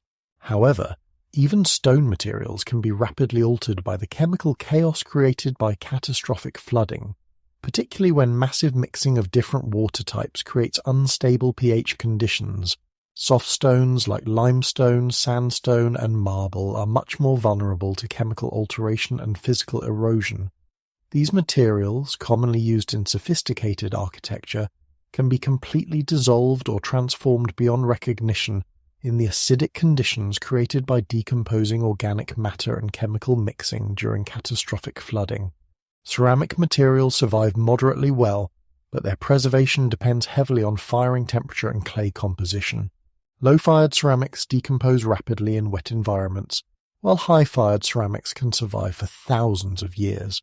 This creates a preservation bias favoring crude, heavily fired pottery over sophisticated, lightly fired ceramics that might demonstrate advanced ceramic technology. Metal preservation is highly variable and depends on alloy composition, environmental chemistry, and burial conditions. Iron corrodes rapidly in most environments and rarely survives more than a few centuries in wet conditions. Copper and bronze survive better, but are still vulnerable to chemical alteration. Precious metals like gold and silver survive virtually unchanged, but are often recovered and recycled by later cultures, removing them from archaeological contexts. Perhaps the greatest challenge in recognizing advanced prehistoric civilizations is the rapid decomposition of organic materials that might have formed the foundation of sophisticated technologies. Modern civilization relies heavily on organic materials, wood, paper, textiles, plastics, and biological materials that would completely disappear within decades of catastrophic flooding. An advanced civilization that had developed sophisticated organic technologies would leave virtually no archaeological trace of its most important achievements. Wooden structures, no matter how sophisticated their engineering, would decompose completely within centuries of burial in wet sediments. Paper records, textiles, leather goods, and other organic manufactured materials would disappear even more rapidly. This creates a profound preservation bias that systematically eliminates evidence of technological sophistication while preserving only the most primitive aspects of material culture. A civilization that had achieved sophisticated organic chemistry, advanced biological sciences, or complex wooden architecture would appear in the archaeological record as a Stone Age culture, even if it had actually possessed capabilities exceeding our own. The organic technology problem is particularly acute for civilizations that might have developed sustainable technologies based on renewable organic materials rather than mineral extraction and metal production. Such civilizations might have been more environmentally sustainable and more advanced than mineral-based technologies, but they would leave virtually no archaeological trace. Modern materials science has developed synthetic materials with properties that greatly exceed natural materials, high-strength plastics, composite materials, synthetic fibers, and engineered materials with precisely controlled properties. If advanced prehistoric civilizations had developed similar materials technologies, these advanced materials would be even more vulnerable to environmental decomposition than natural materials. Synthetic polymers, despite their durability in normal use, decompose rapidly when exposed to the chemical chaos of catastrophic flooding environments. The complex chemistry of synthetic materials makes them particularly vulnerable to chemical alteration, pH changes, and biological decomposition that could completely eliminate them from archaeological contexts within decades. Advanced composite materials, which achieve sophisticated properties through carefully controlled combinations of different materials, would be particularly vulnerable to catastrophic preservation environments. The different materials in composites have different preservation characteristics, leading to selective decomposition that destroys the sophisticated structure while leaving only crude remnants that don't reveal the original technological sophistication. If prehistoric civilizations had developed advanced materials based on biological engineering living materials, self-repairing structures, or organically grown technological components, these materials would decompose completely in post-catastrophe environments, leaving no trace of their existence or the sophisticated biological knowledge required to create them.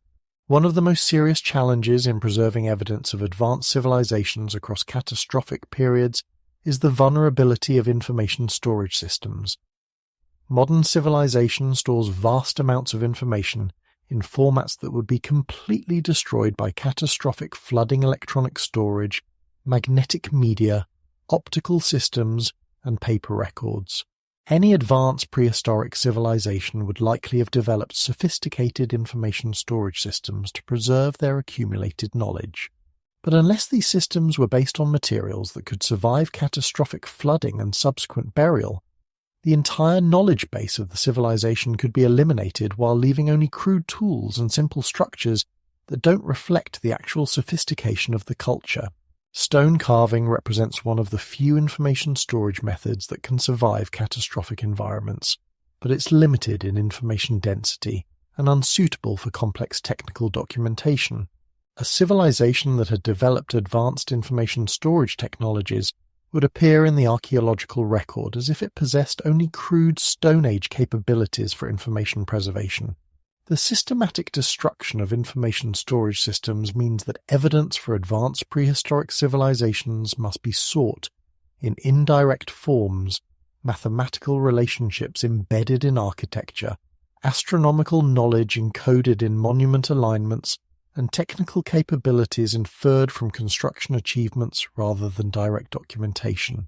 If advanced prehistoric civilizations had developed technologies based on electrical or electromagnetic principles, these technologies would be completely vulnerable to destruction by the cosmic impacts and electromagnetic effects associated with catastrophic periods.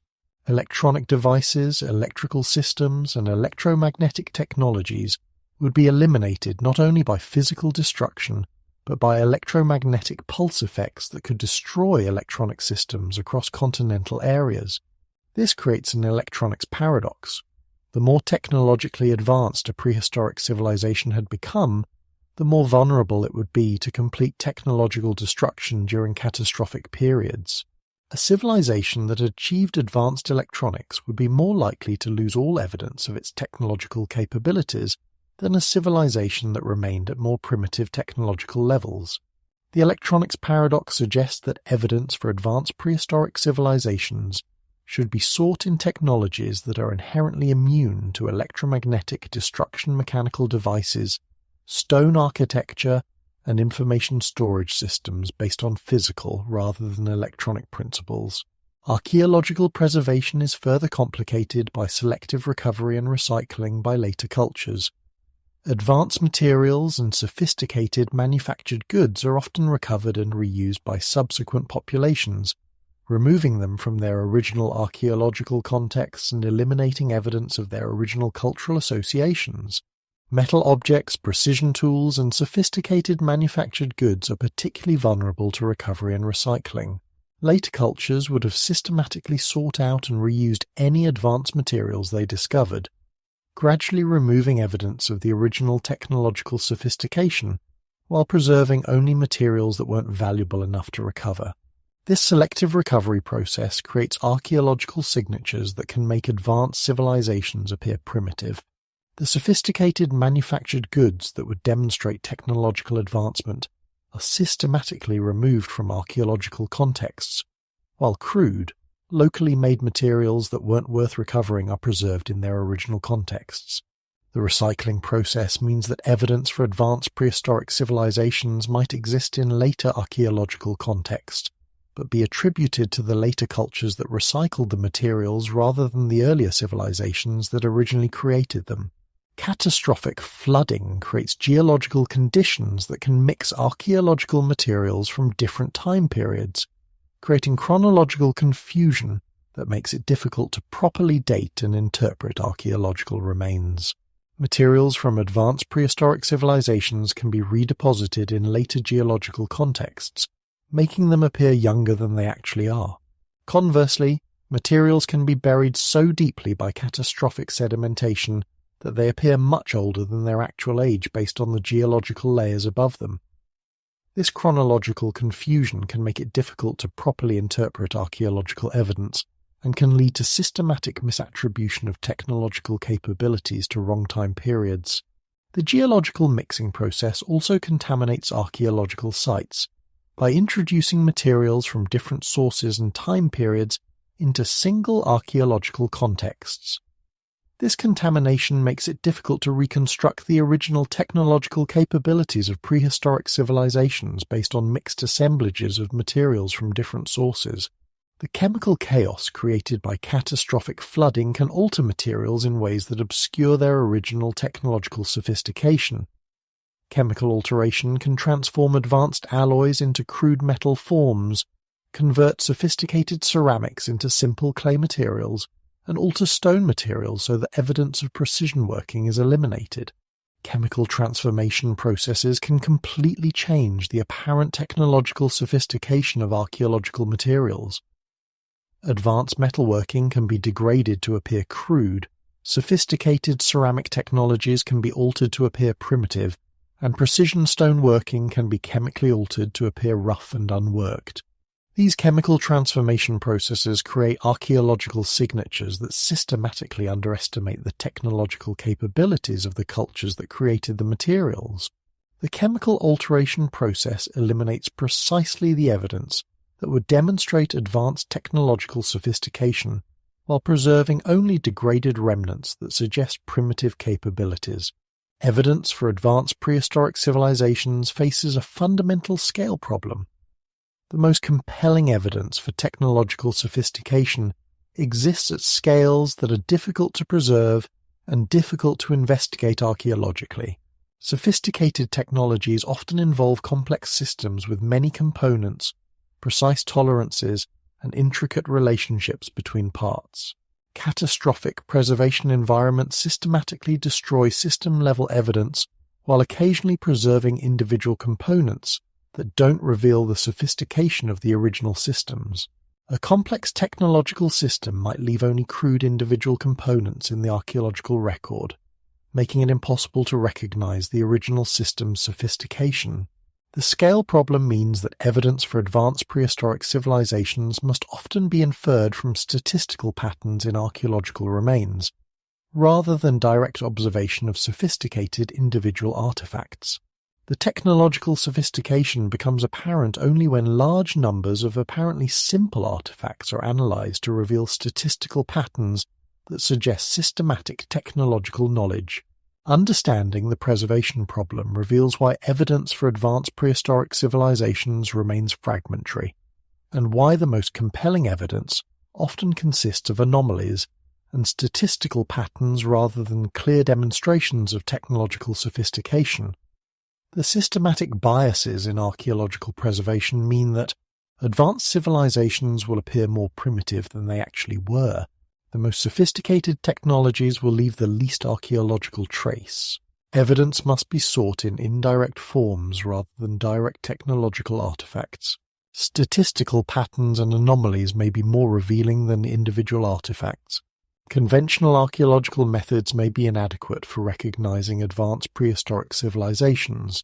The preservation problem doesn't prove that advanced prehistoric civilizations existed, but it explains why evidence for such civilizations would be difficult to recognize, and why the archaeological record systematically underestimates the technological sophistication of prehistoric cultures. The Great Erasure wasn't just about physical destruction. It was about selective preservation that systematically eliminated evidence of technological advancement while preserving only the most primitive aspects of material culture. Understanding this selective preservation reveals why the story of advanced prehistoric civilizations must be reconstructed from fragments, anomalies, and statistical patterns rather than clear archaeological demonstrations. The waters didn't just wash away civilizations. They washed away the evidence that those civilizations had ever achieved anything more than Stone Age capabilities. The preservation problem is itself a form of historical erasure, making advanced prehistory invisible to archaeological methods designed to recognize only the categories of evidence that catastrophic environments preferentially preserve. In the face of approaching catastrophe, knowledge becomes more valuable than gold, genes more precious than jewels, and survival strategies more important than immediate comfort. When advanced civilizations recognize the signs of impending global catastrophe, whether through astronomical observation, geological monitoring, or inherited wisdom from previous cycles, their response wouldn't have been panic, but systematic preparation for civilizational continuity across the catastrophic divide. The evidence suggests that some elements of pre-flood advanced civilization didn't simply react to catastrophe, but anticipated it, developing sophisticated survival strategies designed to preserve not just human life, but human knowledge, genetic inheritance, and the essential components needed to rebuild advanced civilization in the post-catastrophe world. These strategic survival preparations explain why advanced capabilities appeared so rapidly in post-flood civilizations, why certain knowledge systems seem to have been systematically preserved across the catastrophic period, and why recovery from global catastrophe proceeded according to patterns that suggest planning rather than random cultural development. Ancient traditions consistently reference advanced beings or wise individuals who provided warning of impending catastrophic flooding, allowing selected populations to prepare for survival. These warnings weren't vague prophecies, but specific technical information about timing, geographic scope, and survival requirements that suggest sophisticated understanding of catastrophic cycles. The precision of preserved flood chronologies across different cultures suggests that catastrophe prediction was based on systematic knowledge rather than random divination. The consistent timing references pointing to the same narrow window of time confirmed by geological evidence implies access to sophisticated calculation methods for predicting large-scale environmental changes. Recent research into cosmic impact cycles, solar activity patterns, and geological catastrophe timing suggests that advanced civilizations could potentially develop predictive models for large-scale catastrophic events. If pre-flood civilizations had accumulated sufficient observational data over thousands of years, they might have been able to predict the timing and scope of catastrophic flooding with considerable accuracy. The biblical account of Noah receiving specific technical instructions for ark construction, the Mesopotamian accounts of detailed warnings provided to Utnapishtim, and similar narratives from other cultures all describe warning systems that provided precise technical information rather than general catastrophic predictions. This level of technical detail suggests systematic preparation protocols rather than simple catastrophe warnings. The genetic evidence for population bottlenecks followed by rapid expansion from small founder groups suggests systematic preparation for genetic preservation across catastrophic periods. These founder populations appear to have carried not random genetic samples, but carefully selected genetic inheritance that maximized survival potential and preserved enhanced cognitive capabilities. The concept of genetic arcs, carefully selected human populations that preserve optimal genetic diversity while concentrating beneficial traits, appears in various ancient traditions as divine selection of survival populations. These narratives describe selection criteria that prioritize genetic quality, intellectual capabilities, and moral characteristics rather than random survival. Modern genetic analysis reveals that post-catastrophe founder populations carried genetic signatures that suggest systematic selection for cognitive enhancement, physical resilience, and other beneficial traits. The genetic profiles of these populations don't match random survival patterns, but appear to reflect deliberate selection protocols designed to maximize post-catastrophe recovery potential. The rapid intellectual achievements of post-flood civilizations, sophisticated mathematics, advanced astronomy, complex engineering suggest that founder populations carried genetic inheritance that facilitated rapid learning and knowledge application. These capabilities appear too consistently across isolated founder populations to represent random genetic survival. The systematic preservation of advanced knowledge across the catastrophic period suggests that pre-flood civilizations developed sophisticated protocols for encoding essential information in forms that could survive catastrophic destruction and be transmitted through oral tradition during recovery periods. Mathematical knowledge was encoded in architectural proportions that could be measured and replicated by post-flood builders even without understanding the underlying mathematical principles. Astronomical knowledge was encoded in mythological narratives that functioned as mnemonic devices for complex celestial data. Technical knowledge was preserved in ritual practices that maintained essential procedures even when theoretical understanding was lost. These encoding protocols explain why advanced knowledge appears suddenly in post-flood civilizations without evident gradual development. The knowledge wasn't independently developed but systematically preserved and transmitted by populations that had prepared for knowledge preservation across catastrophic periods. The precision of preserved knowledge mathematical relationships accurate to multiple decimal places, astronomical data requiring centuries of observation to develop, engineering principles that enable sophisticated construction, suggests systematic institutional preparation for knowledge preservation, rather than random cultural transmission. The distribution of advanced post-flood civilizations corresponds closely with geographic locations that would have provided optimal survival conditions during catastrophic flooding. These locations, high elevations, inland positions, accessible to resources but protected from coastal flooding, suggest systematic geographic selection based on sophisticated understanding of catastrophic survival requirements. Highland regions like the Tibetan Plateau, Andean Mountains, Ethiopian Highlands, and Armenian Highlands all show evidence of early advanced civilizations that possessed sophisticated capabilities immediately after the catastrophic period. These locations would have provided optimal protection from flooding while maintaining access to resources needed for long-term survival. The rapid appearance of advanced capabilities in these highland locations, followed by systematic expansion into lowland regions as conditions stabilized, suggests coordinated survival strategies that involved planned occupation of protected geographic positions during catastrophic periods. Highland locations and isolated mountain valleys also show evidence of early advanced civilizations that possessed knowledge systems exceeding their supposed isolation and resource limitations. These locations would have provided natural protection from catastrophic flooding while maintaining genetic and cultural isolation that preserved advanced capabilities.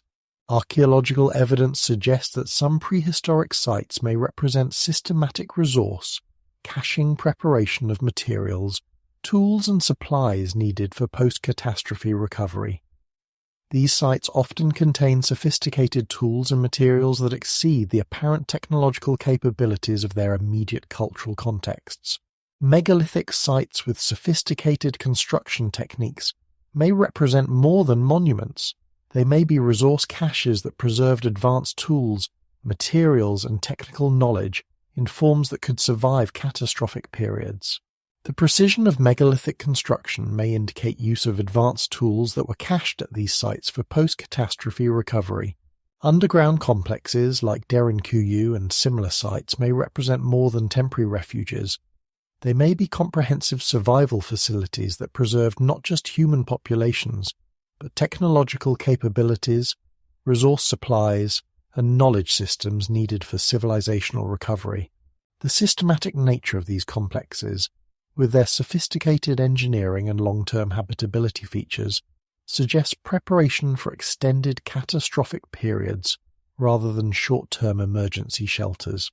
The rapid development of sophisticated institutional structures in post-flood civilizations suggests that organizational knowledge was systematically preserved across the catastrophic period.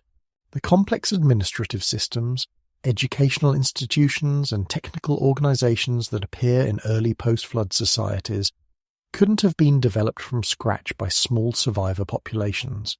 Mystery schools, priesthoods, and institutional knowledge preservation systems appear to have functioned as organizational continuity mechanisms that preserved not just information but institutional procedures, educational methods, and administrative capabilities across catastrophic periods. The consistency of institutional forms across isolated post-flood civilizations suggests inheritance from common organizational templates rather than independent development of similar institutional structures. These templates would have been preserved by institutional continuity systems that maintained organizational knowledge across catastrophic interruption. While advanced technologies would have been vulnerable to destruction during catastrophic flooding, evidence suggests that essential technological capabilities were preserved through systematic preparation. This preservation involved not just storing tools and equipment, but maintaining the knowledge and skills needed to recreate advanced technologies using available post-catastrophe resources. The rapid reappearance of sophisticated metallurgy, precision stoneworking, and complex construction techniques in post-flood civilizations suggests that technological knowledge was preserved in forms that could survive catastrophic periods. This knowledge preservation would have required systematic preparation and institutional support for technological continuity.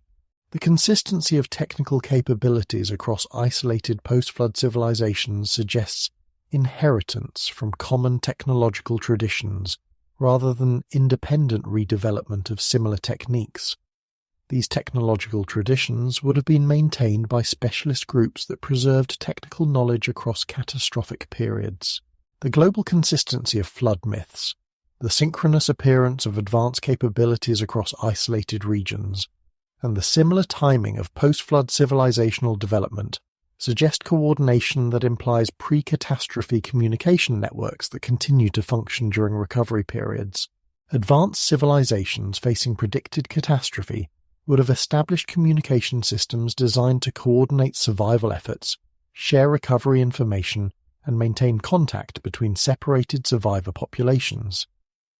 These communication networks would explain the consistency of post-flood development patterns across isolated geographic regions.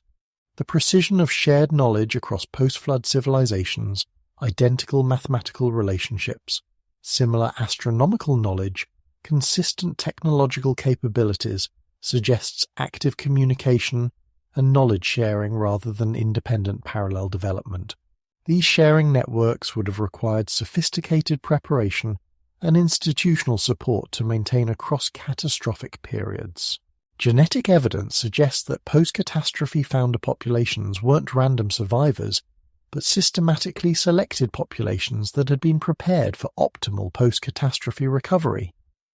These populations show genetic signatures consistent with selective breeding for intelligence, physical resilience, and other beneficial traits. The rapid intellectual achievements of post-flood civilizations suggest that founder populations carried genetic inheritance that had been systematically optimized for learning, problem-solving, and technical capability. This genetic optimization would have required long-term breeding programs that prepared populations for post-catastrophe leadership roles. The consistency of enhanced capabilities across isolated founder populations suggests coordinated breeding programs rather than random genetic selection. These programs would have required sophisticated understanding of genetics and systematic preparation for post-catastrophe population management. The systematic preservation of technical knowledge in mythological narratives, ritual practices, and cultural traditions suggests sophisticated protocols for cultural encoding that could maintain complex information across catastrophic periods without dependence on written records or institutional structures. Mathematical knowledge encoded in architectural proportions, astronomical data preserved in mythological narratives, and technical procedures maintained in ritual practices all represent cultural encoding methods that could preserve advanced knowledge through catastrophic interruption of formal educational systems. The precision of culturally encoded knowledge-maintaining accuracy across thousands of years of oral transmission suggests systematic development of cultural preservation techniques that were specifically designed for knowledge preservation across catastrophic periods. The evidence suggests that strategic survival preparation involved more than random individual preparation for catastrophe, but systematic coordination of survival strategies designed to ensure civilizational continuity across catastrophic periods. This coordination would have required systematic catastrophe prediction and timing calculations, coordinated selection of optimal survival populations and locations, systematic preservation of essential knowledge in multiple encoded forms, preparation of resource caches and technological preservation systems, establishment of communication networks for coordinating recovery, development of institutional continuity mechanisms, planning for post-catastrophe expansion and recolonization. The scope and sophistication of strategic survival preparation suggests that pre-flood advanced civilizations recognized catastrophic cycles and developed comprehensive preparation protocols that enabled not just survival, but systematic recovery and restoration of advanced capabilities in the post-catastrophe world. Strategic survival wasn't about hiding from catastrophe, but about ensuring that the essential elements of advanced civilization knowledge, genes, resources, institutions, and technologies would survive the catastrophic transition and enable rapid recovery of sophisticated capabilities in the new world that emerged from the flood. The evidence suggests that they succeeded. The rapid development of advanced capabilities in post-flood civilizations, the consistency of preserved knowledge across isolated populations, and the systematic patterns of post-catastrophe recovery all point to successful implementation of strategic survival protocols that ensured civilizational continuity across the greatest catastrophe in human history. The pre-flood world didn't just end, it transformed itself. preserving its essential achievements in forms that could survive the rising waters and seed the recovery of human civilization in a new age. The strategic survivors became the founders of our world, carrying forward the legacy of the lost civilization in their genes, their knowledge, and their systematic preparation for rebuilding what the flood had swept away. Time moves differently in the aftermath of civilizational collapse. What normally takes centuries to develop can emerge in decades when survivors carry the accumulated knowledge of previous achievements. What should require gradual trial and error learning can appear suddenly when encoded wisdom is activated by populations prepared to implement preserved knowledge systems. The archaeological record of post-flood recovery reveals a pattern of development that defies conventional models of cultural evolution. Instead of gradual progression from primitive hunter-gatherers to complex agricultural societies over millennia, we see rapid emergence of sophisticated capabilities in timeframes that suggest recovery rather than initial development. Understanding the timeline of post-catastrophe recovery reveals how quickly advanced civilizations can re-emerge when the essential components knowledge, genetic capabilities, strategic resources, and institutional frameworks have been systematically preserved across the catastrophic divide. The first millennium after the end of the Younger Dryas period shows archaeological evidence for rapid environmental adaptation and systematic recolonization of previously uninhabitable regions. This wasn't the gradual expansion of primitive hunter-gatherers into new territories, but systematic colonization by populations that possessed sophisticated understanding of environmental assessment and resource management. Göbekli Tepe, begun immediately after climate stabilization around 11,600 years ago, represents the earliest evidence of post-catastrophe advanced capabilities. The site's construction demonstrates sophisticated understanding of astronomy, advanced stoneworking techniques, and complex organizational capabilities that appeared fully developed rather than gradually evolved. The precision of Göbekli Tepe's astronomical alignments, the sophistication of its artistic carvings, and the complexity of its construction logistics all suggest implementation of pre-existing knowledge rather than gradual development of new capabilities. The site functions as a demonstration of preserved advanced knowledge applied to post-catastrophe monument construction. Similar early post-catastrophe sites across the globe show comparable sophistication appearing simultaneously in geographic regions that supposedly had no contact during this period. The consistency and timing suggest coordinated implementation of preserved knowledge systems rather than independent parallel development. The second millennium of recovery shows systematic establishment of the institutional and technological foundations needed for advanced civilization. This period sees the rapid development of agriculture, animal domestication, urban planning, and technological systems that normally would require much longer development periods. Agriculture appears simultaneously across multiple continents during this period, with sophisticated understanding of plant genetics, soil management, and agricultural system design that suggests implementation of preserved knowledge rather than gradual experimentation. The speed and sophistication of agricultural development exceed what would be expected from indigenous discovery. Animal domestication proceeds with similar rapid sophistication, with systematic breeding programs that demonstrate advanced understanding of genetics and animal husbandry. The precision and speed of domestication programs suggest implementation of preserved knowledge of animal breeding techniques. Urban planning concepts appear during this period with sophistication that suggests systematic knowledge of city design, infrastructure requirements, and administrative organization. The complexity of early urban development suggests implementation of preserved institutional knowledge rather than gradual learning through trial and error. The third millennium shows systematic expansion of advanced capabilities from highland refuge areas into lowland regions that had been uninhabitable during the catastrophic period. This expansion demonstrates sophisticated geographic knowledge and systematic colonization strategies that suggest coordinated planning rather than random population movement.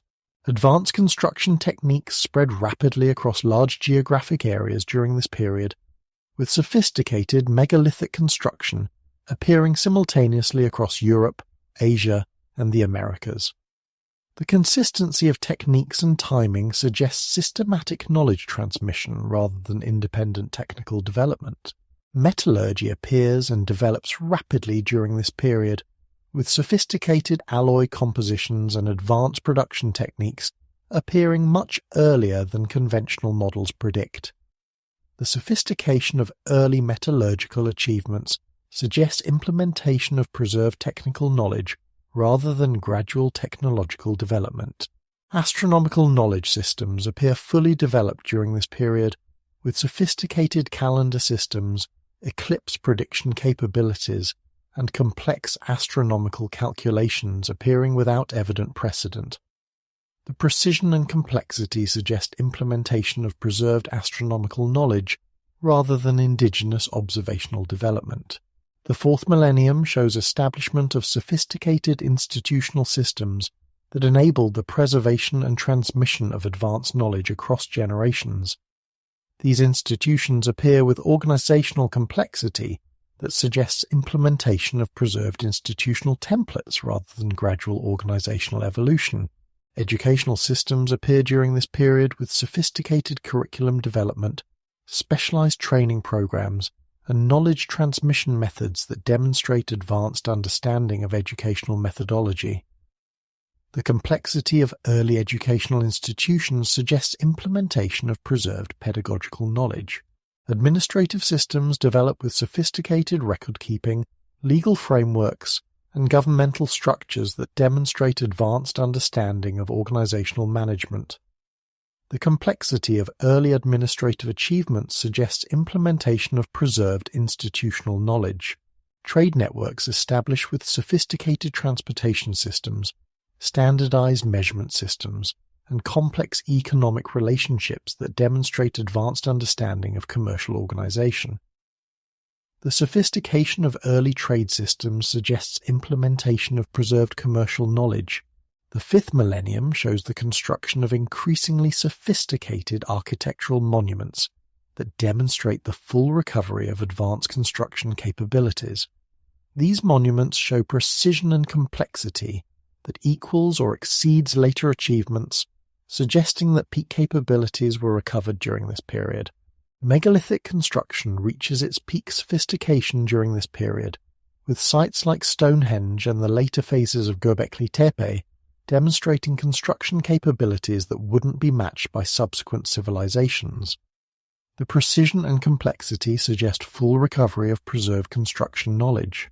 Astronomical monument construction achieves remarkable precision during this period, with sites that function as sophisticated astronomical computers capable of complex celestial calculations.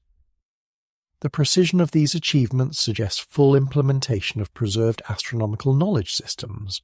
Underground construction projects achieve remarkable sophistication during this period, with complex tunnel systems and underground cities that demonstrate advanced understanding of geological engineering. The sophistication suggests full recovery of preserved geological and engineering knowledge. The sixth millennium shows systematic dissemination of advanced capabilities to larger populations and broader geographic areas. This period sees the establishment of the major civilizational centers that would dominate subsequent human history, each carrying forward elements of the recovered advanced knowledge. Egyptian civilization emerges during this period with fully developed mathematical knowledge, sophisticated construction capabilities, and advanced astronomical understanding that appears without evident gradual development. The sophistication suggests inheritance of recovered knowledge systems rather than indigenous development. Mesopotamian civilization develops with sophisticated urban planning, advanced metallurgy, and complex administrative systems that demonstrate implementation of recovered institutional and technical knowledge. The rapid development suggests inheritance rather than gradual evolution. Chinese civilization emerges with sophisticated astronomical knowledge, advanced metallurgy, and complex administrative systems that suggest inheritance of recovered knowledge systems. The consistency with other civilizational developments suggests common knowledge sources. The seventh millennium shows stabilization of recovered advanced capabilities and establishment of the civilizational patterns that would persist throughout recorded history. This period marks the completion of the recovery process and the beginning of conventional historical development. Major civilizational centers establish permanent institutional structures that would preserve and transmit recovered knowledge across subsequent generations. These institutions function as the permanent repository for knowledge recovered from the pre-catastrophe period. Trade and communication networks achieve sufficient sophistication to maintain knowledge exchange between separated civilizational centers, ensuring that recovered knowledge would be preserved even if individual centers experience local catastrophes. Technological capabilities stabilize at levels that represent successful recovery of essential pre-catastrophe knowledge, with subsequent development building upon this recovered foundation rather than developing entirely new knowledge systems. The period from 5,000 years ago to the present represents maintenance and gradual development of capabilities recovered during the post-catastrophe recovery period. This period shows gradual technological advancement building upon the foundation established during the recovery period. Major technological achievements during this period: mathematics, astronomy, engineering, metallurgy, agriculture, represent elaboration and refinement of capabilities that were established during the recovery period rather than entirely new technological development. The patterns of technological development during this period show characteristics of building upon existing foundations rather than developing entirely new technological paradigms. The recovery period established the fundamental knowledge base that subsequent civilizations would elaborate and refine. The timeline of post-catastrophe recovery reveals patterns that support the hypothesis of systematic preservation and recovery of advanced knowledge from pre-catastrophe civilizations. The key characteristics include rapid appearance of sophisticated capabilities immediately after catastrophic period, simultaneous development of similar capabilities across isolated geographic regions, sophistication levels that exceed what would be expected from gradual indigenous development, systematic progression from preserved knowledge implementation to institutional establishment, stabilization at capability levels that suggest successful recovery of pre-existing knowledge systems. The recovery timeline demonstrates that advanced human capabilities can be restored rapidly when essential knowledge, genetic inheritance, and institutional frameworks are systematically preserved across catastrophic periods. The post-flood recovery wasn't a gradual climb from primitive conditions but a systematic restoration of advanced capabilities by populations prepared for civilizational recovery. The timeline reveals that our current civilization may represent not the first achievement of advanced human capabilities, but the most recent recovery of capabilities that have been achieved, lost, and recovered multiple times throughout human history. We may be living in the latest chapter of a much longer story of human achievement that extends far deeper into the past than conventional history recognizes. The recovery timeline suggests that human potential for advanced achievement is much greater than our current historical perspective indicates, and that the capabilities we consider uniquely modern may actually represent the restoration of ancient human achievements that were temporarily lost during catastrophic periods but never permanently eliminated from human potential. End of Part 3, The Great Erasure. The mechanics of catastrophic destruction reveal how even the most sophisticated civilizations can be systematically erased, leaving only fragments and anomalies that hint at what was lost. The physics of megafloods, the chemistry of preservation, the selectivity of survival, and the patterns of recovery all point toward the same conclusion. Advanced prehistoric civilizations could have existed and been largely eliminated by natural forces, leaving only the most durable evidence to puzzle later investigators. But the Great Erasure wasn't complete.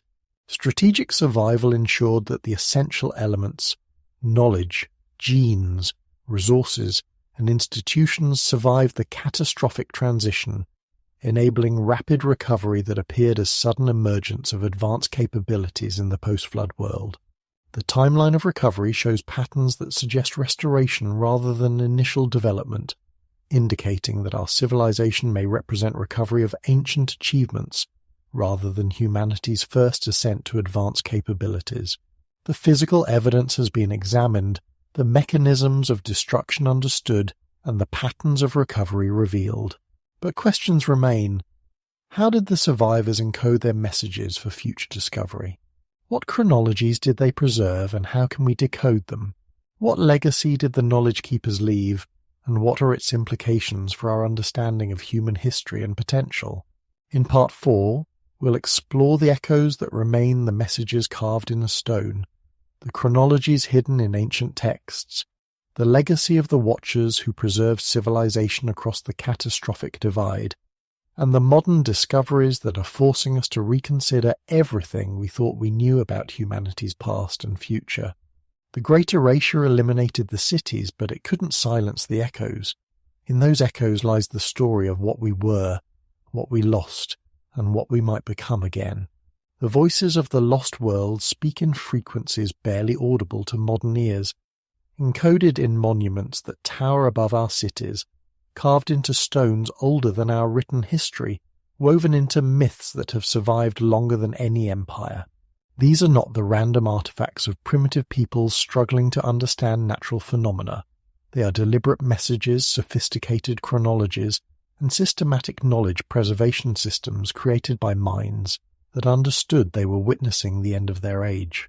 The survivors of the Great Catastrophe didn't simply flee to higher ground and hope to be remembered. They created permanent testimony, encoding their achievements in the most durable materials available, preserving their knowledge in forms that could survive millennia of cultural change, and establishing traditions that would carry their warnings forward to future generations who might face similar trials. In the mathematical relationships embedded in ancient architecture, in the astronomical alignments that mark cosmic time with precision spanning millennia, in the mythological narratives that encode technical specifications and historical chronologies, we find evidence of systematic information preservation by civilizations that knew their world was ending, but refused to let their achievements die with them. The echoes in stone and story are not random fragments of a forgotten past.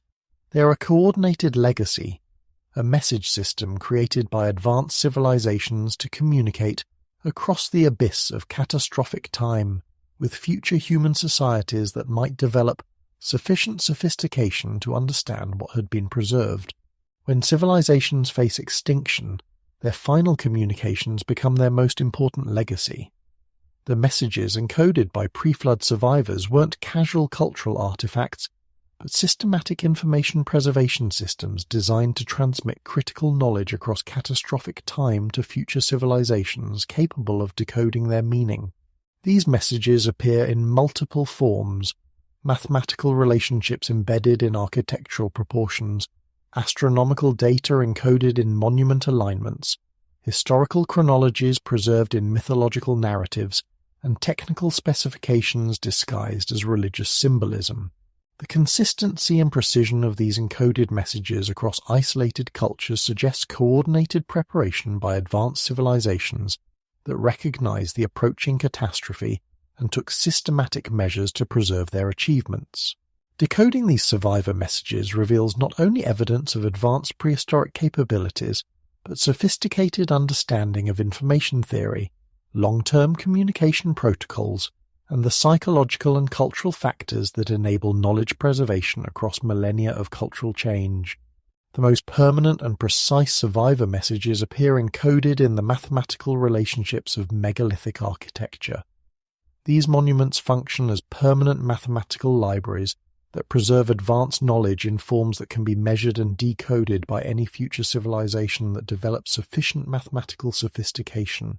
The Great Pyramid of Giza encodes multiple mathematical relationships with precision that demonstrates systematic knowledge preservation rather than accidental approximation.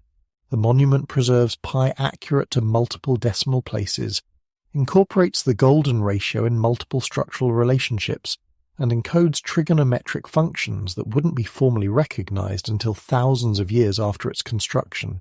But the mathematical encoding extends beyond simple numerical relationships. The pyramid's internal structure preserves knowledge of acoustic principles, electromagnetic phenomena, and geological relationships that suggest understanding of physical principles that weren't supposed to be discovered until modern science. The precision of this encoded knowledge suggests systematic preservation of advanced scientific understanding. Stonehenge demonstrates similar mathematical encoding, with stone positions that preserve astronomical calculation methods, geometric principles, and acoustic relationships that function as a comprehensive scientific database encoded in permanent stone architecture.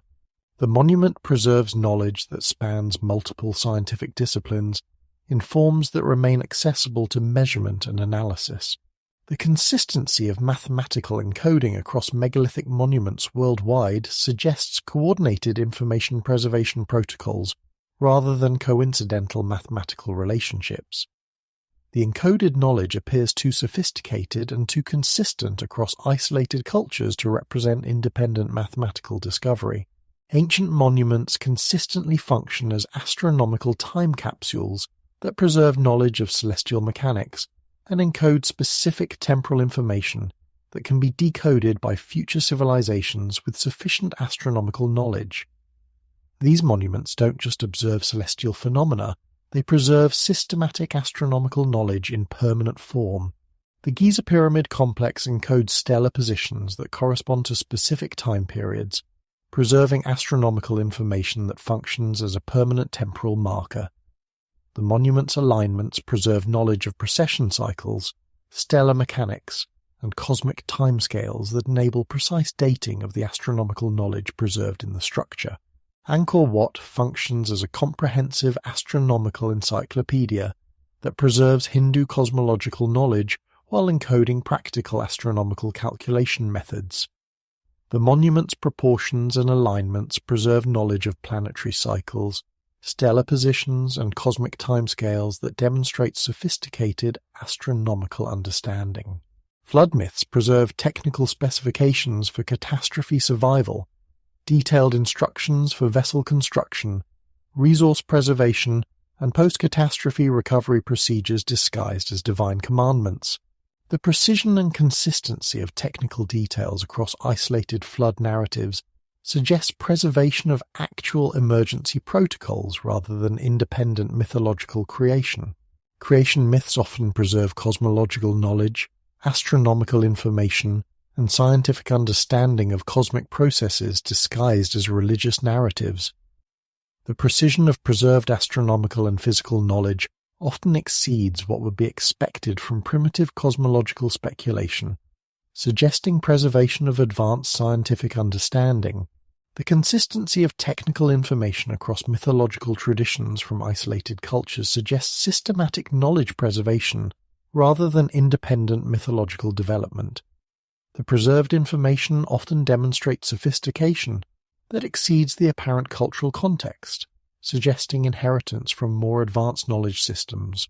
Religious and symbolic systems often function as encryption methods that preserve advanced technical and scientific knowledge in forms that can survive cultural transmission, while protecting the information from misunderstanding or misuse by populations not prepared to implement the knowledge safely. Egyptian hieroglyphic and symbolic systems preserve mathematical, astronomical, and technical knowledge in symbolic formats that function as comprehensive knowledge preservation systems. The symbols encode multiple layers of information, practical technical knowledge, advanced mathematical relationships, and sophisticated scientific understanding that can be decoded by populations with sufficient educational preparation. Hindu and Buddhist symbolic systems preserve knowledge of consciousness, physics, and cosmology in symbolic formats that encode advanced understanding of psychological and physical phenomena. The precision and sophistication of preserved knowledge often exceeds what would be expected from religious symbolism, suggesting preservation of advanced scientific understanding. The consistency of symbolic encoding across isolated religious traditions suggests systematic knowledge preservation protocols rather than independent symbolic development. The encoded knowledge often demonstrates understanding of advanced scientific principles that wouldn't be formally recognized until modern science. Numerical systems, measurement standards, and mathematical relationships preserved in cultural traditions often function as coded messages that preserve advanced mathematical knowledge and serve as verification systems for other encoded information. These numerical codes appear consistently across cultures with precision that suggests systematic preservation rather than coincidental development. Ancient measurement systems preserve mathematical relationships that encode advanced geometric and mathematical principles. The precision and consistency of these relationships across isolated cultures suggests systematic preservation of advanced mathematical knowledge rather than independent mathematical discovery. Calendar systems preserve astronomical knowledge and mathematical calculation methods in formats that enable precise temporal calculations and astronomical predictions. The sophistication of ancient calendar systems often exceeds what would be expected from cultures with limited technological capabilities, suggesting preservation of advanced astronomical knowledge. Musical and harmonic systems preserve mathematical relationships that encode understanding of acoustic principles, mathematical harmonics, and physical phenomena related to wave mechanics. The precision of preserved harmonic knowledge suggests systematic preservation of advanced acoustic and mathematical understanding. Ancient civilizations appear to have used geographic features and landscape modifications as permanent information storage systems that preserve knowledge in forms that can survive virtually any catastrophic event. These geographic encoding systems function as permanent libraries that preserve information across geological timescales. The arrangement of megalithic sites across continents appears to encode mathematical relationships, astronomical alignments, and geographic information that functions as a comprehensive geographic database. The precision of geographic relationships between distant sites suggests systematic planning rather than coincidental positioning. Artificial landscape modifications, earthworks, carved hills, and modified geographic features often encode mathematical and astronomical information in forms that remain permanently accessible to measurement and analysis. These modifications demonstrate engineering capabilities that exceed conventional expectations for ancient civilizations. The consistency of geographic encoding across continents suggests coordinated information preservation protocols that utilize landscape features as permanent storage media. The encoded information often demonstrates sophisticated understanding of geography, astronomy, and mathematics that suggests advanced civilization capabilities.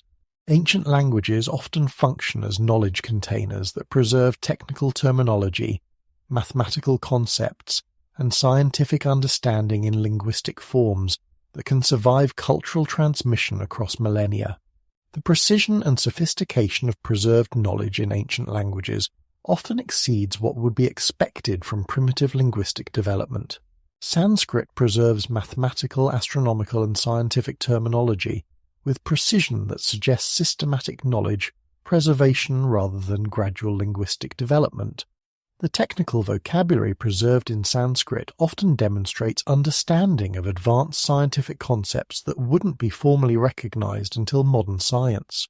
Egyptian hieroglyphic language preserves technical knowledge, mathematical relationships, and scientific understanding in linguistic forms that encode multiple layers of information. The precision and sophistication of preserved knowledge suggests systematic preservation of advanced understanding rather than primitive linguistic development. The consistency of technical terminology across ancient languages from isolated cultures suggests systematic knowledge preservation rather than independent linguistic development. The preserved terminology often demonstrates understanding of advanced concepts that exceed the apparent cultural context. The most sophisticated survivor messages utilize multi-layered encoding systems that preserve the same information in multiple forms to ensure survival across different types of catastrophic events. These redundant preservation systems demonstrate advanced understanding of information theory and long-term communication protocols. Mathematical relationships appear simultaneously in architectural proportions, astronomical alignments, symbolic systems, and mythological narratives, creating redundant preservation systems that maintain the same information across multiple cultural transmission methods. This redundancy ensures information survival even if individual preservation methods are lost or corrupted. Astronomical knowledge appears encoded in monument alignments, calendar systems, mythological narratives, and symbolic representations, creating comprehensive preservation systems that maintain astronomical information across multiple cultural formats. The redundancy demonstrates systematic preparation for knowledge preservation across catastrophic periods. Technical knowledge appears preserved in mythological narratives, symbolic systems, architectural encoding, and linguistic preservation, creating multifaceted preservation systems that ensure technical information survival across different types of cultural disruption. The systematic nature of this redundancy suggests advanced understanding of information preservation principles. Sophisticated survivor messages include verification protocols that enable future civilizations to authenticate preserved information and distinguish genuine knowledge preservation from later cultural additions or corruptions. These authentication systems demonstrate advanced understanding of information security and long-term communication protocols. Mathematical verification systems enable authentication of preserved mathematical knowledge by demonstrating internal consistency and precision that exceeds coincidental approximation. The mathematical relationships serve as authentication protocols that verify the systematic nature of knowledge preservation. Astronomical verification systems enable authentication of preserved astronomical knowledge by demonstrating precision and consistency that requires systematic observational development. The astronomical alignments function as verification protocols that confirm the advanced nature of preserved knowledge. Cross-cultural verification systems enable authentication of preserved knowledge by demonstrating consistency across isolated cultural traditions that couldn't have developed identical sophisticated knowledge independently. The consistency functions as verification that confirms systematic knowledge preservation rather than coincidental cultural development. The recognition that ancient monuments, myths, and cultural systems function as systematic communication systems created by advanced civilizations has profound implications for archaeological interpretation and our understanding of prehistoric human capabilities. The evidence suggests ancient monuments function as permanent libraries rather than simple religious or ceremonial structures. Mythological narratives preserve technical information rather than primitive explanations of natural phenomena. Symbolic and religious systems encode scientific knowledge rather than primitive spiritual beliefs. Cultural traditions preserve advanced knowledge rather than simple social customs. Geographic arrangements encode information rather than representing coincidental positioning. The systematic nature of survivor messages demonstrates that pre-flood civilizations possessed sophisticated understanding of information theory, communication protocols, and knowledge preservation systems. The precision and consistency of preserved information suggests capabilities that equal or exceed modern information preservation technologies. The survivors' messages weren't random attempts to be remembered. They were systematic communication systems designed to transmit advanced knowledge across catastrophic time to future civilizations capable of decoding their meaning. The messages function as a comprehensive legacy that preserves the essential achievements of advanced prehistoric civilizations in forms designed to survive any conceivable catastrophic event. Recognition of these systematic communication systems transforms our understanding of ancient achievements from primitive cultural artifacts to sophisticated technological demonstrations by advanced civilizations that prepared systematically for civilizational continuity across catastrophic time. The echoes in stone and story aren't random fragments of a lost past. They are deliberate messages from advanced human civilizations that refuse to be forgotten. Time, in the hands of ancient chroniclers, became more than mere measurement.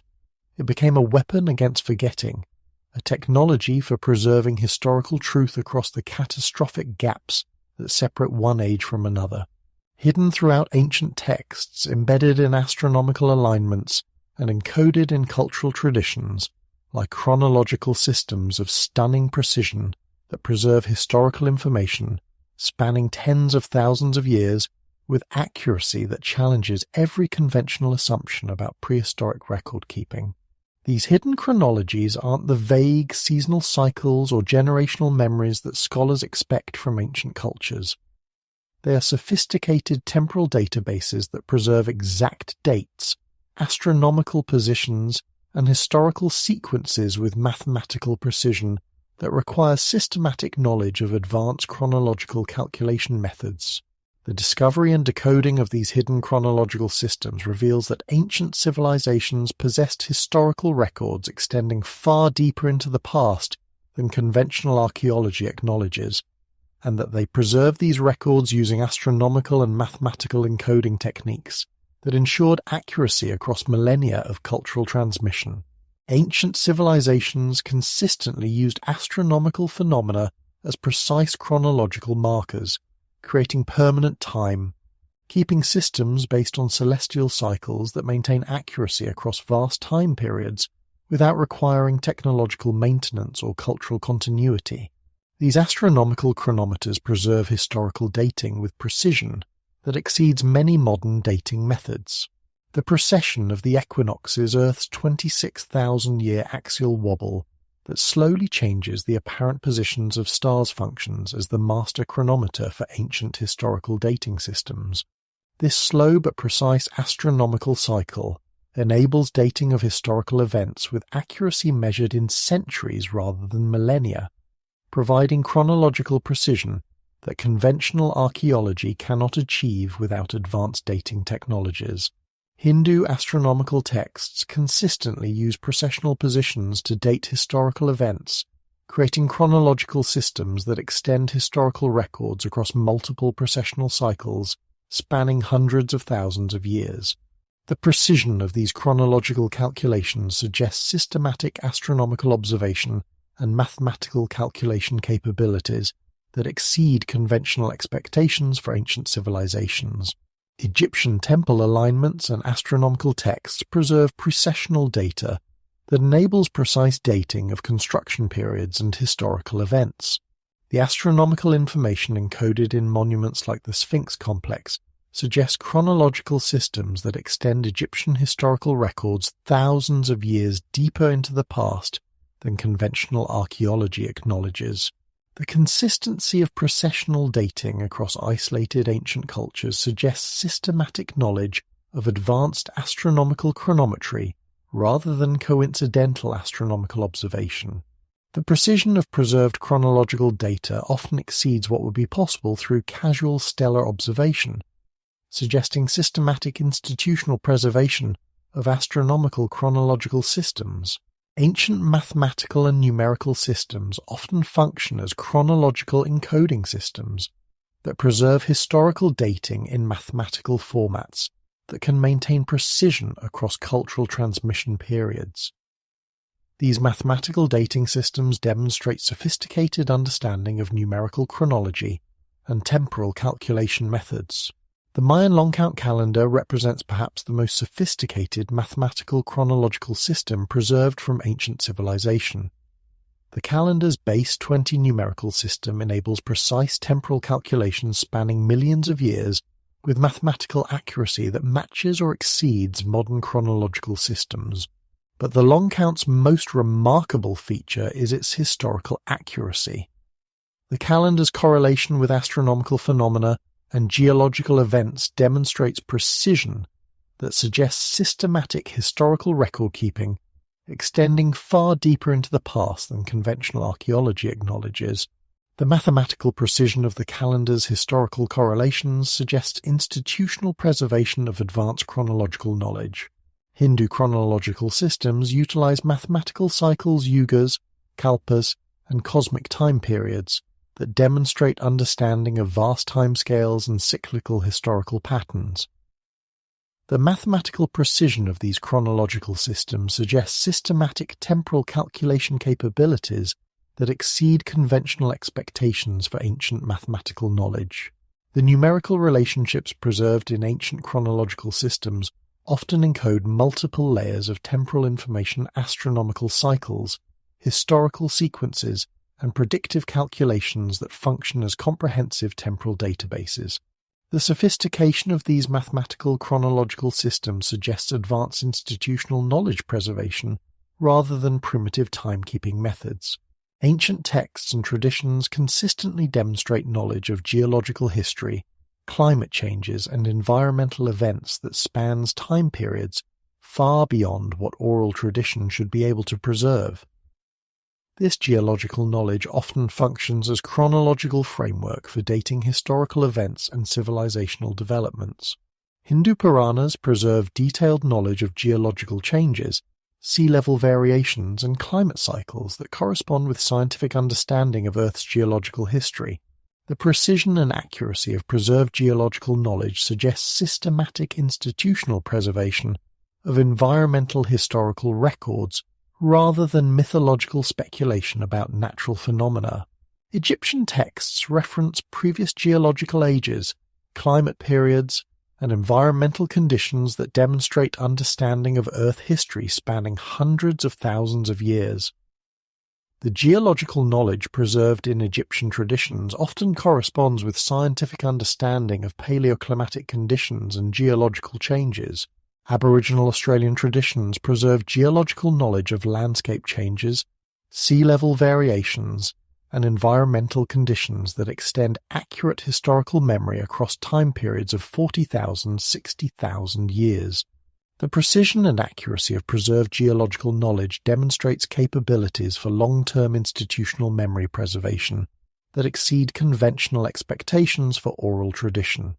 The consistency of geological knowledge across isolated ancient traditions suggests systematic institutional preservation of environmental historical records rather than independent observation of geological phenomena. The accuracy of preserved geological information often exceeds what would be possible through casual environmental observation. Ancient chronological systems consistently reference cosmic cycles, galactic phenomena, and universal timescales that demonstrate understanding of astronomical time periods spanning millions of years. These cosmic chronological systems suggest knowledge of universal timescales that wouldn't be formally recognized until modern astronomy. Hindu cosmological texts preserve detailed knowledge of cosmic cycles that correspond with modern understanding of galactic rotation periods, stellar formation cycles, and universal timescales. The precision and accuracy of preserved cosmic chronological knowledge suggests systematic astronomical observation and calculation capabilities. Mayan astronomical texts demonstrate knowledge of cosmic cycles, galactic alignments, and universal time periods that exceed conventional expectations for ancient astronomical knowledge. The precision of Mayan cosmic chronological systems suggests institutional preservation of advanced astronomical knowledge rather than primitive astronomical speculation. The consistency of cosmic chronological knowledge across ancient cultures suggests systematic institutional preservation of advanced astronomical understanding rather than independent cosmological speculation. The accuracy of preserved cosmic chronological data often corresponds with modern astronomical understanding of universal timescales and galactic phenomena. Ancient chronological systems consistently preserve precise dating for catastrophic events, climate changes, and civilizational collapses that correspond with geological and archaeological evidence for major environmental disasters. This catastrophe chronology suggests systematic institutional preservation of disaster timing and cyclical catastrophe patterns. Flood chronologies preserved in ancient texts consistently date major flooding events to time periods that correspond with geological evidence for catastrophic flooding and climate change. The precision and consistency of flood dating across isolated cultures suggests systematic chronological preservation rather than mythological speculation about catastrophic events. Impact chronology preserved in various ancient traditions often corresponds with geological evidence for cosmic impact events and associated environmental changes. The precision of impact dating in ancient chronological systems suggests institutional preservation of astronomical catastrophe records rather than primitive astronomical observation. Climate chronology preserved in ancient texts often demonstrates detailed knowledge of climate cycles, environmental changes, and weather pattern variations that span time periods exceeding conventional expectations for ancient environmental knowledge. The precision of climate chronological data suggests systematic institutional preservation of environmental records. The consistency of catastrophe chronology across ancient cultures suggests systematic institutional preservation of disaster timing and environmental change records rather than independent catastrophic memory preservation. The accuracy of preserved catastrophe chronological data often exceeds conventional expectations for ancient environmental knowledge. Ancient chronological systems preserve detailed histories of advanced civilizations, technological achievements, and cultural developments that extend historical records far deeper into the past than conventional archaeology acknowledges. These civilizational chronologies suggest systematic institutional preservation of advanced historical records. Egyptian chronological texts preserve histories of previous civilizations, advanced technological periods, and cultural achievements that predate conventional Egyptian historical records by thousands of years. The detail and precision of preserved civilizational chronological data suggests systematic institutional preservation of advanced historical knowledge. Mesopotamian chronological systems preserve histories of antediluvian civilizations, advanced technological achievements, and pre-flood cultural developments. The precision and detail of preserved civilizational chronological records suggest institutional preservation of pre-catastrophe historical knowledge rather than mythological speculation about ancient achievements. Hindu chronological texts preserve detailed histories of previous civilizations, advanced technological periods, and cyclical cultural development spanning hundreds of thousands of years.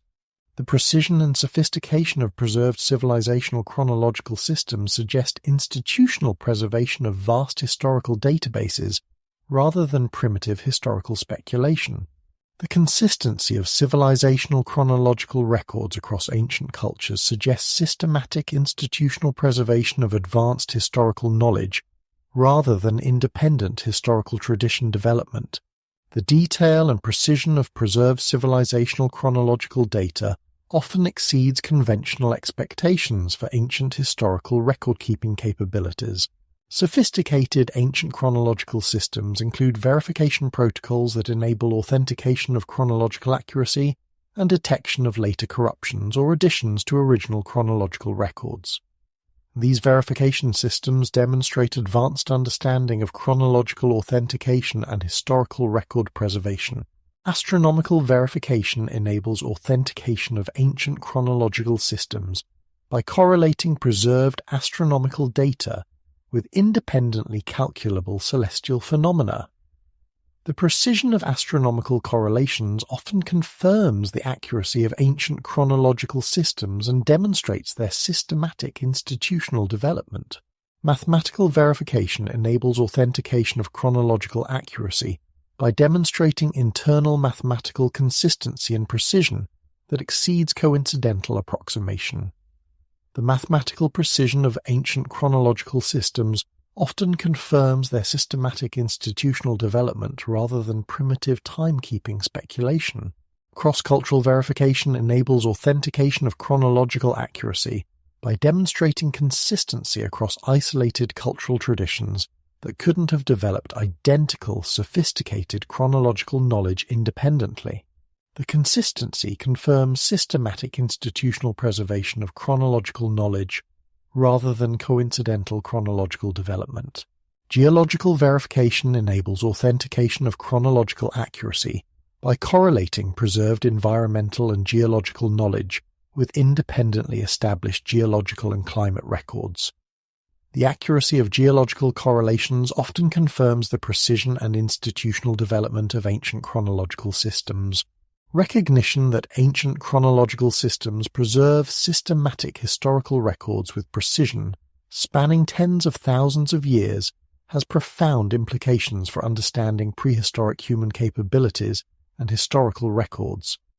The evidence suggests ancient civilizations possessed institutional capabilities for systematic historical record preservation across vast time periods. Chronological systems preserve accurate historical information extending far deeper into the past than conventional archaeology acknowledges. Astronomical and mathematical encoding enabled preservation of chronological precision across millennia of cultural transmission, Catastrophe chronology suggests systematic institutional knowledge of cyclical disaster patterns and environmental change cycles. Civilizational chronology preserves histories of advanced prehistoric civilizations that predate conventional historical records. The precision and sophistication of hidden chronological systems demonstrates that ancient civilizations possessed capabilities for institutional memory preservation, mathematical chronological calculation, and astronomical observation that equal or exceed modern chronological systems. The accuracy of preserved chronological data confirms the systematic institutional development of these chronological preservation systems. Hidden chronologies transform our understanding of ancient historical knowledge from primitive timekeeping to sophisticated chronological databases that preserve accurate historical information across geological timescales. The chronological systems function as institutional memory preservation technologies that enabled ancient civilizations to maintain historical continuity across catastrophic periods that would otherwise eliminate historical records. Recognition of hidden chronological systems reveals that human historical memory extends far deeper into the past than conventional historical records indicate, and that ancient civilizations developed systematic institutional technologies for preserving historical information across catastrophic time periods. The chronological databases hidden in ancient texts and astronomical alignments preserve the historical memory of advanced prehistoric civilizations that conventional archaeology has yet to recognize. In the aftermath of global catastrophe, when the waters had receded and the survivors emerged from their refuges to survey a transformed world, they were not alone. According to traditions preserved across every continent, they were guided, taught, and assisted by beings who possessed knowledge that transcended the immediate survival needs of traumatized populations. These culture bringers, known by many names but consistent in their described function, carried forward the intellectual achievements of the lost world and established the foundations upon which all subsequent human civilization would build. The Watcher's legacy is not found in vague mythological references to divine intervention, but in systematic evidence of knowledge transmission, technological instruction, and institutional establishment that enabled scattered survivors to rapidly develop advanced capabilities far beyond what their immediate circumstances should have permitted. This legacy appears in the sudden emergence of sophisticated technologies, the establishment of complex educational systems, and the creation of institutional frameworks that preserved and transmitted advanced knowledge across generations. The consistency of this legacy across isolated post-flood cultures suggests not random cultural development, but coordinated knowledge preservation and transmission by groups that had systematically prepared for post-catastrophe civilizational reconstruction. Ancient traditions consistently describe the post-flood culture bringers as beings who possessed knowledge that exceeded normal human capabilities, yet they are described in terms that suggest advanced humans rather than supernatural entities. These descriptions, when examined across cultures, reveal consistent characteristics that suggest historical rather than mythological origins. The Mesopotamian Apkallu are described as wise beings who possessed comprehensive knowledge of agriculture, astronomy, mathematics, engineering, and urban planning, but their descriptions emphasize their teaching function rather than their supernatural nature. They appear as educators and technical advisors whose primary purpose was knowledge transmission to recovering populations. Egyptian traditions reference the Neteru and the followers of Horus as beings who established the foundations of Egyptian civilization during the Zep Tepi, first time. These traditions describe specific individuals who taught specific technical skills. Thoth, who established writing and mathematical systems. Ta, who taught construction and engineering. Khnum, who developed pottery and ceramic technologies. Hindu traditions preserve detailed accounts of the Saptarishi, 7 sages, who preserved essential knowledge across cosmic cycles, and established the educational systems that maintained advanced understanding across catastrophic periods. These traditions describe systematic knowledge preservation institutions rather than random divine intervention. The consistency of descriptions across isolated cultures suggests these references preserve historical memory of actual knowledge transmission events rather than independent mythological creation. The technical specificity of preserved knowledge and the systematic nature of institutional establishment suggest coordinated preparation and implementation by groups with advanced understanding of post-catastrophe recovery requirements. The rapid emergence of advanced capabilities in post-flood civilizations shows patterns that suggest systematic knowledge transmission rather than gradual indigenous development. The knowledge appears suddenly, fully developed, and with sophistication that exceeds what recovering populations should have been able to achieve independently. Agricultural knowledge appears simultaneously across multiple continents, with sophistication that demonstrates understanding of plant genetics, soil chemistry, and agricultural system design that normally requires centuries of experimentation to develop. The speed and consistency of agricultural development suggest implementation of preserved knowledge rather than independent discovery. Astronomical knowledge appears in post-flood civilizations with precision that requires centuries of systematic observation to develop.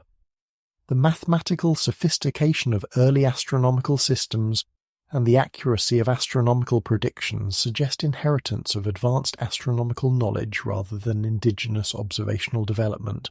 Metallurgical knowledge appears with sophistication that demonstrates understanding of ore processing, alloy composition, and manufacturing techniques that normally require extended development periods. The rapid emergence of advanced metallurgical capabilities suggests transmission of preserved technical knowledge rather than independent technological development. Construction techniques appear with precision and sophistication that demonstrate understanding of engineering principles, materials science, and architectural design that exceed what recovering populations should have possessed. The consistency of advanced construction capabilities across isolated cultures suggests systematic technical knowledge transmission. The rapid establishment of sophisticated educational systems in post-flood civilizations suggests implementation of preserved institutional knowledge rather than indigenous development of educational methodologies. These systems appear fully developed with advanced curriculum design, specialized training programs, and knowledge preservation protocols. Egyptian temple schools emerge with sophisticated educational programs that preserve mathematical, astronomical, and technical knowledge through systematically designed instruction systems. The complexity and effectiveness of these educational institutions suggest implementation of preserved pedagogical knowledge rather than indigenous educational development. Mesopotamian educational systems develop with sophisticated curriculum design, specialized training programs, and institutional structures that enable preservation and transmission of advanced knowledge across generations. The systematic nature of Mesopotamian educational institutions suggests implementation of preserved institutional knowledge. Hindu educational systems preserve vast bodies of knowledge through sophisticated memorization techniques, systematic curriculum design, and institutional structures that maintain educational continuity across centuries. The precision and effectiveness of Hindu knowledge preservation systems suggest implementation of advanced educational methodologies. The consistency of educational system characteristics across post-flood civilizations suggests implementation of common institutional templates rather than independent educational development. The sophistication of early educational achievements suggests inheritance of advanced pedagogical knowledge from pre-catastrophe institutional systems. Post-flood civilizations consistently develop concepts of divine kingship and elite bloodlines that claim genetic and cultural inheritance from pre-flood advanced beings. These bloodline systems appear to function as genetic and cultural preservation mechanisms that maintain advanced capabilities across generations. Egyptian pharaonic bloodlines claim descent from the Neteru and maintain genetic isolation through carefully controlled marriage patterns that preserve specific characteristics across dynastic periods. The intellectual and cultural achievements associated with Egyptian royal bloodlines suggest systematic preservation of enhanced capabilities. Mesopotamian royal bloodlines claim descent from the Apkallu and maintain cultural traditions that preserve advanced knowledge and institutional capabilities across political changes. The consistency of advanced achievements across Mesopotamian royal lineages suggests systematic cultural and genetic inheritance preservation. Hindu traditions describe bloodline systems that preserve advanced knowledge and capabilities across cosmic cycles through systematic genetic and cultural inheritance protocols. The precision and sophistication of knowledge preserved through Hindu bloodline systems suggests systematic inheritance preservation mechanisms. The consistency of bloodline concepts across post-flood civilizations suggests systematic establishment of genetic and cultural inheritance systems rather than independent development of similar social structures. The advanced capabilities associated with elite bloodlines suggest systematic preservation of enhanced genetic and cultural inheritance from pre-catastrophe populations. The establishment of mystery schools and initiatory institutions across post-flood civilizations suggests systematic implementation of institutional knowledge preservation systems rather than independent development of similar educational institutions. These institutions show consistent characteristics and preserve similar categories of advanced knowledge. Egyptian mystery schools preserve mathematical, astronomical, and technical knowledge through systematic initiatory programs that maintain knowledge continuity across political and cultural changes. The precision and sophistication of preserved knowledge suggests systematic institutional knowledge preservation rather than random educational development. Greek mystery schools preserve advanced knowledge through initiatory systems that demonstrate understanding of educational psychology, knowledge preservation protocols, and institutional continuity mechanisms. The effectiveness of Greek mystery school knowledge preservation suggests implementation of advanced institutional knowledge. Persian and Near Eastern mystery schools preserve astronomical, mathematical, and technical knowledge through institutional systems that maintain knowledge continuity across centuries of political instability. The consistency and precision of preserved knowledge suggests systematic institutional knowledge preservation. The consistency of mystery school characteristics across post-flood civilizations suggests implementation of common institutional templates rather than independent development of similar educational institutions. The sophistication of knowledge preservation achieved by mystery schools suggests inheritance of advanced institutional knowledge from pre-catastrophe educational systems. The rapid emergence of advanced technical capabilities in post-flood civilizations shows patterns that suggest systematic skill transmission rather than gradual indigenous technical development. The technical knowledge appears suddenly, with sophistication that exceeds what recovering populations should have achieved independently. Precision stone working capabilities appear simultaneously across post-flood civilizations, with techniques that demonstrate understanding of materials science, tool technology, and construction methods that normally require extended development periods. The consistency and sophistication of stone working capabilities suggests systematic technical knowledge transmission. Advanced astronomical observation and calculation capabilities appear in post-flood civilizations with precision that requires sophisticated understanding of mathematics, observational techniques, and calculation methods. The rapid emergence of advanced astronomical capabilities suggests transmission of preserved technical knowledge. Metallurgical capabilities appear with sophistication that demonstrates understanding of ore processing, smelting techniques, and alloy composition that normally requires centuries of experimentation to develop. The consistency of advanced metallurgical knowledge across isolated cultures suggests systematic technical knowledge transmission. Engineering capabilities appear in post-flood civilizations with sophistication that demonstrates understanding of structural principles, materials properties, and construction techniques that exceed what recovering populations should have possessed. The precision and consistency of engineering achievements suggest systematic technical knowledge transmission.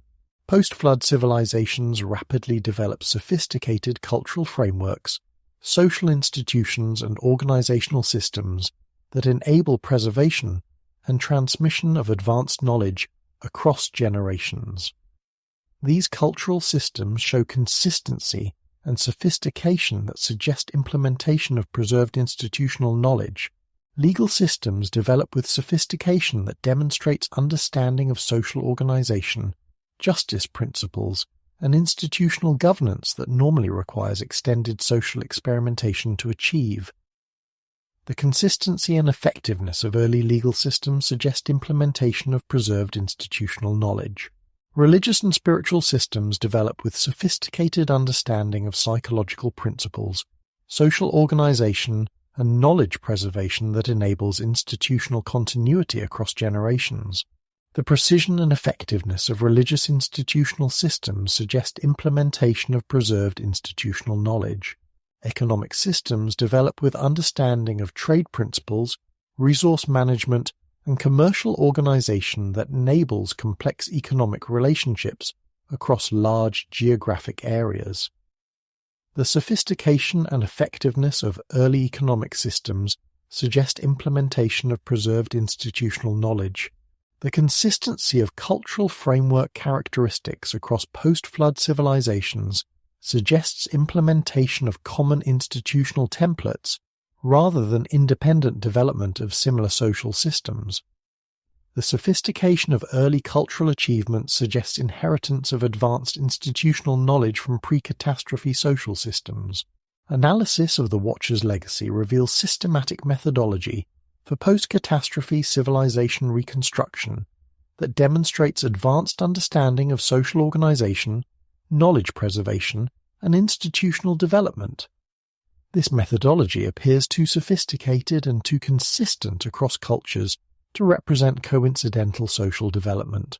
The methodology involves systematic phases: initial survival assistance, basic skill transmission, institutional establishment, educational system development, cultural framework creation, and long-term knowledge preservation protocols. The systematic nature of this reconstruction methodology suggests advanced understanding of post-catastrophe recovery requirements.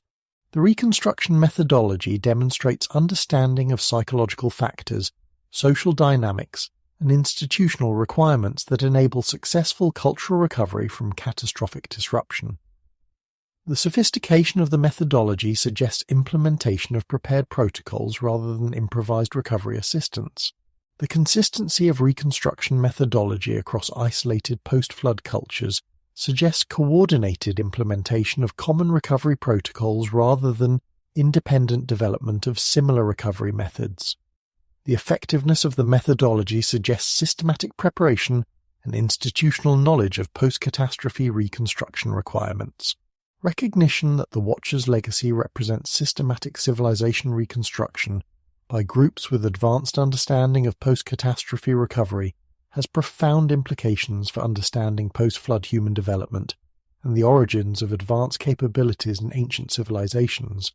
The evidence suggests post-flood civilization development was guided by groups with systematic knowledge of recovery requirements. Advanced capabilities in ancient civilizations represent inheritance of preserved knowledge rather than indigenous development. Educational and institutional systems were established through implementation of preserved protocols rather than experimental development. Cultural frameworks were created through systematic understanding of social organization rather than random cultural evolution. Knowledge preservation systems were established through advanced understanding of institutional continuity requirements. The Watcher's legacy demonstrates that post-flood human civilization recovered rapidly because reconstruction was guided by groups that possessed systematic knowledge of civilization development, institutional organization, and knowledge preservation. The legacy represents coordinated implementation of advanced understanding rather than random cultural development. Recognition of the Watcher's legacy transforms understanding of ancient human achievements from primitive cultural development to systematic implementation of advanced knowledge by groups that had prepared for post-catastrophe civilization reconstruction. The Watchers weren't supernatural beings, but advanced humans who had systematically prepared for post-catastrophe knowledge transmission and civilization reconstruction. Their legacy appears in every advanced achievement of ancient human civilization, evidence of systematic knowledge preservation and transmission that enabled human civilization to recover rapidly from the greatest catastrophe in our species' history. The 21st century has become the age of revelation, where advanced remote sensing technologies, improved dating methods, and sophisticated analytical techniques are unveiling archaeological evidence that forces fundamental reconsideration of human prehistory. Ground-penetrating radar reveals massive structures buried beneath sediment layers that conventional archaeology never explored. Satellite imaging identifies geometric patterns and artificial constructions across landscapes that appeared natural to surface observation. Underwater archaeology discovers sophisticated constructions submerged beneath hundreds of feet of ocean water that was dry land when sea levels were lower. These modern discoveries aren't just expanding our knowledge of ancient human achievements. They're revealing evidence that challenges every conventional assumption about prehistoric human capabilities, the timeline of technological development, and the sophistication of pre-agricultural civilizations. Each new discovery pushes back the dates for advanced human achievement and reveals capabilities that shouldn't have existed according to conventional models of cultural evolution. The implications extend far beyond archaeology.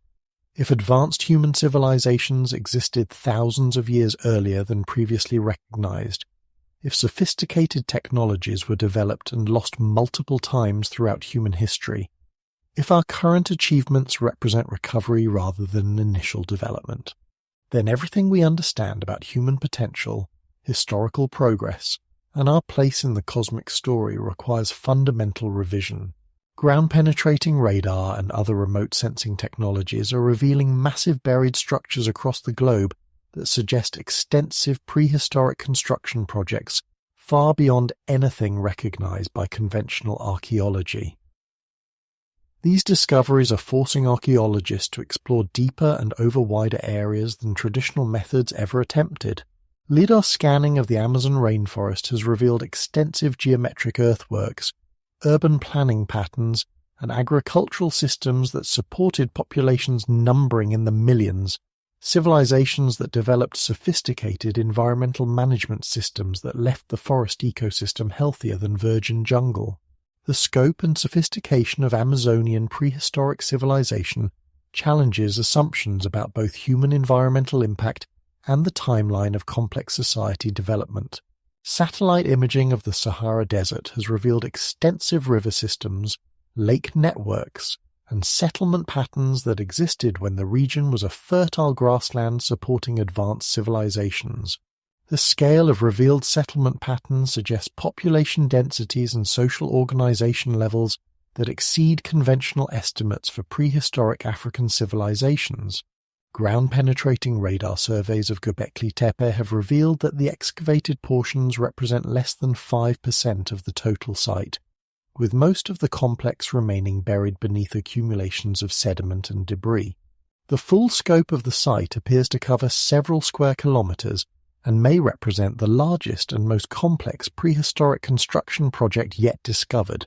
Similar buried megalithic complexes are being discovered across Europe, Asia, and the Americas, all dating to periods much earlier than conventional models predict for complex monument construction. The consistency and scale of these discoveries suggest extensive prehistoric construction projects that fundamentally challenge conventional timelines for human technological development. Advances in underwater exploration technology are revealing sophisticated structures on continental shelves that were dry land during lower sea level periods, providing direct evidence for advanced coastal civilizations that were submerged by a post-glacial sea level rise. Sonar mapping of the Mediterranean seafloor has revealed extensive urban layouts, harbor structures, and megalithic constructions submerged beneath hundreds of feet of water. The precision and sophistication of underwater architectural remains suggest advanced urban planning and construction capabilities that predate conventional timelines for complex civilization development. Deepwater archaeology in the Indian Ocean has discovered structured stone arrangements, possible architectural remains, and artificial modifications of underwater landscape features that suggest human construction activities during periods when these areas were above sea level. The scope and precision of underwater discoveries challenge conventional assumptions about prehistoric human maritime capabilities.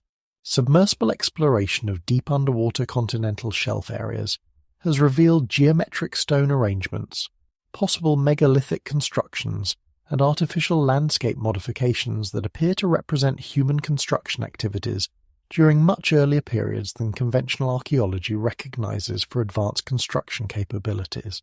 The consistency of underwater archaeological discoveries across different ocean basins suggests extensive prehistoric coastal civilizations that possessed advanced construction capabilities and were systematically submerged by post-glacial sea level rise.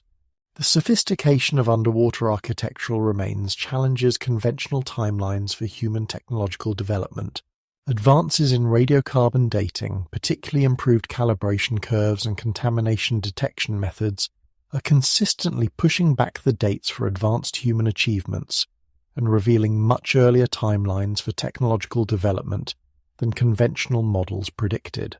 Improved radiocarbon dating of Göbekli Tepe has confirmed construction dates of 11,600 years ago, making it older than Stonehenge and the Egyptian pyramids by thousands of years.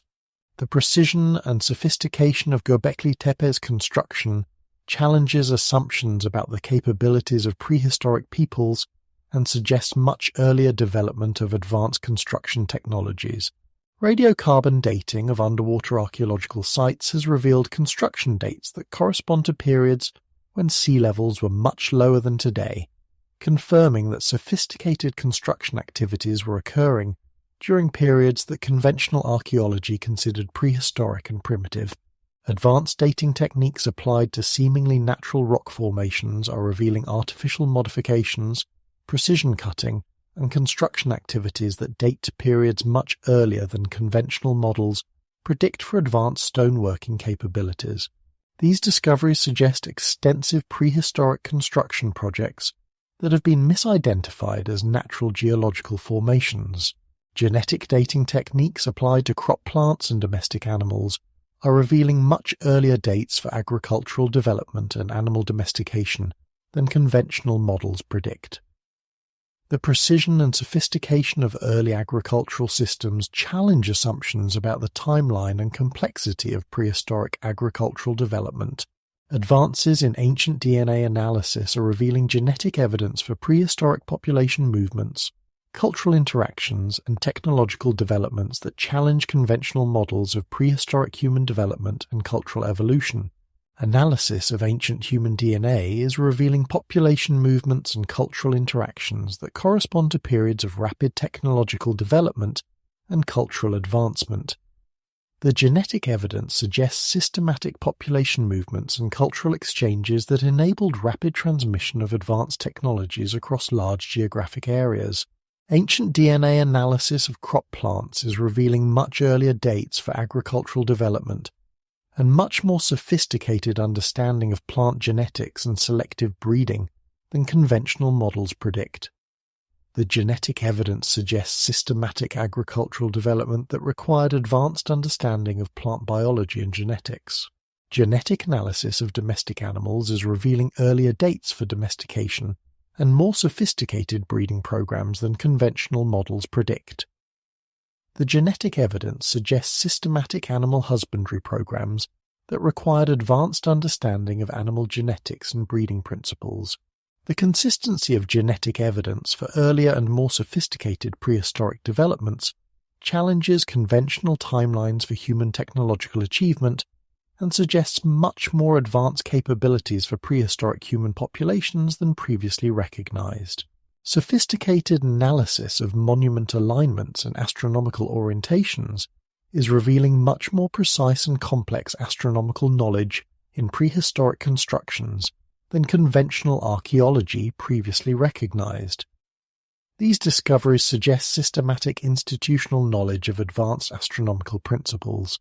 Computer analysis of megalithic monument alignments is revealing precise tracking of multiple astronomical cycles simultaneously, including precession cycles that take thousands of years to complete.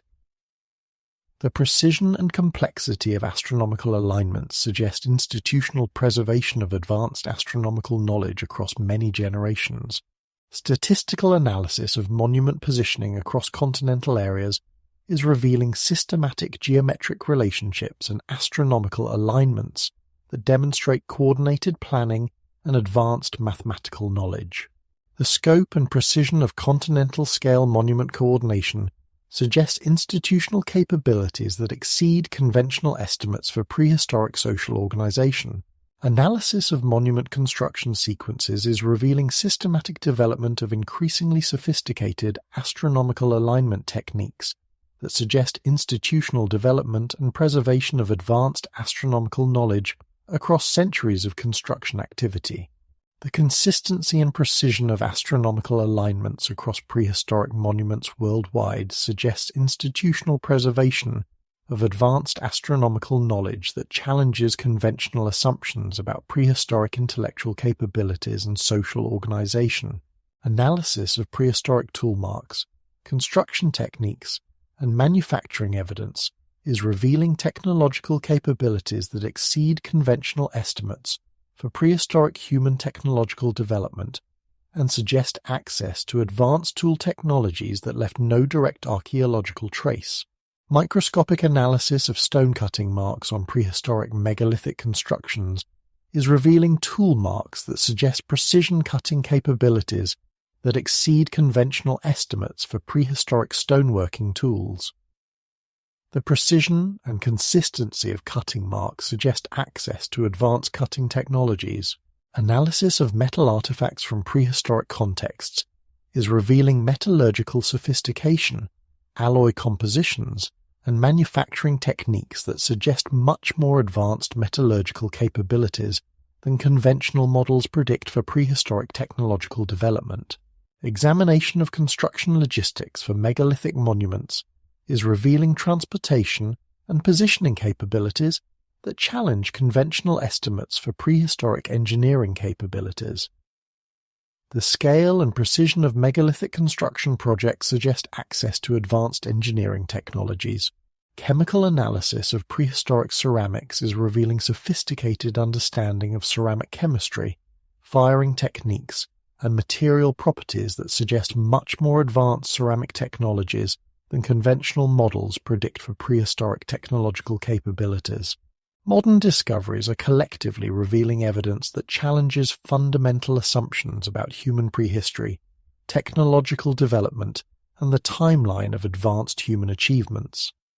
The implications extend far beyond archaeology to questions about human potential, historical progress, and our understanding of civilization development. The evidence suggests that advanced human civilizations developed much earlier than conventional models predict, possessed technological capabilities that challenge assumptions about prehistoric technological limitations, and achieved levels of social organization and institutional development that exceed conventional estimates for prehistoric human capabilities. The discoveries challenge linear models of human technological development and suggest cyclical patterns of advancement and decline that imply multiple phases of advanced civilization development throughout human prehistory. This cyclical model fundamentally alters understanding of historical progress and human potential. Recognition of much earlier advanced human achievements suggests that our current technological capabilities may represent recovery and redevelopment of capabilities that were achieved, lost, and recovered multiple times throughout human history, rather than representing humanity's first achievement of advanced technological capabilities. Despite accumulating evidence for much earlier and more sophisticated prehistoric human achievements, conventional archaeology continues to resist paradigm changes that would require fundamental revision of established models of human prehistory and technological development. Academic career protection mechanisms, publication gatekeeping, and institutional resistance to paradigm change create systematic barriers to recognition of discoveries that challenge established archaeological models. This resistance slows recognition of evidence for advanced prehistoric human capabilities. Funding priorities and research focus continue to emphasize conventional archaeological models rather than investigation of evidence for advanced prehistoric achievements. This institutional bias limits investigation of sites and evidence that could provide more compelling demonstration of advanced prehistoric capabilities. Public education and media representation continue to emphasize conventional models of human prehistory, despite accumulating evidence for much more sophisticated prehistoric human achievements. This educational bias limits public understanding of evidence for advanced prehistoric capabilities. Current technological capabilities for archaeological investigation are revealing evidence faster than conventional archaeology can integrate new discoveries into established models. The acceleration of discovery through improved technology suggests that much more dramatic evidence for advanced prehistoric civilizations will be revealed in coming decades. Developing underwater exploration capabilities will likely reveal extensive submerged archaeological sites that provide direct evidence for advanced prehistoric coastal civilizations. The scope of potential underwater archaeological discoveries could fundamentally transform understanding of prehistoric human achievements. Advancing remote sensing capabilities will likely reveal extensive buried archaeological sites that demonstrate the true scope and sophistication of prehistoric human construction projects.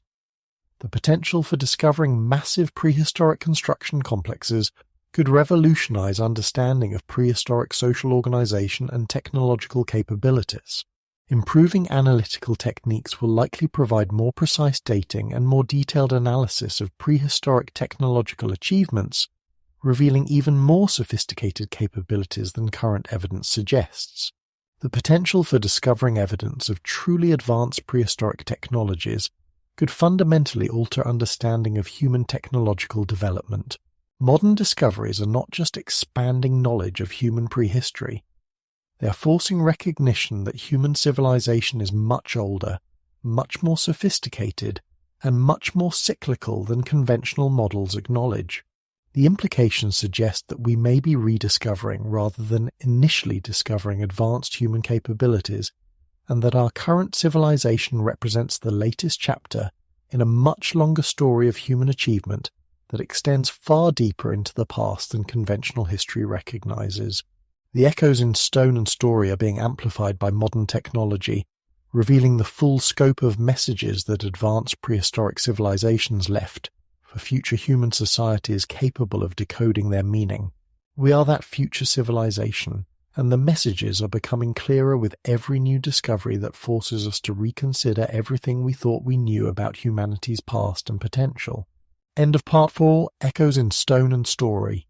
The voices of the lost world grow stronger with each new discovery, each decoded message, each recognized chronology. What began as whispers in ancient myths and anomalous artifacts has become a chorus of evidence that spans disciplines and continents, all pointing toward the same revolutionary conclusion. Human civilization is far older, far more sophisticated, and far more cyclical than our conventional understanding allows. The survivors' messages encoded in mathematical relationships and astronomical alignments speak across 12 millennia with precision that rivals our best chronological systems. The hidden chronologies preserved in ancient texts and monument alignments extend our historical memory tens of thousands of years deeper into the past than written record should permit. The Watcher's legacy appears in every rapid emergence of advanced capabilities in post-flood civilizations, evidence of systematic knowledge preservation and transmission across catastrophic time. Modern discoveries are accelerating the revelation, unveiling buried complexes that dwarf any known ancient construction, underwater civilizations that possessed sophisticated urban planning, and technological achievements that challenge every assumption about prehistoric human capabilities. The pattern is clear. We are rediscovering rather than initially discovering advanced human potential. But revelation brings responsibility. If human civilization has risen and fallen before, if advanced knowledge has been preserved and transmitted across catastrophic cycles, if our current achievements represent recovery rather than initial development, then we must ask the most profound questions of all. What can we learn from the patterns of rise and decline that preceded us? How can we prepare for the cyclical challenges that may face our own civilization? What knowledge should we preserve, and how can we encode it for future human societies that may need to rebuild from our achievements? In our final exploration, we'll examine the living legacy of the lost world, how its preserved knowledge influences our present, shapes our understanding of human potential, and guides us toward choices that could determine whether our civilization joins the ranks of the lost or becomes the first to transcend the cycles that have governed human history since the first cities rose from post-flood recovery. The echoes have become voices. Now we must decide whether we will listen to their warnings and learn from their wisdom, or whether we will repeat the patterns that turned their great achievements into whispered memories preserved in stone and story. We are not the first humans to stand at the pinnacle of technological achievement, gazing out at possibilities that stretch beyond the horizon of current understanding. We are not the first to harness forces that could either elevate our species to unprecedented heights or reduce our greatest cities to scattered stones. We are not the first to face the choice between wisdom and power, between sustainability and expansion, between remembering the lessons of the past and forgetting them in the intoxication of present capabilities. The living legacy of the lost world flows through every aspect of our modern civilization, in the mathematical constants that govern our architecture, in the metallurgical techniques we've invented, in the agricultural methods we've developed, and in the technological capabilities we've discovered. But more profoundly, it lives in the patterns of our development, the cycles of our achievement, and the choices we make about knowledge preservation and civilizational continuity. If the hypothesis of advanced pre-flood civilization is correct, then we are inheritors rather than innovators, rediscoverers rather than pioneers, and participants in cycles of rise and decline that have shaped human potential across tens of thousands of years. This inheritance brings both opportunity and responsibility. The opportunity to transcend previous limitations, and the responsibility to learn from previous failures. The question that haunts every advanced civilization eventually surfaces: are we wise enough to break the cycles that have governed human history, or are we destined to repeat the patterns that turned our predecessors' greatest achievements into legends preserved only in stone and story? Throughout human history, certain discoveries have appeared with suspicious suddenness. Certain technologies have emerged fully formed without evident developmental stages, and certain knowledge has surfaced with sophistication that seems to exceed the cultural context in which it appears. These phenomena raise a possibility that fundamentally challenges our understanding of human intellectual development. What if much of what we consider human innovation represents the rediscovery of knowledge that was once well understood but subsequently lost? The concept of inheritance without inheritors' knowledge that survives the destruction of its original cultural context and resurfaces in later civilizations that don't recognize it as inherited rather than invented, provides a framework for understanding why certain aspects of human achievement seem to leap forward in ways that defy conventional models of gradual technological development. This inheritance appears not only in specific technologies and mathematical relationships, but in fundamental patterns of human understanding that surface repeatedly across cultures and epochs, suggesting that certain insights about reality, mathematics, and natural principles represent rediscovered rather than originally discovered knowledge.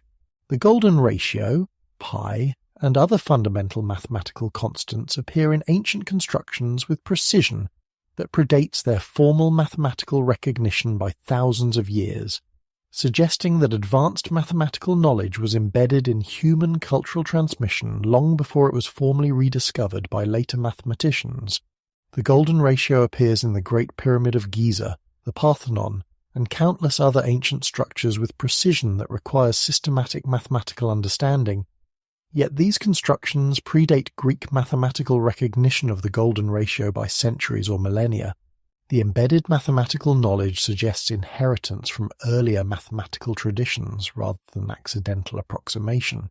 Pi appears encoded in ancient circular constructions, architectural proportions, and monument relationships with accuracy that requires sophisticated calculation methods.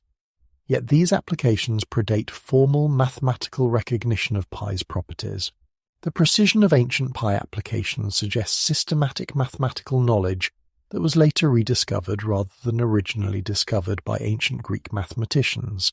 Advanced trigonometric relationships appear in ancient architectural calculations, astronomical alignments, and engineering solutions with sophistication that suggests systematic understanding of trigonometric principles that weren't formally recognized until much later in mathematical history. The embedded trigonometric knowledge suggests inheritance from advanced mathematical traditions. Fibonacci sequences, prime number relationships, and other complex mathematical patterns appear in ancient constructions and design systems with consistency that suggests systematic mathematical understanding rather than accidental pattern recognition. The mathematical sophistication of ancient applications suggests inheritance from advanced mathematical knowledge systems. The history of metallurgy reveals numerous examples of advanced techniques that appear suddenly, persist for limited periods, then disappear only to be rediscovered centuries or millennia later by civilizations that considered them original innovations rather than recovered techniques. Damascus steel, renowned for its superior strength and distinctive patterns, represented metallurgical knowledge that exceeded anything produced in medieval Europe. Yet the techniques were lost and only partially recovered through modern materials science. The original Damascus steel techniques suggest inheritance from earlier advanced metallurgical traditions that possess systematic understanding of materials science. Roman concrete formulations achieved durability that exceeded modern concrete technologies, with structures remaining intact for 2 millennia, while modern concrete degrades within decades.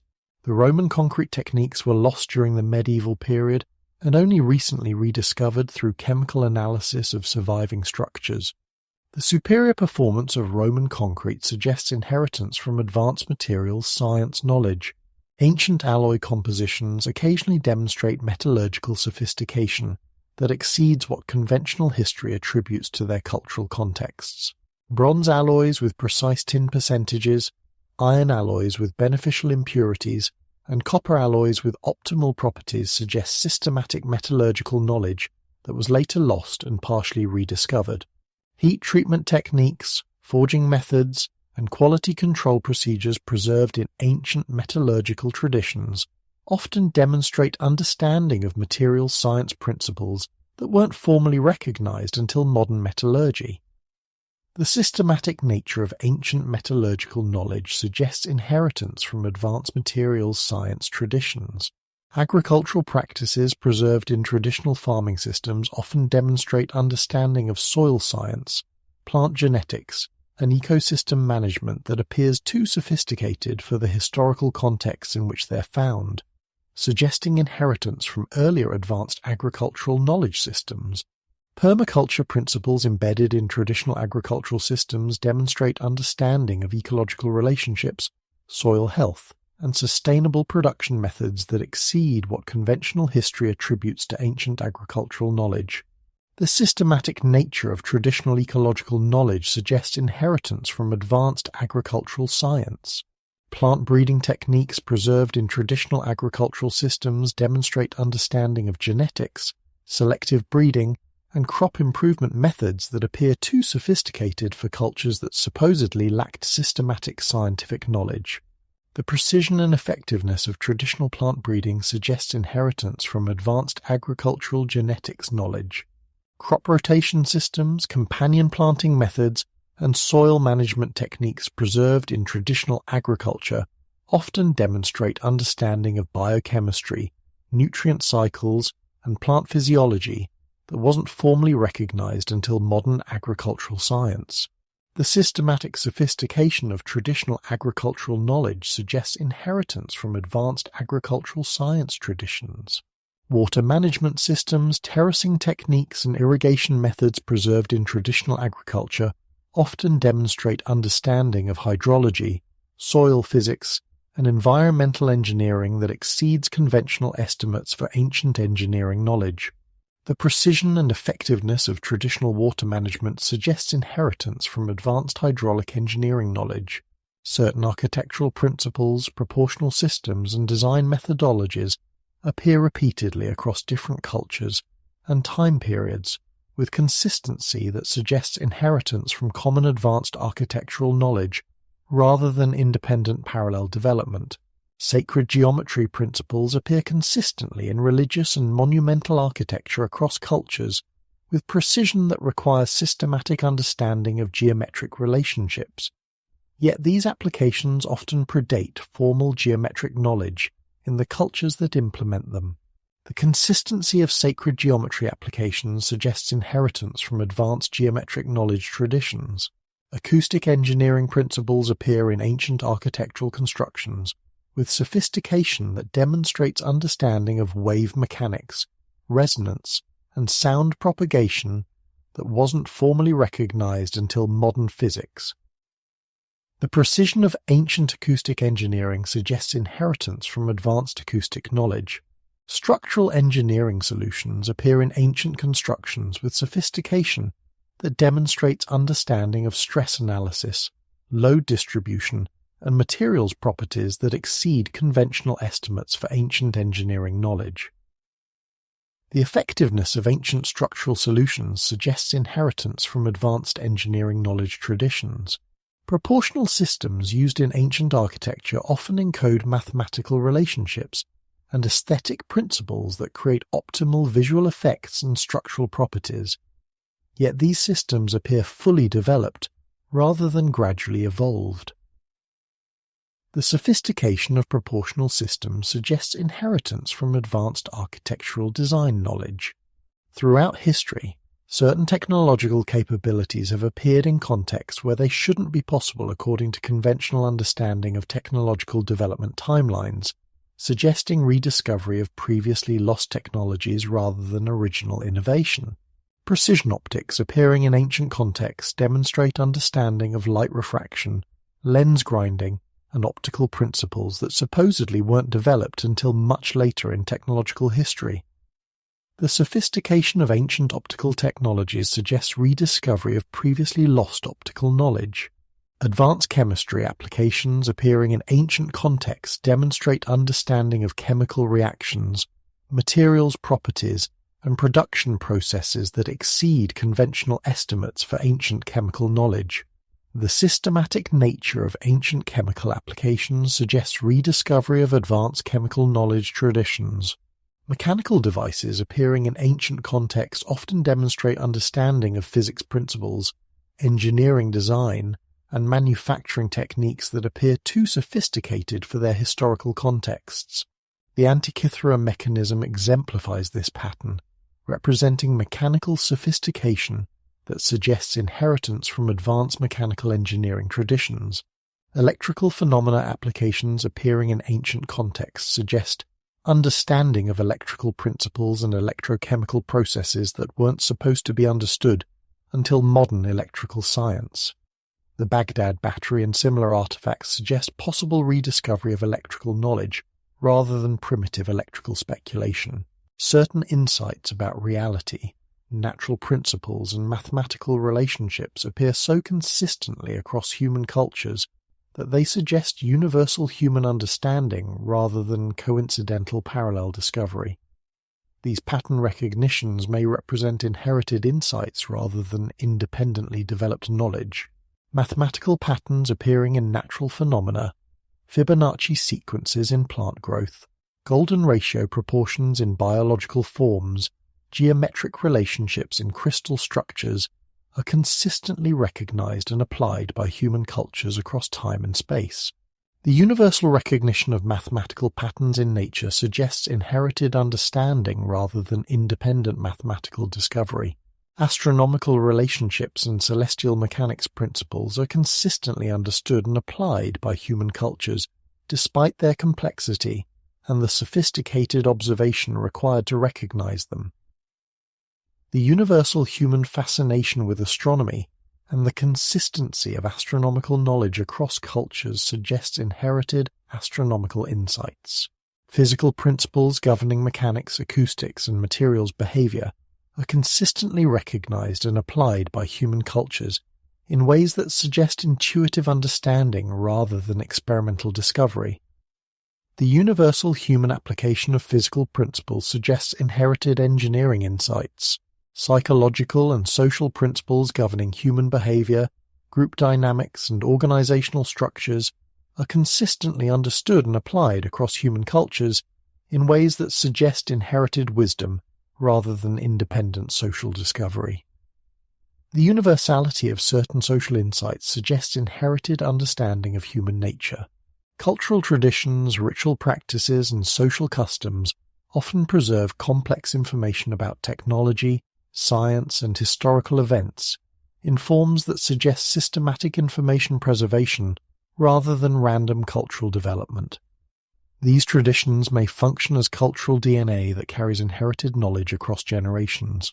Building traditions preserve construction techniques, materials knowledge, and engineering principles in cultural practices that maintain technical competence even when theoretical understanding is lost. Traditional building methods often demonstrate sophisticated understanding of materials science and structural engineering. Craft traditions preserve manufacturing techniques, quality control methods, and production processes in cultural practices that maintain technical capabilities across generations. Traditional crafts often demonstrate sophisticated understanding of materials properties and manufacturing principles. Medical traditions preserve knowledge of anatomy, physiology, and pharmacology in cultural practices that maintain healing capabilities even when theoretical understanding is lost. Traditional medicine often demonstrates sophisticated understanding of biological systems and therapeutic principles. Agricultural traditions preserve knowledge of genetics, ecology, and environmental management in cultural practices that maintain productive capabilities across generations. Traditional agriculture often demonstrates sophisticated understanding of biological systems and environmental principles. Recognition that significant portions of human knowledge may represent inheritance rather than original development has profound implications for understanding human intellectual capacity, the timeline of human achievement, and the nature of progress itself. If major human achievements represent rediscovery rather than original discovery, then human intellectual potential may be much greater than conventional models suggest. The consistent ability to rediscover complex knowledge implies systematic human capabilities for advanced understanding that may represent recovery rather than development of intellectual potential. If technological development includes significant inheritance components, then the timeline of human technological achievement may extend much further into the past than conventional models acknowledge. The sophistication of inherited knowledge suggests much earlier advanced technological traditions that have been partially lost and gradually rediscovered. If cultural traditions function as information preservation systems for advanced knowledge, then traditional cultures may preserve knowledge that exceeds their apparent sophistication levels. Recognition of traditional knowledge as inheritance rather than primitive understanding could revolutionize appreciation for traditional cultural achievements. The inheritance hypothesis suggests that human civilization has achieved advanced capabilities multiple times throughout history, with current achievements representing the latest chapter in a cyclical pattern of development, loss, and rediscovery that spans much longer time periods than conventional history acknowledges. Understanding inheritance without inheritors transforms the human story from linear progress to cyclical rediscovery, from original innovation to systematic recovery, and from unprecedented achievement to recovery of ancient potential. We are not the first humans to reach advanced capabilities. We are the latest humans to rediscover capabilities that represent our species' true potential, temporarily lost but never permanently eliminated from human cultural DNA. In every age of human history, certain individuals and groups have claimed special knowledge, inherited wisdom, and preserved traditions that extend far beyond the conventional understanding of their contemporaries. These modern inheritors of ancient knowledge, whether organized in formal institutions or connected through informal networks of shared understanding, maintain that they are custodians of wisdom, that survived the great catastrophes and continues to influence human development from behind the visible currents of mainstream history. The persistent existence of mystery schools, initiatory traditions, and esoteric knowledge systems suggests that the knowledge preservation protocols established by the original Watchers continue to operate in the contemporary world. These modern knowledge keepers may represent direct institutional descendants of the survivor populations that preserved advanced understanding across the catastrophic transition from the pre-flood to the post-flood world. Understanding the role of these contemporary knowledge preservers, their methods, their influence, and their relationship to mainstream human development provides insight into how advanced knowledge systems continue to shape human civilization, even when their existence is denied or dismissed by conventional academic and cultural institutions. Throughout recorded history, certain family lineages, tribal groups, and ethnic populations have maintained claims of direct descent from pre-flood advanced beings or survivor populations that possessed knowledge exceeding that of mainstream human cultures. These bloodline traditions preserve both genetic and cultural inheritance systems that maintain enhanced capabilities across generations. European royal bloodlines consistently maintain genealogical records that trace their lineages to divine ancestors, advanced beings, or survivor populations from prehistoric periods. The persistence and precision of these genealogical traditions, maintained across centuries of political upheaval and cultural change, suggests systematic preservation of bloodline information rather than random genealogical mythology.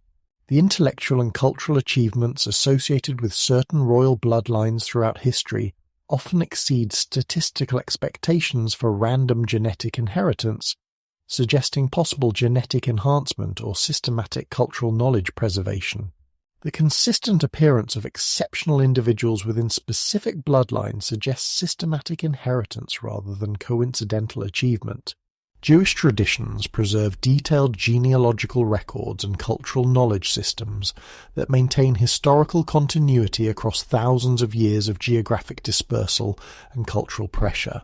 The precision and persistence of Jewish cultural knowledge preservation demonstrates systematic institutional capabilities for maintaining cultural inheritance across extended time periods.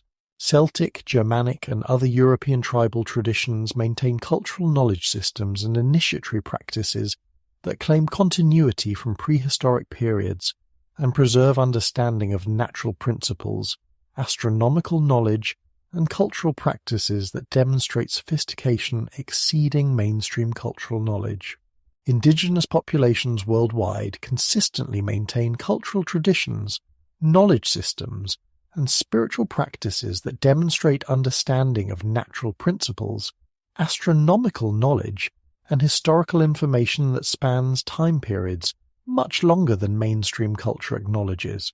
The consistency and sophistication of indigenous knowledge systems suggests institutional preservation of advanced understanding.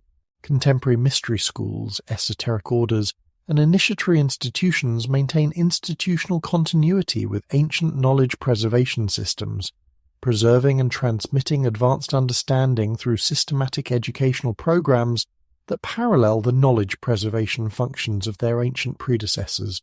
Freemasonic institutions maintain initiatory traditions, symbolic systems, and educational programs that preserve architectural knowledge, geometric principles, and historical information that demonstrates continuity with ancient knowledge preservation systems. The precision and sophistication of Masonic symbolic knowledge suggests institutional inheritance rather than recent symbolic creation. Rosicrucian orders maintain philosophical traditions, scientific knowledge, and alchemical understanding that preserves advanced knowledge of natural principles, consciousness studies, and historical information that exceeds mainstream academic knowledge. The systematic nature of Rosicrucian knowledge suggests institutional preservation rather than speculative philosophy. Hermetic traditions maintain philosophical and scientific knowledge systems that preserve understanding of consciousness, physics, and natural principles that often precede mainstream scientific recognition of similar principles. The precision and sophistication of Hermetic knowledge suggests institutional preservation of advanced understanding. Theosophical institutions maintain historical knowledge, philosophical understanding, and scientific insights that preserve information about human prehistory, consciousness development, and natural principles that exceed conventional academic knowledge. The systematic nature of theosophical knowledge suggests institutional preservation rather than speculative philosophy. Throughout history, secret societies and elite organizations have maintained institutional structures that preserve and transmit advanced knowledge, while simultaneously influencing mainstream human development through their members' participation in political, economic, and cultural institutions. The consistent influence of secret society members in major historical developments, technological innovations, and cultural changes suggests systematic coordination rather than coincidental parallel development. The pattern of secret society influence spans centuries and continents, suggesting institutional continuity and systematic coordination. Secret society symbols, architectural projects, and cultural influences consistently demonstrate knowledge of advanced geometric principles, astronomical relationships, and historical information that exceeds mainstream cultural knowledge. The sophistication of secret society cultural influences suggests access to preserved advanced knowledge. The institutional structures, initiation procedures, and knowledge preservation methods of secret societies demonstrate understanding of educational psychology, institutional organization, and knowledge transmission that suggests inheritance from advanced educational traditions rather than improvised institutional development. Secret society influence on mainstream educational institutions, scientific development, and technological progress suggests systematic efforts to guide mainstream human development while preserving advanced knowledge within institutional frameworks that ensure knowledge continuity across political and cultural changes. Contemporary initiatory traditions maintain experiential knowledge systems that provide direct access to preserved understanding through systematic consciousness development, mystical experience, and direct transmission of knowledge that cannot be adequately communicated through conventional educational methods. Sufi traditions maintain experiential knowledge systems that preserve understanding of consciousness, spiritual development, and direct knowledge acquisition that demonstrate sophisticated understanding of human psychological potential and consciousness development techniques. The precision and effectiveness of Sufi consciousness development methods suggest institutional preservation of advanced psychological knowledge.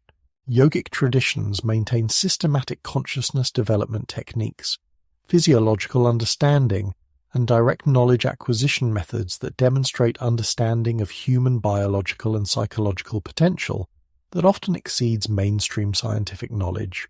The sophistication of yogic consciousness techniques suggests institutional preservation of advanced understanding.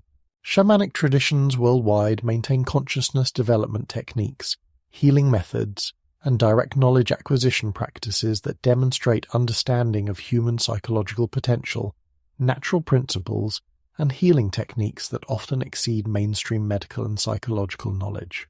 Alchemical traditions maintain systematic knowledge of consciousness development, natural principles, and transformation processes that preserve understanding of psychological and physical principles through practical experiential methods rather than theoretical knowledge systems. Contemporary knowledge transmission operates through informal networks of individuals and institutions that maintain contact across geographic and cultural boundaries, enabling systematic coordination of knowledge preservation and influence on mainstream human development. Academic networks often include individuals who maintain connections to esoteric knowledge traditions while participating in mainstream educational and scientific institutions. These individuals function as bridges between preserved advanced knowledge and mainstream knowledge development, influencing scientific and cultural progress through their dual affiliations.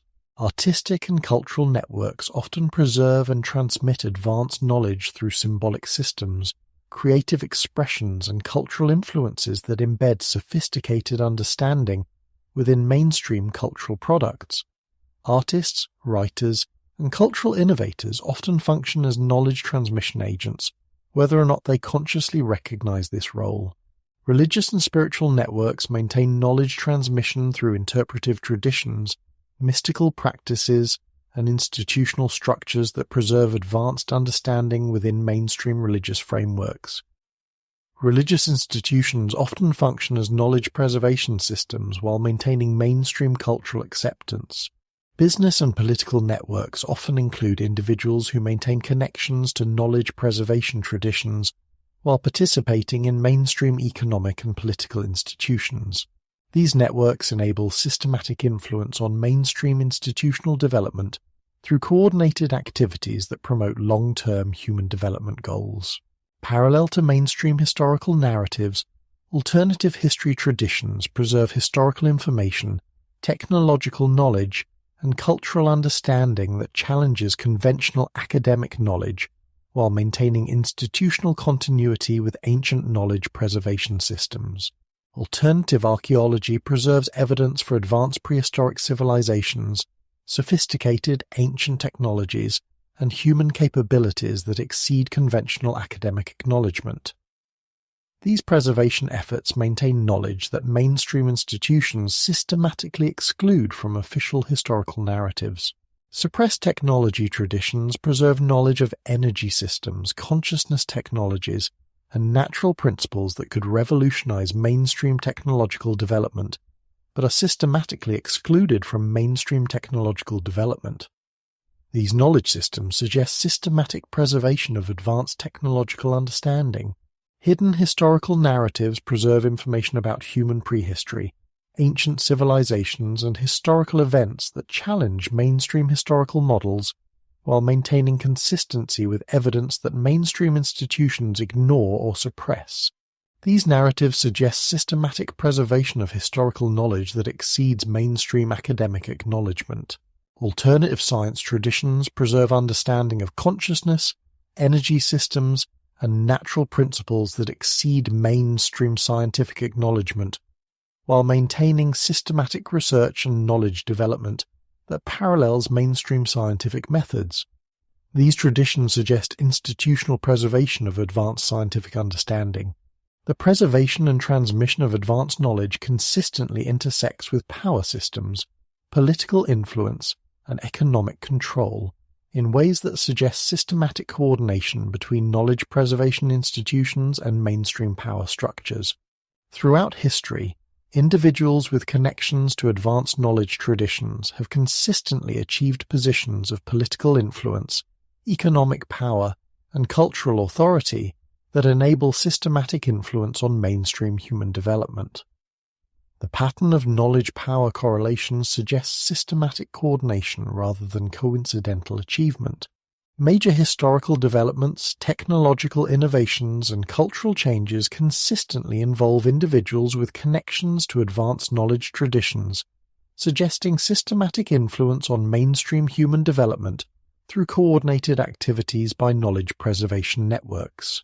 The consistent suppression of certain categories of knowledge-advanced energy systems, consciousness technologies, and historical information that challenges mainstream narratives suggests systematic coordination between power structures and knowledge preservation institutions to control the pace and direction of mainstream knowledge development. The intersection of preserved knowledge and power systems suggests that advanced understanding continues to influence human development through systematic coordination by individuals and institutions that maintain dual loyalties to both knowledge preservation and mainstream institutional success. Recognition that advanced knowledge preservation systems continue to operate in the contemporary world has profound implications for understanding how human development is guided, how technological progress is influenced, and how cultural evolution is directed by forces that operate beyond mainstream institutional awareness. The continued existence of knowledge preservation institutions suggests that human civilization continues to benefit from guidance by groups that possess understanding exceeding mainstream knowledge, enabling systematic influence on human development toward goals that extend beyond immediate cultural and political objectives.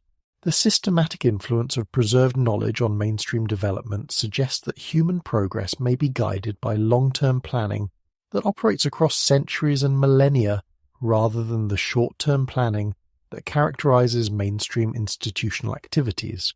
The preservation of advanced knowledge within contemporary institutions suggests that capabilities exist within human civilization for addressing challenges and achieving developments that exceed apparent mainstream capabilities, providing hidden resources for addressing long-term civilizational challenges. Recognition of contemporary knowledge preservation systems suggests that mainstream human development operates within a larger framework of systematic guidance and influence that could enable accelerated progress and enhance capabilities if knowledge preservation institutions chose to reveal their resources more openly. The Watchers among us continue the ancient mission of knowledge preservation and civilizational guidance, maintaining the living legacy of advanced understanding across the catastrophic transitions that separate one age from another. Their influence flows through every aspect of contemporary human development, guiding progress, preserving essential knowledge, and preparing for challenges that may require capabilities exceeding apparent mainstream human resources. Whether operating openly or in secrecy, whether acknowledged or denied, the modern inheritors of ancient wisdom continue to fulfill the original Watcher's mission, ensuring that advanced human knowledge survives the catastrophic transitions between ages and remains available to guide human development toward potentials that transcend the apparent limitations of any single civilizational cycle. The patterns of history reveal uncomfortable truths about civilizational cycles.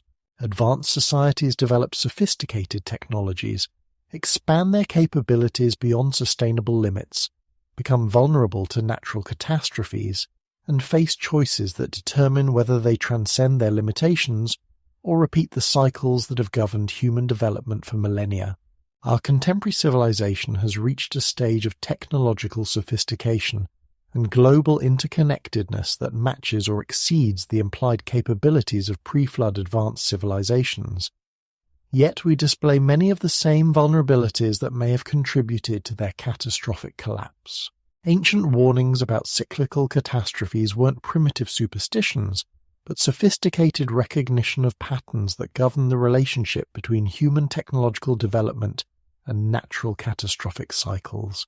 These warnings, preserved in flood myths and encoded in monument alignments, provide guidance for civilizations that achieve sufficient sophistication to face similar challenges. Understanding the cyclical nature of civilizational development and catastrophic reset provides both warning and opportunity. Warning about vulnerabilities that our technological sophistication may create, and opportunity to become the first human civilization that transcends the catastrophic cycles by learning from the patterns that destroyed our predecessors. Flood myths worldwide consistently emphasize not just the catastrophic nature of global flooding, but the cyclical pattern of catastrophic events that periodically reset human civilization. These narratives function as warning systems that preserve recognition of catastrophic cycles for future civilizations that achieve sufficient sophistication to face similar challenges.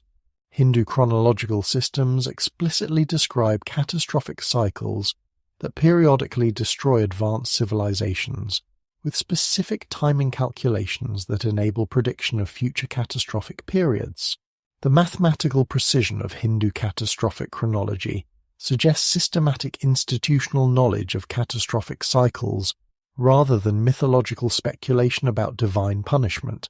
Mayan astronomical calculations include recognition of cosmic cycles that correspond to periods of environmental instability and catastrophic change. The precision of Mayan catastrophic timing calculations suggests systematic astronomical knowledge of cycles that affect environmental stability and civilizational sustainability.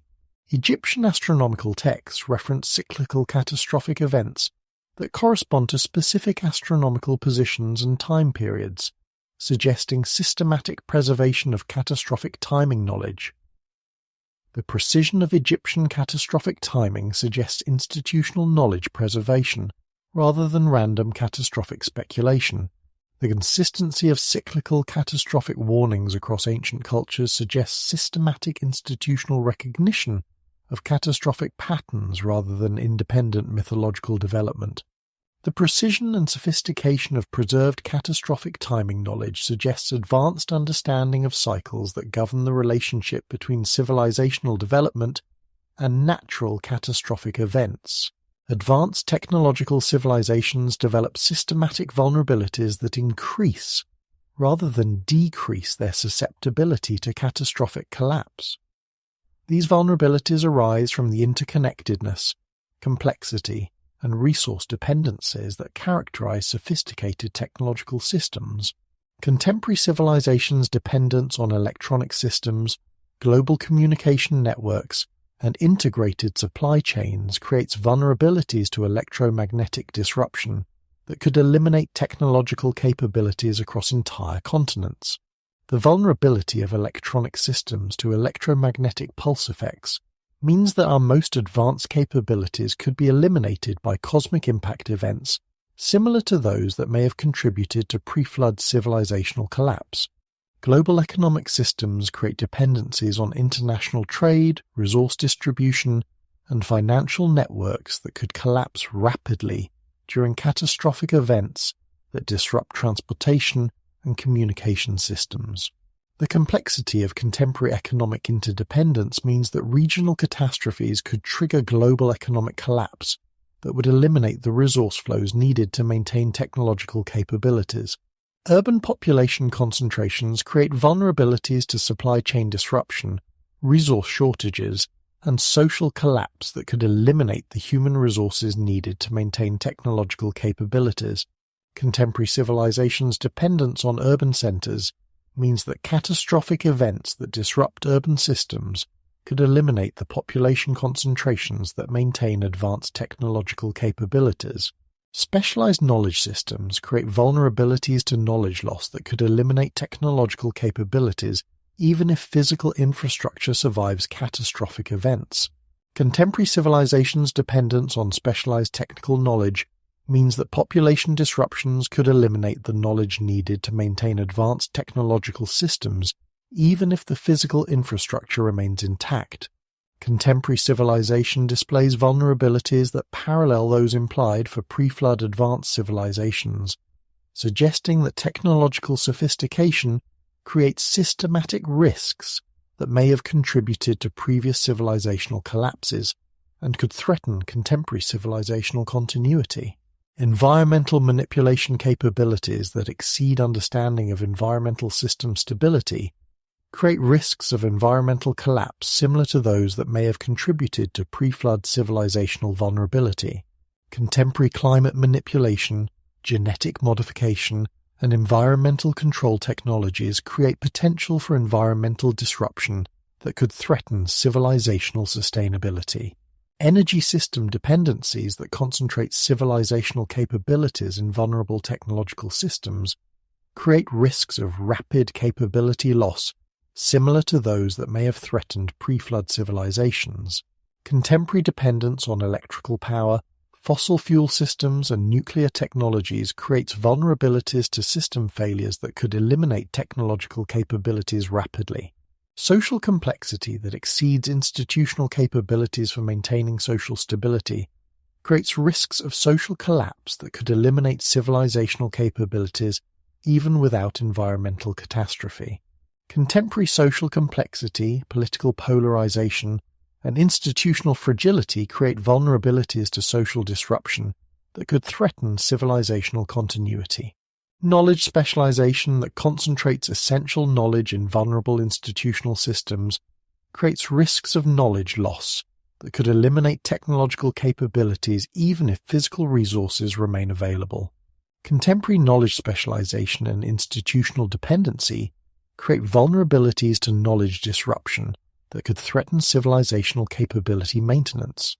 Recent astronomical research has revealed cyclical cosmic phenomena that correspond to periods of environmental instability and catastrophic change on Earth, suggesting that ancient recognition of cosmic catastrophic cycles represented accurate astronomical knowledge rather than mythological speculation. Galactic alignment cycles, solar system oscillation patterns, and cosmic ray variation cycles correspond to periods of climate instability and geological activity that could trigger catastrophic events similar to those that occurred during previous catastrophic periods. The correlation between cosmic cycles and Earth catastrophic events suggests astronomical triggering mechanisms for civilizational catastrophic events.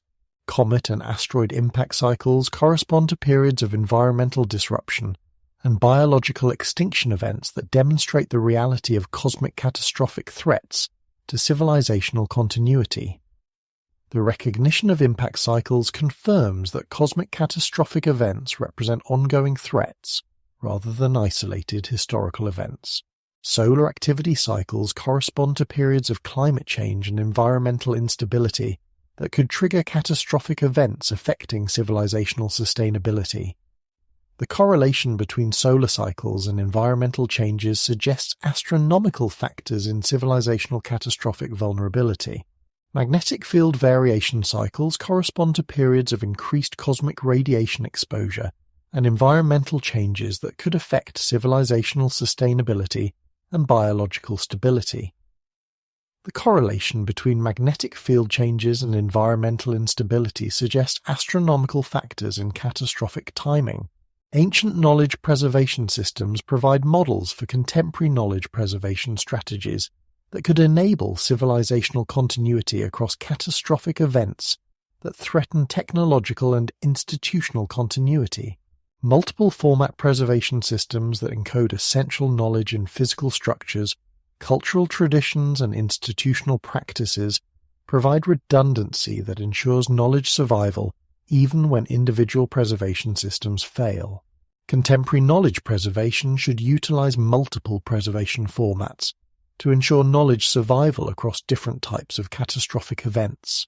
Geographic distribution systems that preserve knowledge in multiple locations across different geographic regions provide protection against regional catastrophic events that could eliminate localized knowledge preservation systems. Contemporary knowledge preservation should utilize global distribution to protect against regional catastrophic events. Cultural integration systems that embed essential knowledge in cultural practices, artistic traditions, and social customs provide preservation mechanisms that operate independently of institutional structures. Contemporary knowledge preservation should integrate essential knowledge into cultural systems that can survive institutional disruption. Institutional redundancy systems that preserve knowledge across multiple institutional frameworks provide protection against institutional collapse that could eliminate specialized knowledge preservation systems. Contemporary knowledge preservation should maintain institutional redundancy to protect against institutional system failures. Recognition of cyclical catastrophic patterns suggests that contemporary civilization should develop systematic preparation protocols that enable civilizational continuity across catastrophic events, rather than assuming that technological advancement eliminates catastrophic vulnerability. Distributed infrastructure systems that maintain essential capabilities across multiple geographic locations and institutional frameworks could provide civilizational continuity, even if regional catastrophic events eliminate centralized capabilities. Contemporary infrastructure should be designed for distributed resilience rather than centralized efficiency. Knowledge preservation systems that maintain essential technical knowledge in multiple formats and locations could ensure technological capability recovery, even if specialized knowledge institutions are disrupted. Contemporary knowledge preservation should prioritize essential technical knowledge that enables civilizational capability recovery. Resource distribution systems that maintain access to essential resources across multiple supply systems and geographic locations could provide resource security even if global supply systems are disrupted. Contemporary resource systems should be designed for distributed access rather than centralized efficiency. Population distribution systems that maintain capable populations across multiple geographic locations and social frameworks could provide human resource continuity even if urban population centers are disrupted. Contemporary population distribution should consider catastrophic preparedness rather than economic efficiency. Advanced technology creates both enhanced capabilities and enhanced vulnerabilities that require systematic management to ensure that technological development increases rather than decreases civilizational sustainability across catastrophic events. Resilient technology development that prioritizes catastrophic survivability could ensure that technological capabilities survive catastrophic events, rather than creating dependencies that eliminate capabilities when support systems fail. Contemporary technology development should consider catastrophic resilience rather than pure capability advancement. Sustainable capability systems that maintain technological capabilities without creating unsustainable resource dependencies could ensure long-term civilizational sustainability rather than short-term capability maximization. Contemporary technology should prioritize sustainability rather than maximum performance. Distributed capability systems that maintain technological capabilities across multiple institutional and geographic frameworks could provide capability continuity, even if centralized systems fail. Contemporary technology should be designed for distributed implementation rather than centralized control. Knowledge integration systems that embed technological knowledge in multiple preservation and transmission systems could ensure knowledge survival even if specialized technical institutions are disrupted.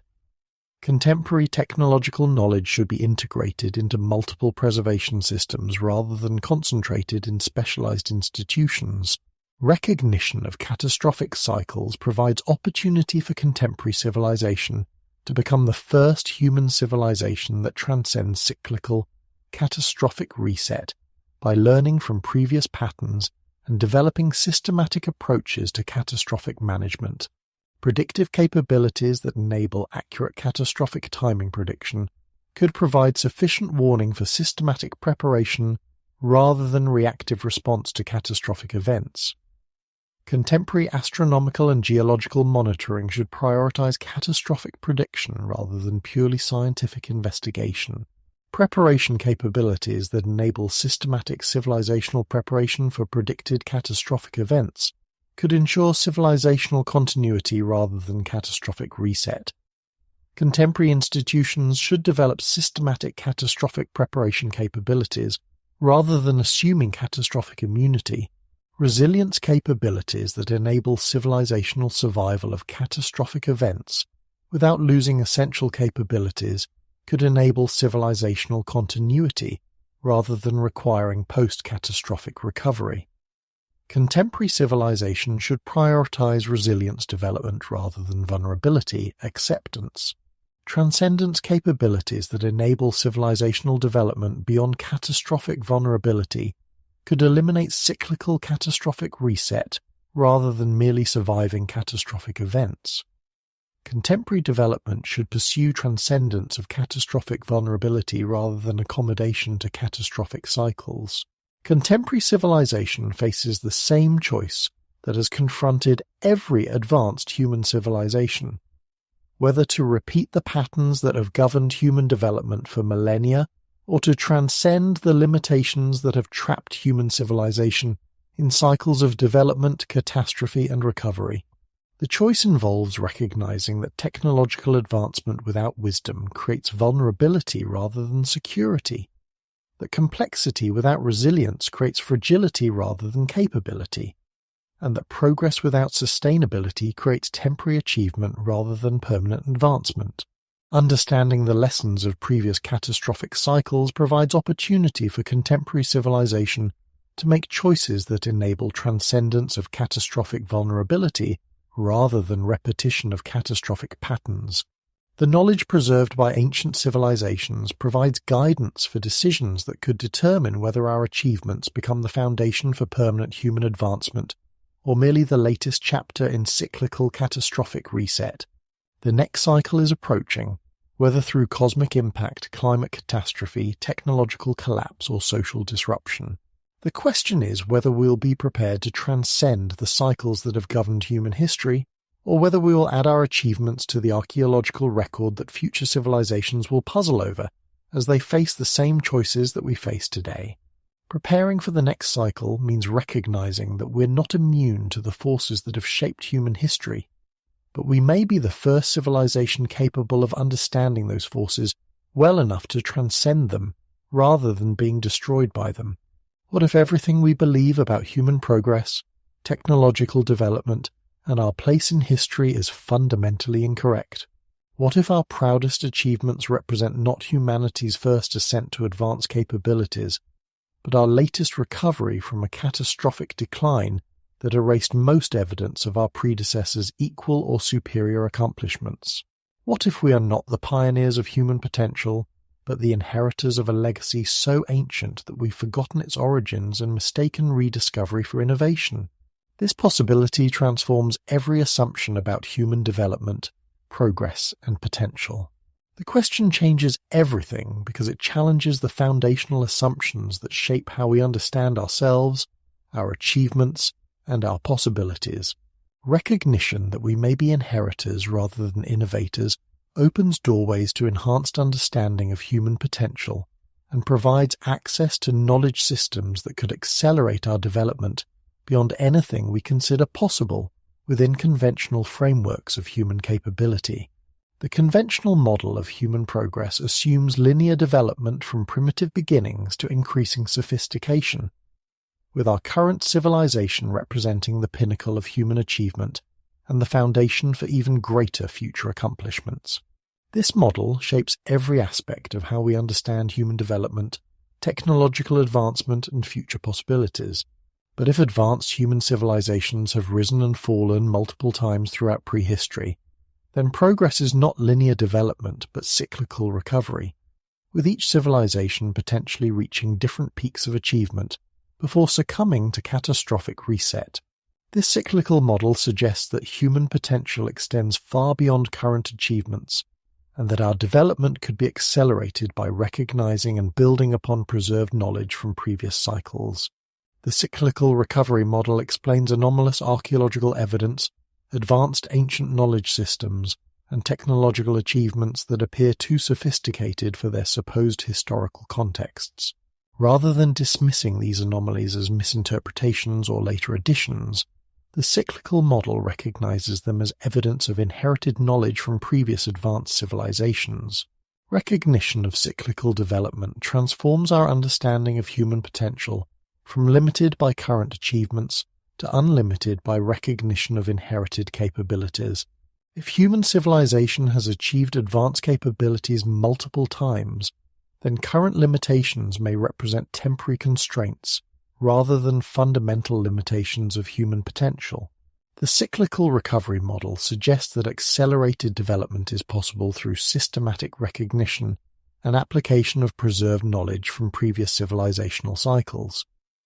Rather than developing capabilities from primitive beginnings, we could recover and enhance capabilities that represent the accumulated achievements of multiple advanced civilizations. Recognition that we may be a recovery civilization fundamentally alters our understanding of human intellectual, technological, and creative potential. Rather than representing the current limits of human capability, our achievements may represent partial recovery of capabilities that were once more fully developed and could be more fully recovered through systematic recognition of inherited potential. Mathematical capabilities that appear in ancient contexts with sophistication exceeding their supposed historical contexts suggest that advanced mathematical understanding represents inherited rather than developed knowledge. Recognition of inherited mathematical knowledge could accelerate mathematical development by building upon preserved mathematical insights rather than redeveloping mathematical principles from primitive beginnings. Technological capabilities evidenced in ancient contexts suggest that advanced engineering, construction, and manufacturing knowledge represents inherited rather than developed understanding. Recognition of inherited technological knowledge could revolutionize technological development by recovering and enhancing preserved technological principles rather than limiting development to conventional technological paradigms. Consciousness capabilities evidenced in ancient traditions suggest that advanced understanding of human psychological potential, consciousness development, and enhanced human capabilities represents inherited rather than speculative knowledge. Recognition of inherited consciousness knowledge could enable systematic development of enhanced human capabilities that exceed current understanding of human potential. Artistic and creative capabilities evidenced in ancient achievements suggest that advanced aesthetic, expressive, and creative understanding represents inherited rather than independently developed knowledge. Recognition of inherited creative knowledge could enhance human artistic achievement by building upon preserved creative insights rather than limiting creativity to contemporary cultural frameworks. If we are a recovery civilization, then major technological achievements may represent rediscovery of previously developed technologies rather than original innovation, suggesting that technological development could be accelerated through systematic recognition of inherited technological principles. Energy system technologies that appear in ancient contexts or are preserved in esoteric knowledge traditions may represent inherited rather than speculative knowledge, suggesting possibilities for energy system development that exceed current technological paradigms. Recognition of inherited energy knowledge could revolutionize energy technology by recovering preserved energy principles rather than limiting development to conventional energy systems. Transportation technologies that appear in ancient contexts or are implied by archaeological evidence may represent inherited rather than primitive technological knowledge, suggesting possibilities for transportation development that exceed current technological capabilities.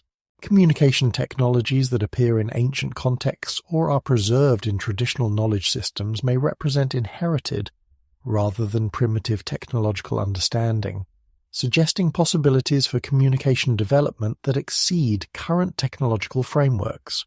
Recognition of inherited communication knowledge could enhance communication technology through recovery of preserved communication principles.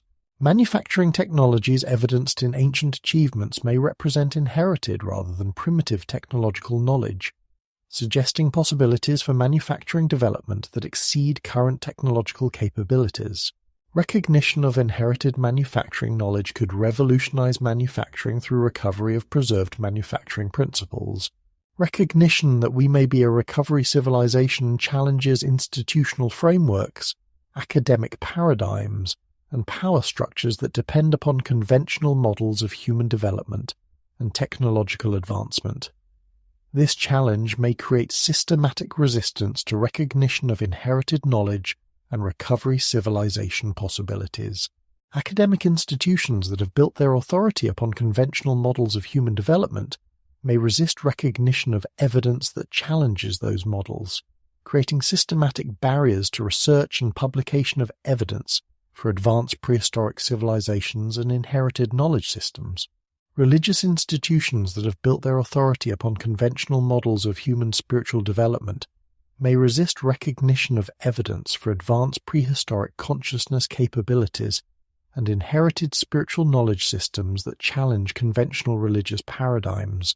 Political institutions that have built their authority upon conventional models of social development may resist recognition of evidence for advanced prehistoric social organization and inherited political knowledge systems that challenge conventional political frameworks. Economic institutions that depend upon scarcity models and technological limitation paradigms may resist recognition of inherited technologies and knowledge systems that could revolutionize production, resource utilization, and economic organization. The systematic resistance to recognition of inherited knowledge may explain why evidence for advanced prehistoric civilizations remains marginalized despite accumulating archaeological evidence, why advanced capabilities implied by ancient achievements remain unexplored despite their potential applications, and why recovery civilization possibilities remain unrecognized despite their transformative implications. If we are inheritors of advanced knowledge from previous civilizations, then we bear responsibility for the wise application of that inheritance, rather than merely exploiting recovered capabilities for immediate benefit without consideration of long-term consequences. Inherited technological knowledge that could revolutionize energy production, environmental management, and resource utilization carries responsibility for application in ways that enhance rather than threaten civilizational sustainability. Recognition of technological inheritance requires wisdom in technological application rather than mere capability maximization. Inherited consciousness knowledge that could enhance human psychological capabilities, expand awareness, and develop advanced human potentials carries responsibility for development in ways that enhance rather than distort human development. Recognition of consciousness inheritance requires wisdom in consciousness development rather than mere capability enhancement.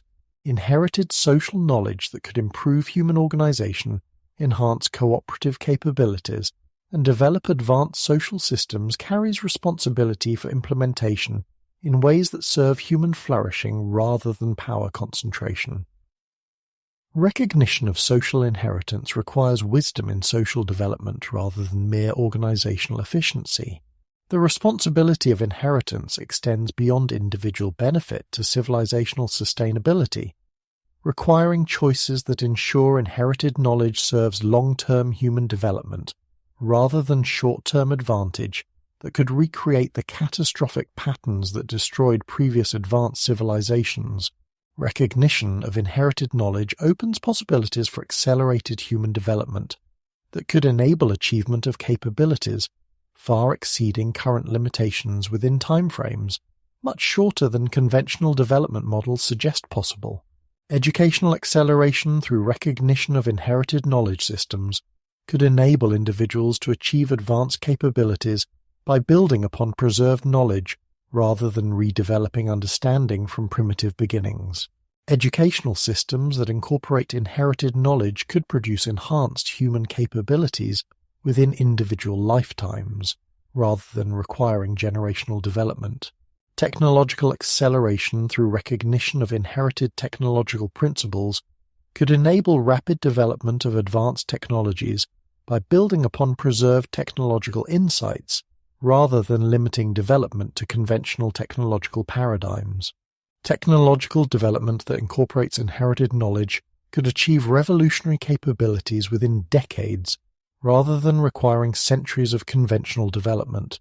Social acceleration through recognition of inherited organizational knowledge could enable rapid development of advanced social systems by building upon preserved social insights rather than requiring experimental social development. Social development that incorporates inherited knowledge could achieve enhanced cooperative capabilities within generations, rather than requiring centuries of social evolution. Consciousness acceleration through recognition of inherited consciousness.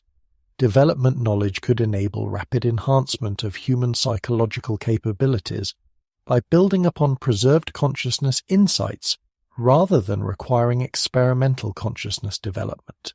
Consciousness development that incorporates inherited knowledge could achieve enhanced human potential within individual lifetimes, rather than requiring evolutionary consciousness development. Recognition that we are a recovery civilization provides opportunity to become the first human civilization that transcends the cyclical patterns of rise, decline, and catastrophic reset by learning from the complete history of human civilizational development, rather than limiting understanding to the recovery period of our own civilization. Understanding the complete patterns of civilizational development, including the factors that contributed to previous catastrophic declines, could enable systematic avoidance of the vulnerabilities that destroyed previous advanced civilizations. Recognition of complete civilizational patterns provides guidance for choices that enhance, rather than threaten, civilizational sustainability. Integrating the accumulated wisdom of multiple civilizational cycles could enable achievement of capabilities that exceed any individual civilization's achievements by building upon the accumulated knowledge of all previous civilizational developments. Integration of multi-civilizational knowledge could enable transcendence of individual civilizational limitations, developing resilience capabilities that enable civilizational continuity across catastrophic events could eliminate the cyclical reset pattern that has limited human civilizational development throughout prehistory. Development of catastrophic resilience could enable permanent civilizational advancement rather than cyclical civilizational recovery. Achieving sustainability capabilities that eliminate the resource depletion and environmental degradation patterns that may have contributed to previous civilizational collapses could enable indefinite civilizational development rather than limited civilizational lifespans. Achievement of complete sustainability could enable permanent civilizational advancement rather than temporary civilizational achievement. The recognition that we may be a recovery civilization rather than the first civilization transforms human possibilities from limited by current achievements to unlimited by recognition of inherited potential. This transformation requires fundamental changes in how we approach education, technology development, social organization, and consciousness development. Educational transformation that recognizes and integrates inherited knowledge systems could accelerate individual development and enhance human capabilities beyond current limitations. Educational systems that incorporate the full scope of inherited human knowledge could produce individuals with capabilities that exceed current understanding of human potential. Technological transformation that recognizes and builds upon inherited technological principles could accelerate technological development and enable achievement of capabilities that exceed current technological paradigms. Technological development that incorporates inherited technological knowledge could achieve revolutionary capabilities that transform human relationship with natural systems and cosmic environment. Social transformation that recognizes and implements inherited organizational principles could enhance human cooperative capabilities and enable development of social systems that exceed current organizational paradigms. Social development that incorporates inherited social knowledge could achieve cooperative capabilities that transform human relationship with conflict and competition. Consciousness transformation that recognizes and develops inherited consciousness capabilities could enhance human psychological potential and enable achievement of awareness capabilities that exceed current understanding of consciousness possibilities. Consciousness development that incorporates inherited consciousness knowledge could achieve awareness capabilities that transform human relationship with reality and cosmic consciousness. The question that changes everything opens doorways to possibilities that exceed our current imagination, while providing access to capabilities that represent our birthright as inheritors of advanced human civilizations. Whether we walk through those doorways depends upon our willingness to recognize that we are inheritors rather than innovators, recovery rather than pioneers, and participants in a much larger story of human achievement that extends far deeper into the past and reaches far higher into possibility than we have dared to imagine. End of Part 5. The Living Legacy. The circle closes where it began, in the recognition that human potential extends far beyond our current achievements, and that our greatest discoveries may be rediscoveries of capabilities we once possessed and can possess again. The living legacy of the lost world flows through every aspect of our contemporary existence, waiting for recognition, integration, and activation by a civilization capable of understanding its inheritance.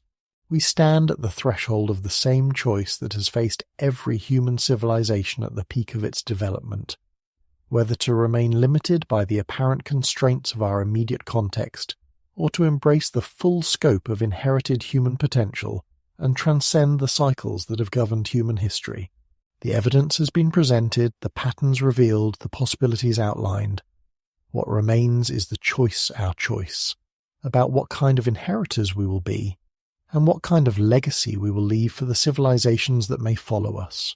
The waters that erased the last advanced civilization are rising again, not as literal floods, but as waves of change that will determine whether our achievements survive as foundations for permanent human advancement, or as archaeological mysteries for future investigators to puzzle over. The time for choosing has arrived.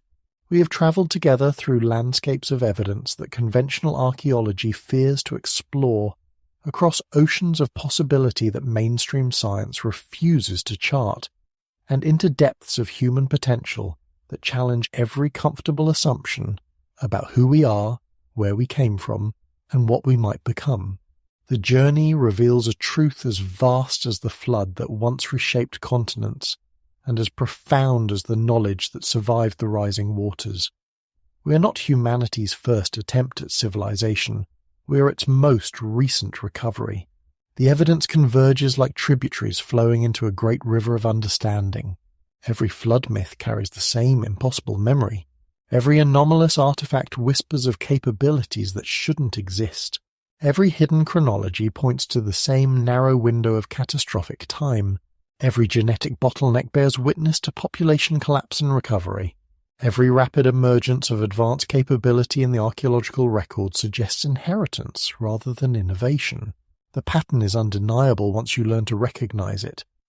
Cyclical rise, catastrophic decline, strategic survival, and systematic recovery. It has happened before. It is happening now. It will happen again, unless we choose to break the cycle that has governed human development since the first survivors climbed down from their mountain refuges to survey a world transformed by waters that carried away everything they had built and everyone they had loved. Standing at the summit of our investigation, we can see the full scope of evidence that supports the hypothesis of advanced pre-flood civilization. The testimony is overwhelming when examined collectively rather than dismissed individually. The universal flood memory spans every culture on Earth with precision that exceeds coincidence. The geological evidence shows megafloods of unprecedented scope during the exact time frame preserved in human memory. The genetic data reveals population bottlenecks and recovery patterns consistent with near extinction, followed by expansion from small genetically enhanced founder groups. The impossible artifacts demonstrate capabilities that challenge every assumption about prehistoric limitations. The encoded knowledge systems preserve mathematical, astronomical, and technical understanding across millennia with accuracy that rivals modern precision.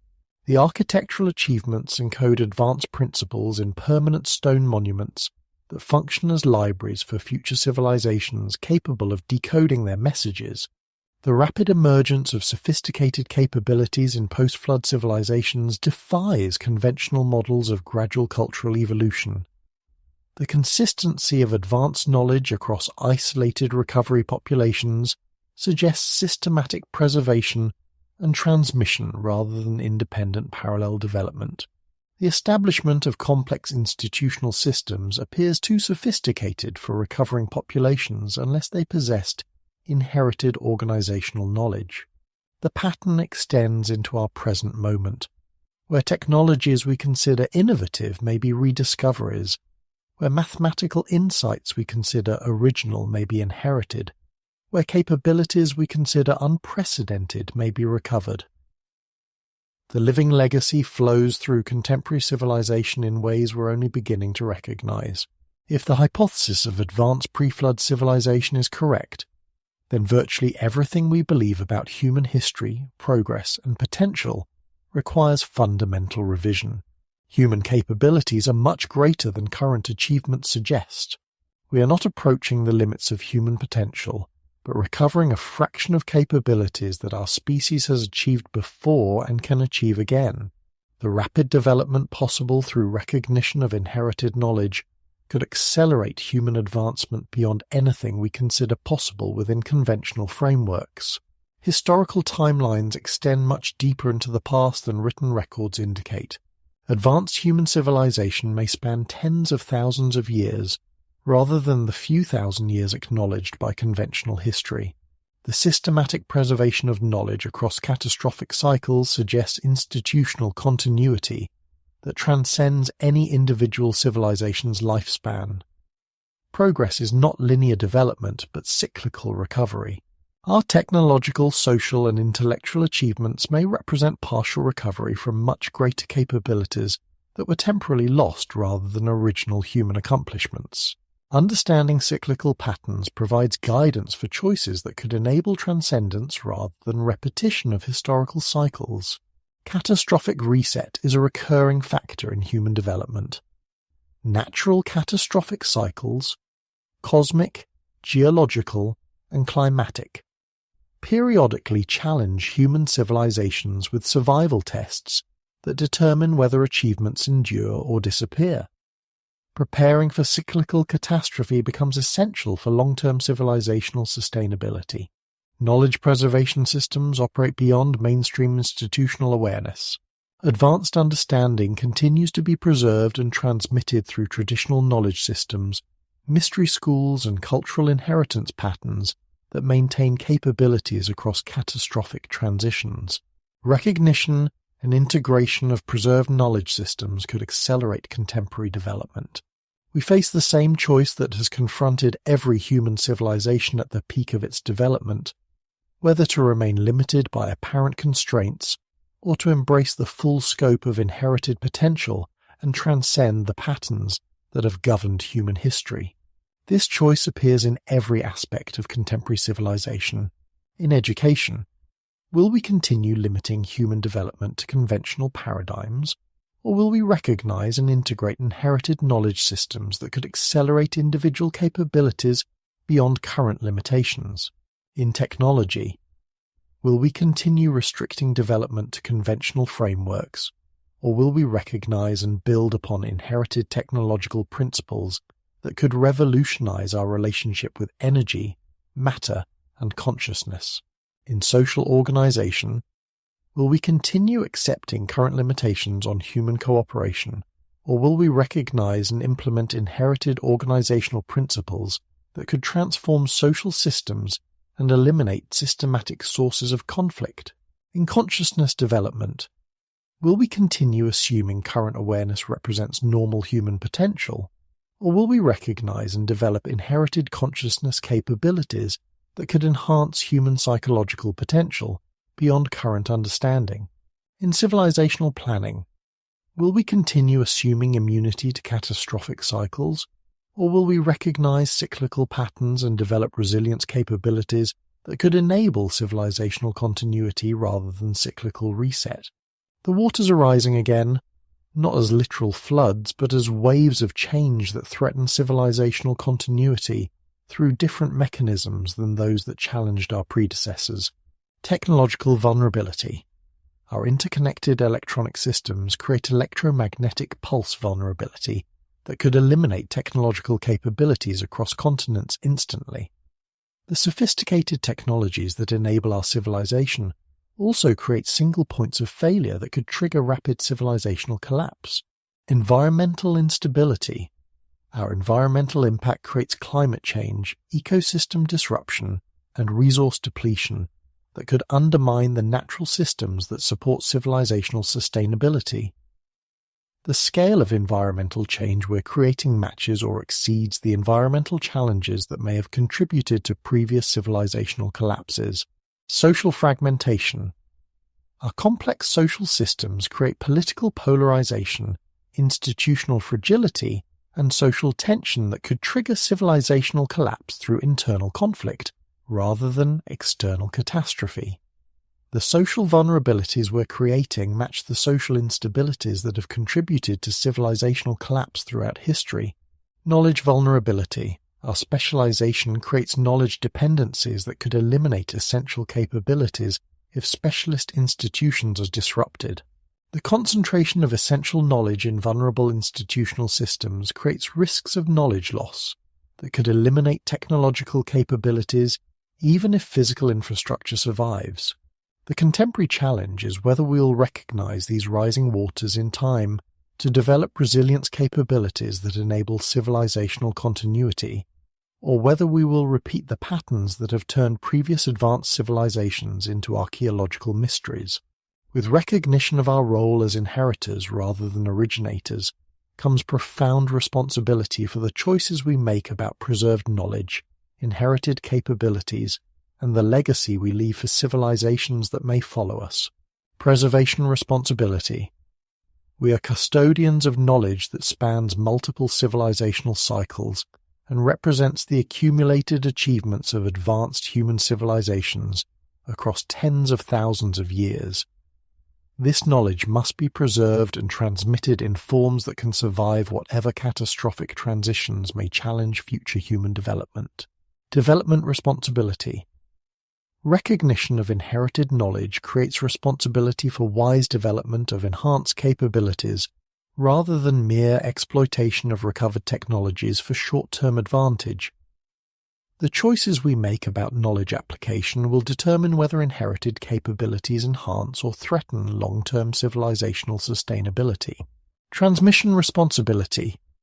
We are responsible for ensuring that essential knowledge, survival strategies, and civilizational wisdom are encoded in forms that can survive catastrophic transitions and guide future human development. The knowledge preservation systems we establish will determine whether future civilizations must rediscover essential understanding or can build upon inherited wisdom. Transcendence responsibility. We may be the first human civilization with sufficient understanding of cyclical patterns to break the cycles of rise and decline that have governed human development throughout prehistory.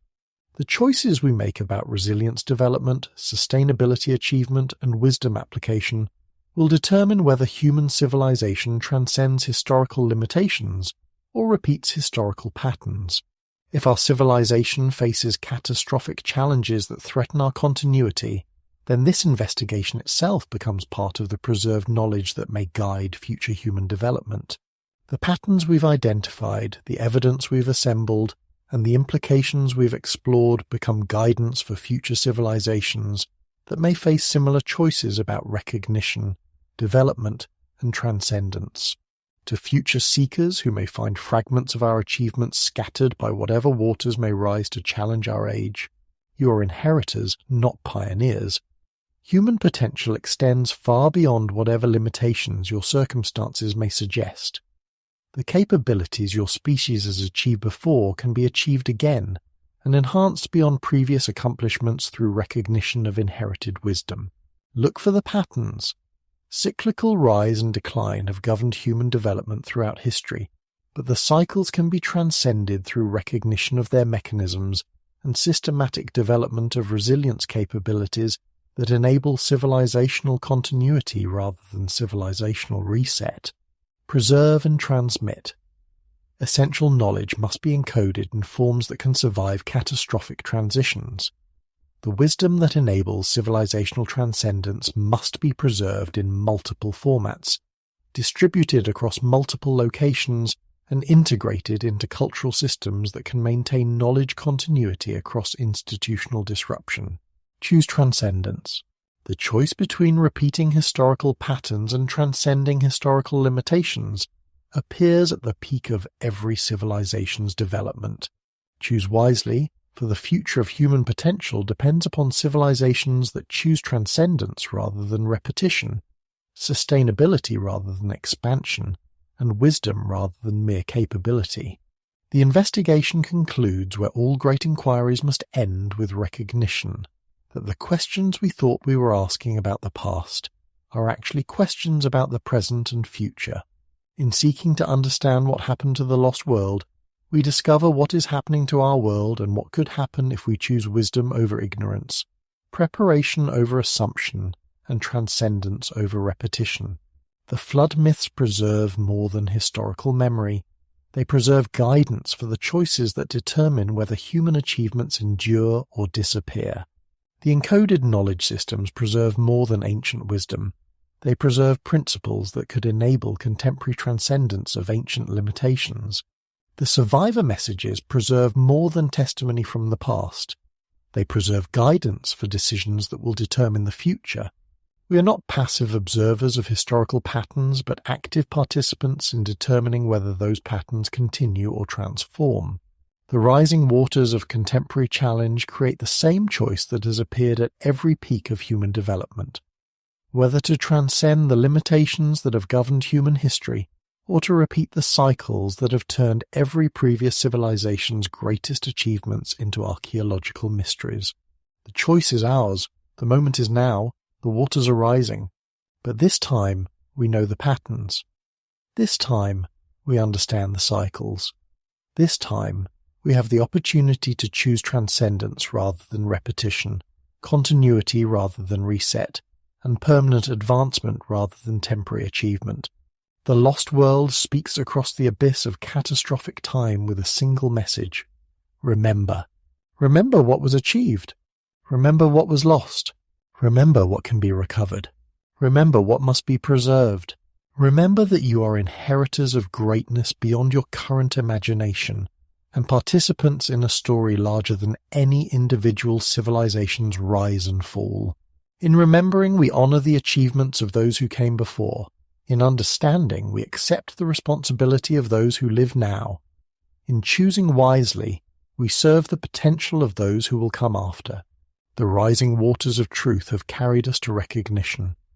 Whether that recognition becomes the foundation for transcendence, or merely another chapter in the endless cycles of rise and decline, depends upon the choices we make in the moments that remain before the waters crest and determine the fate of another human civilization.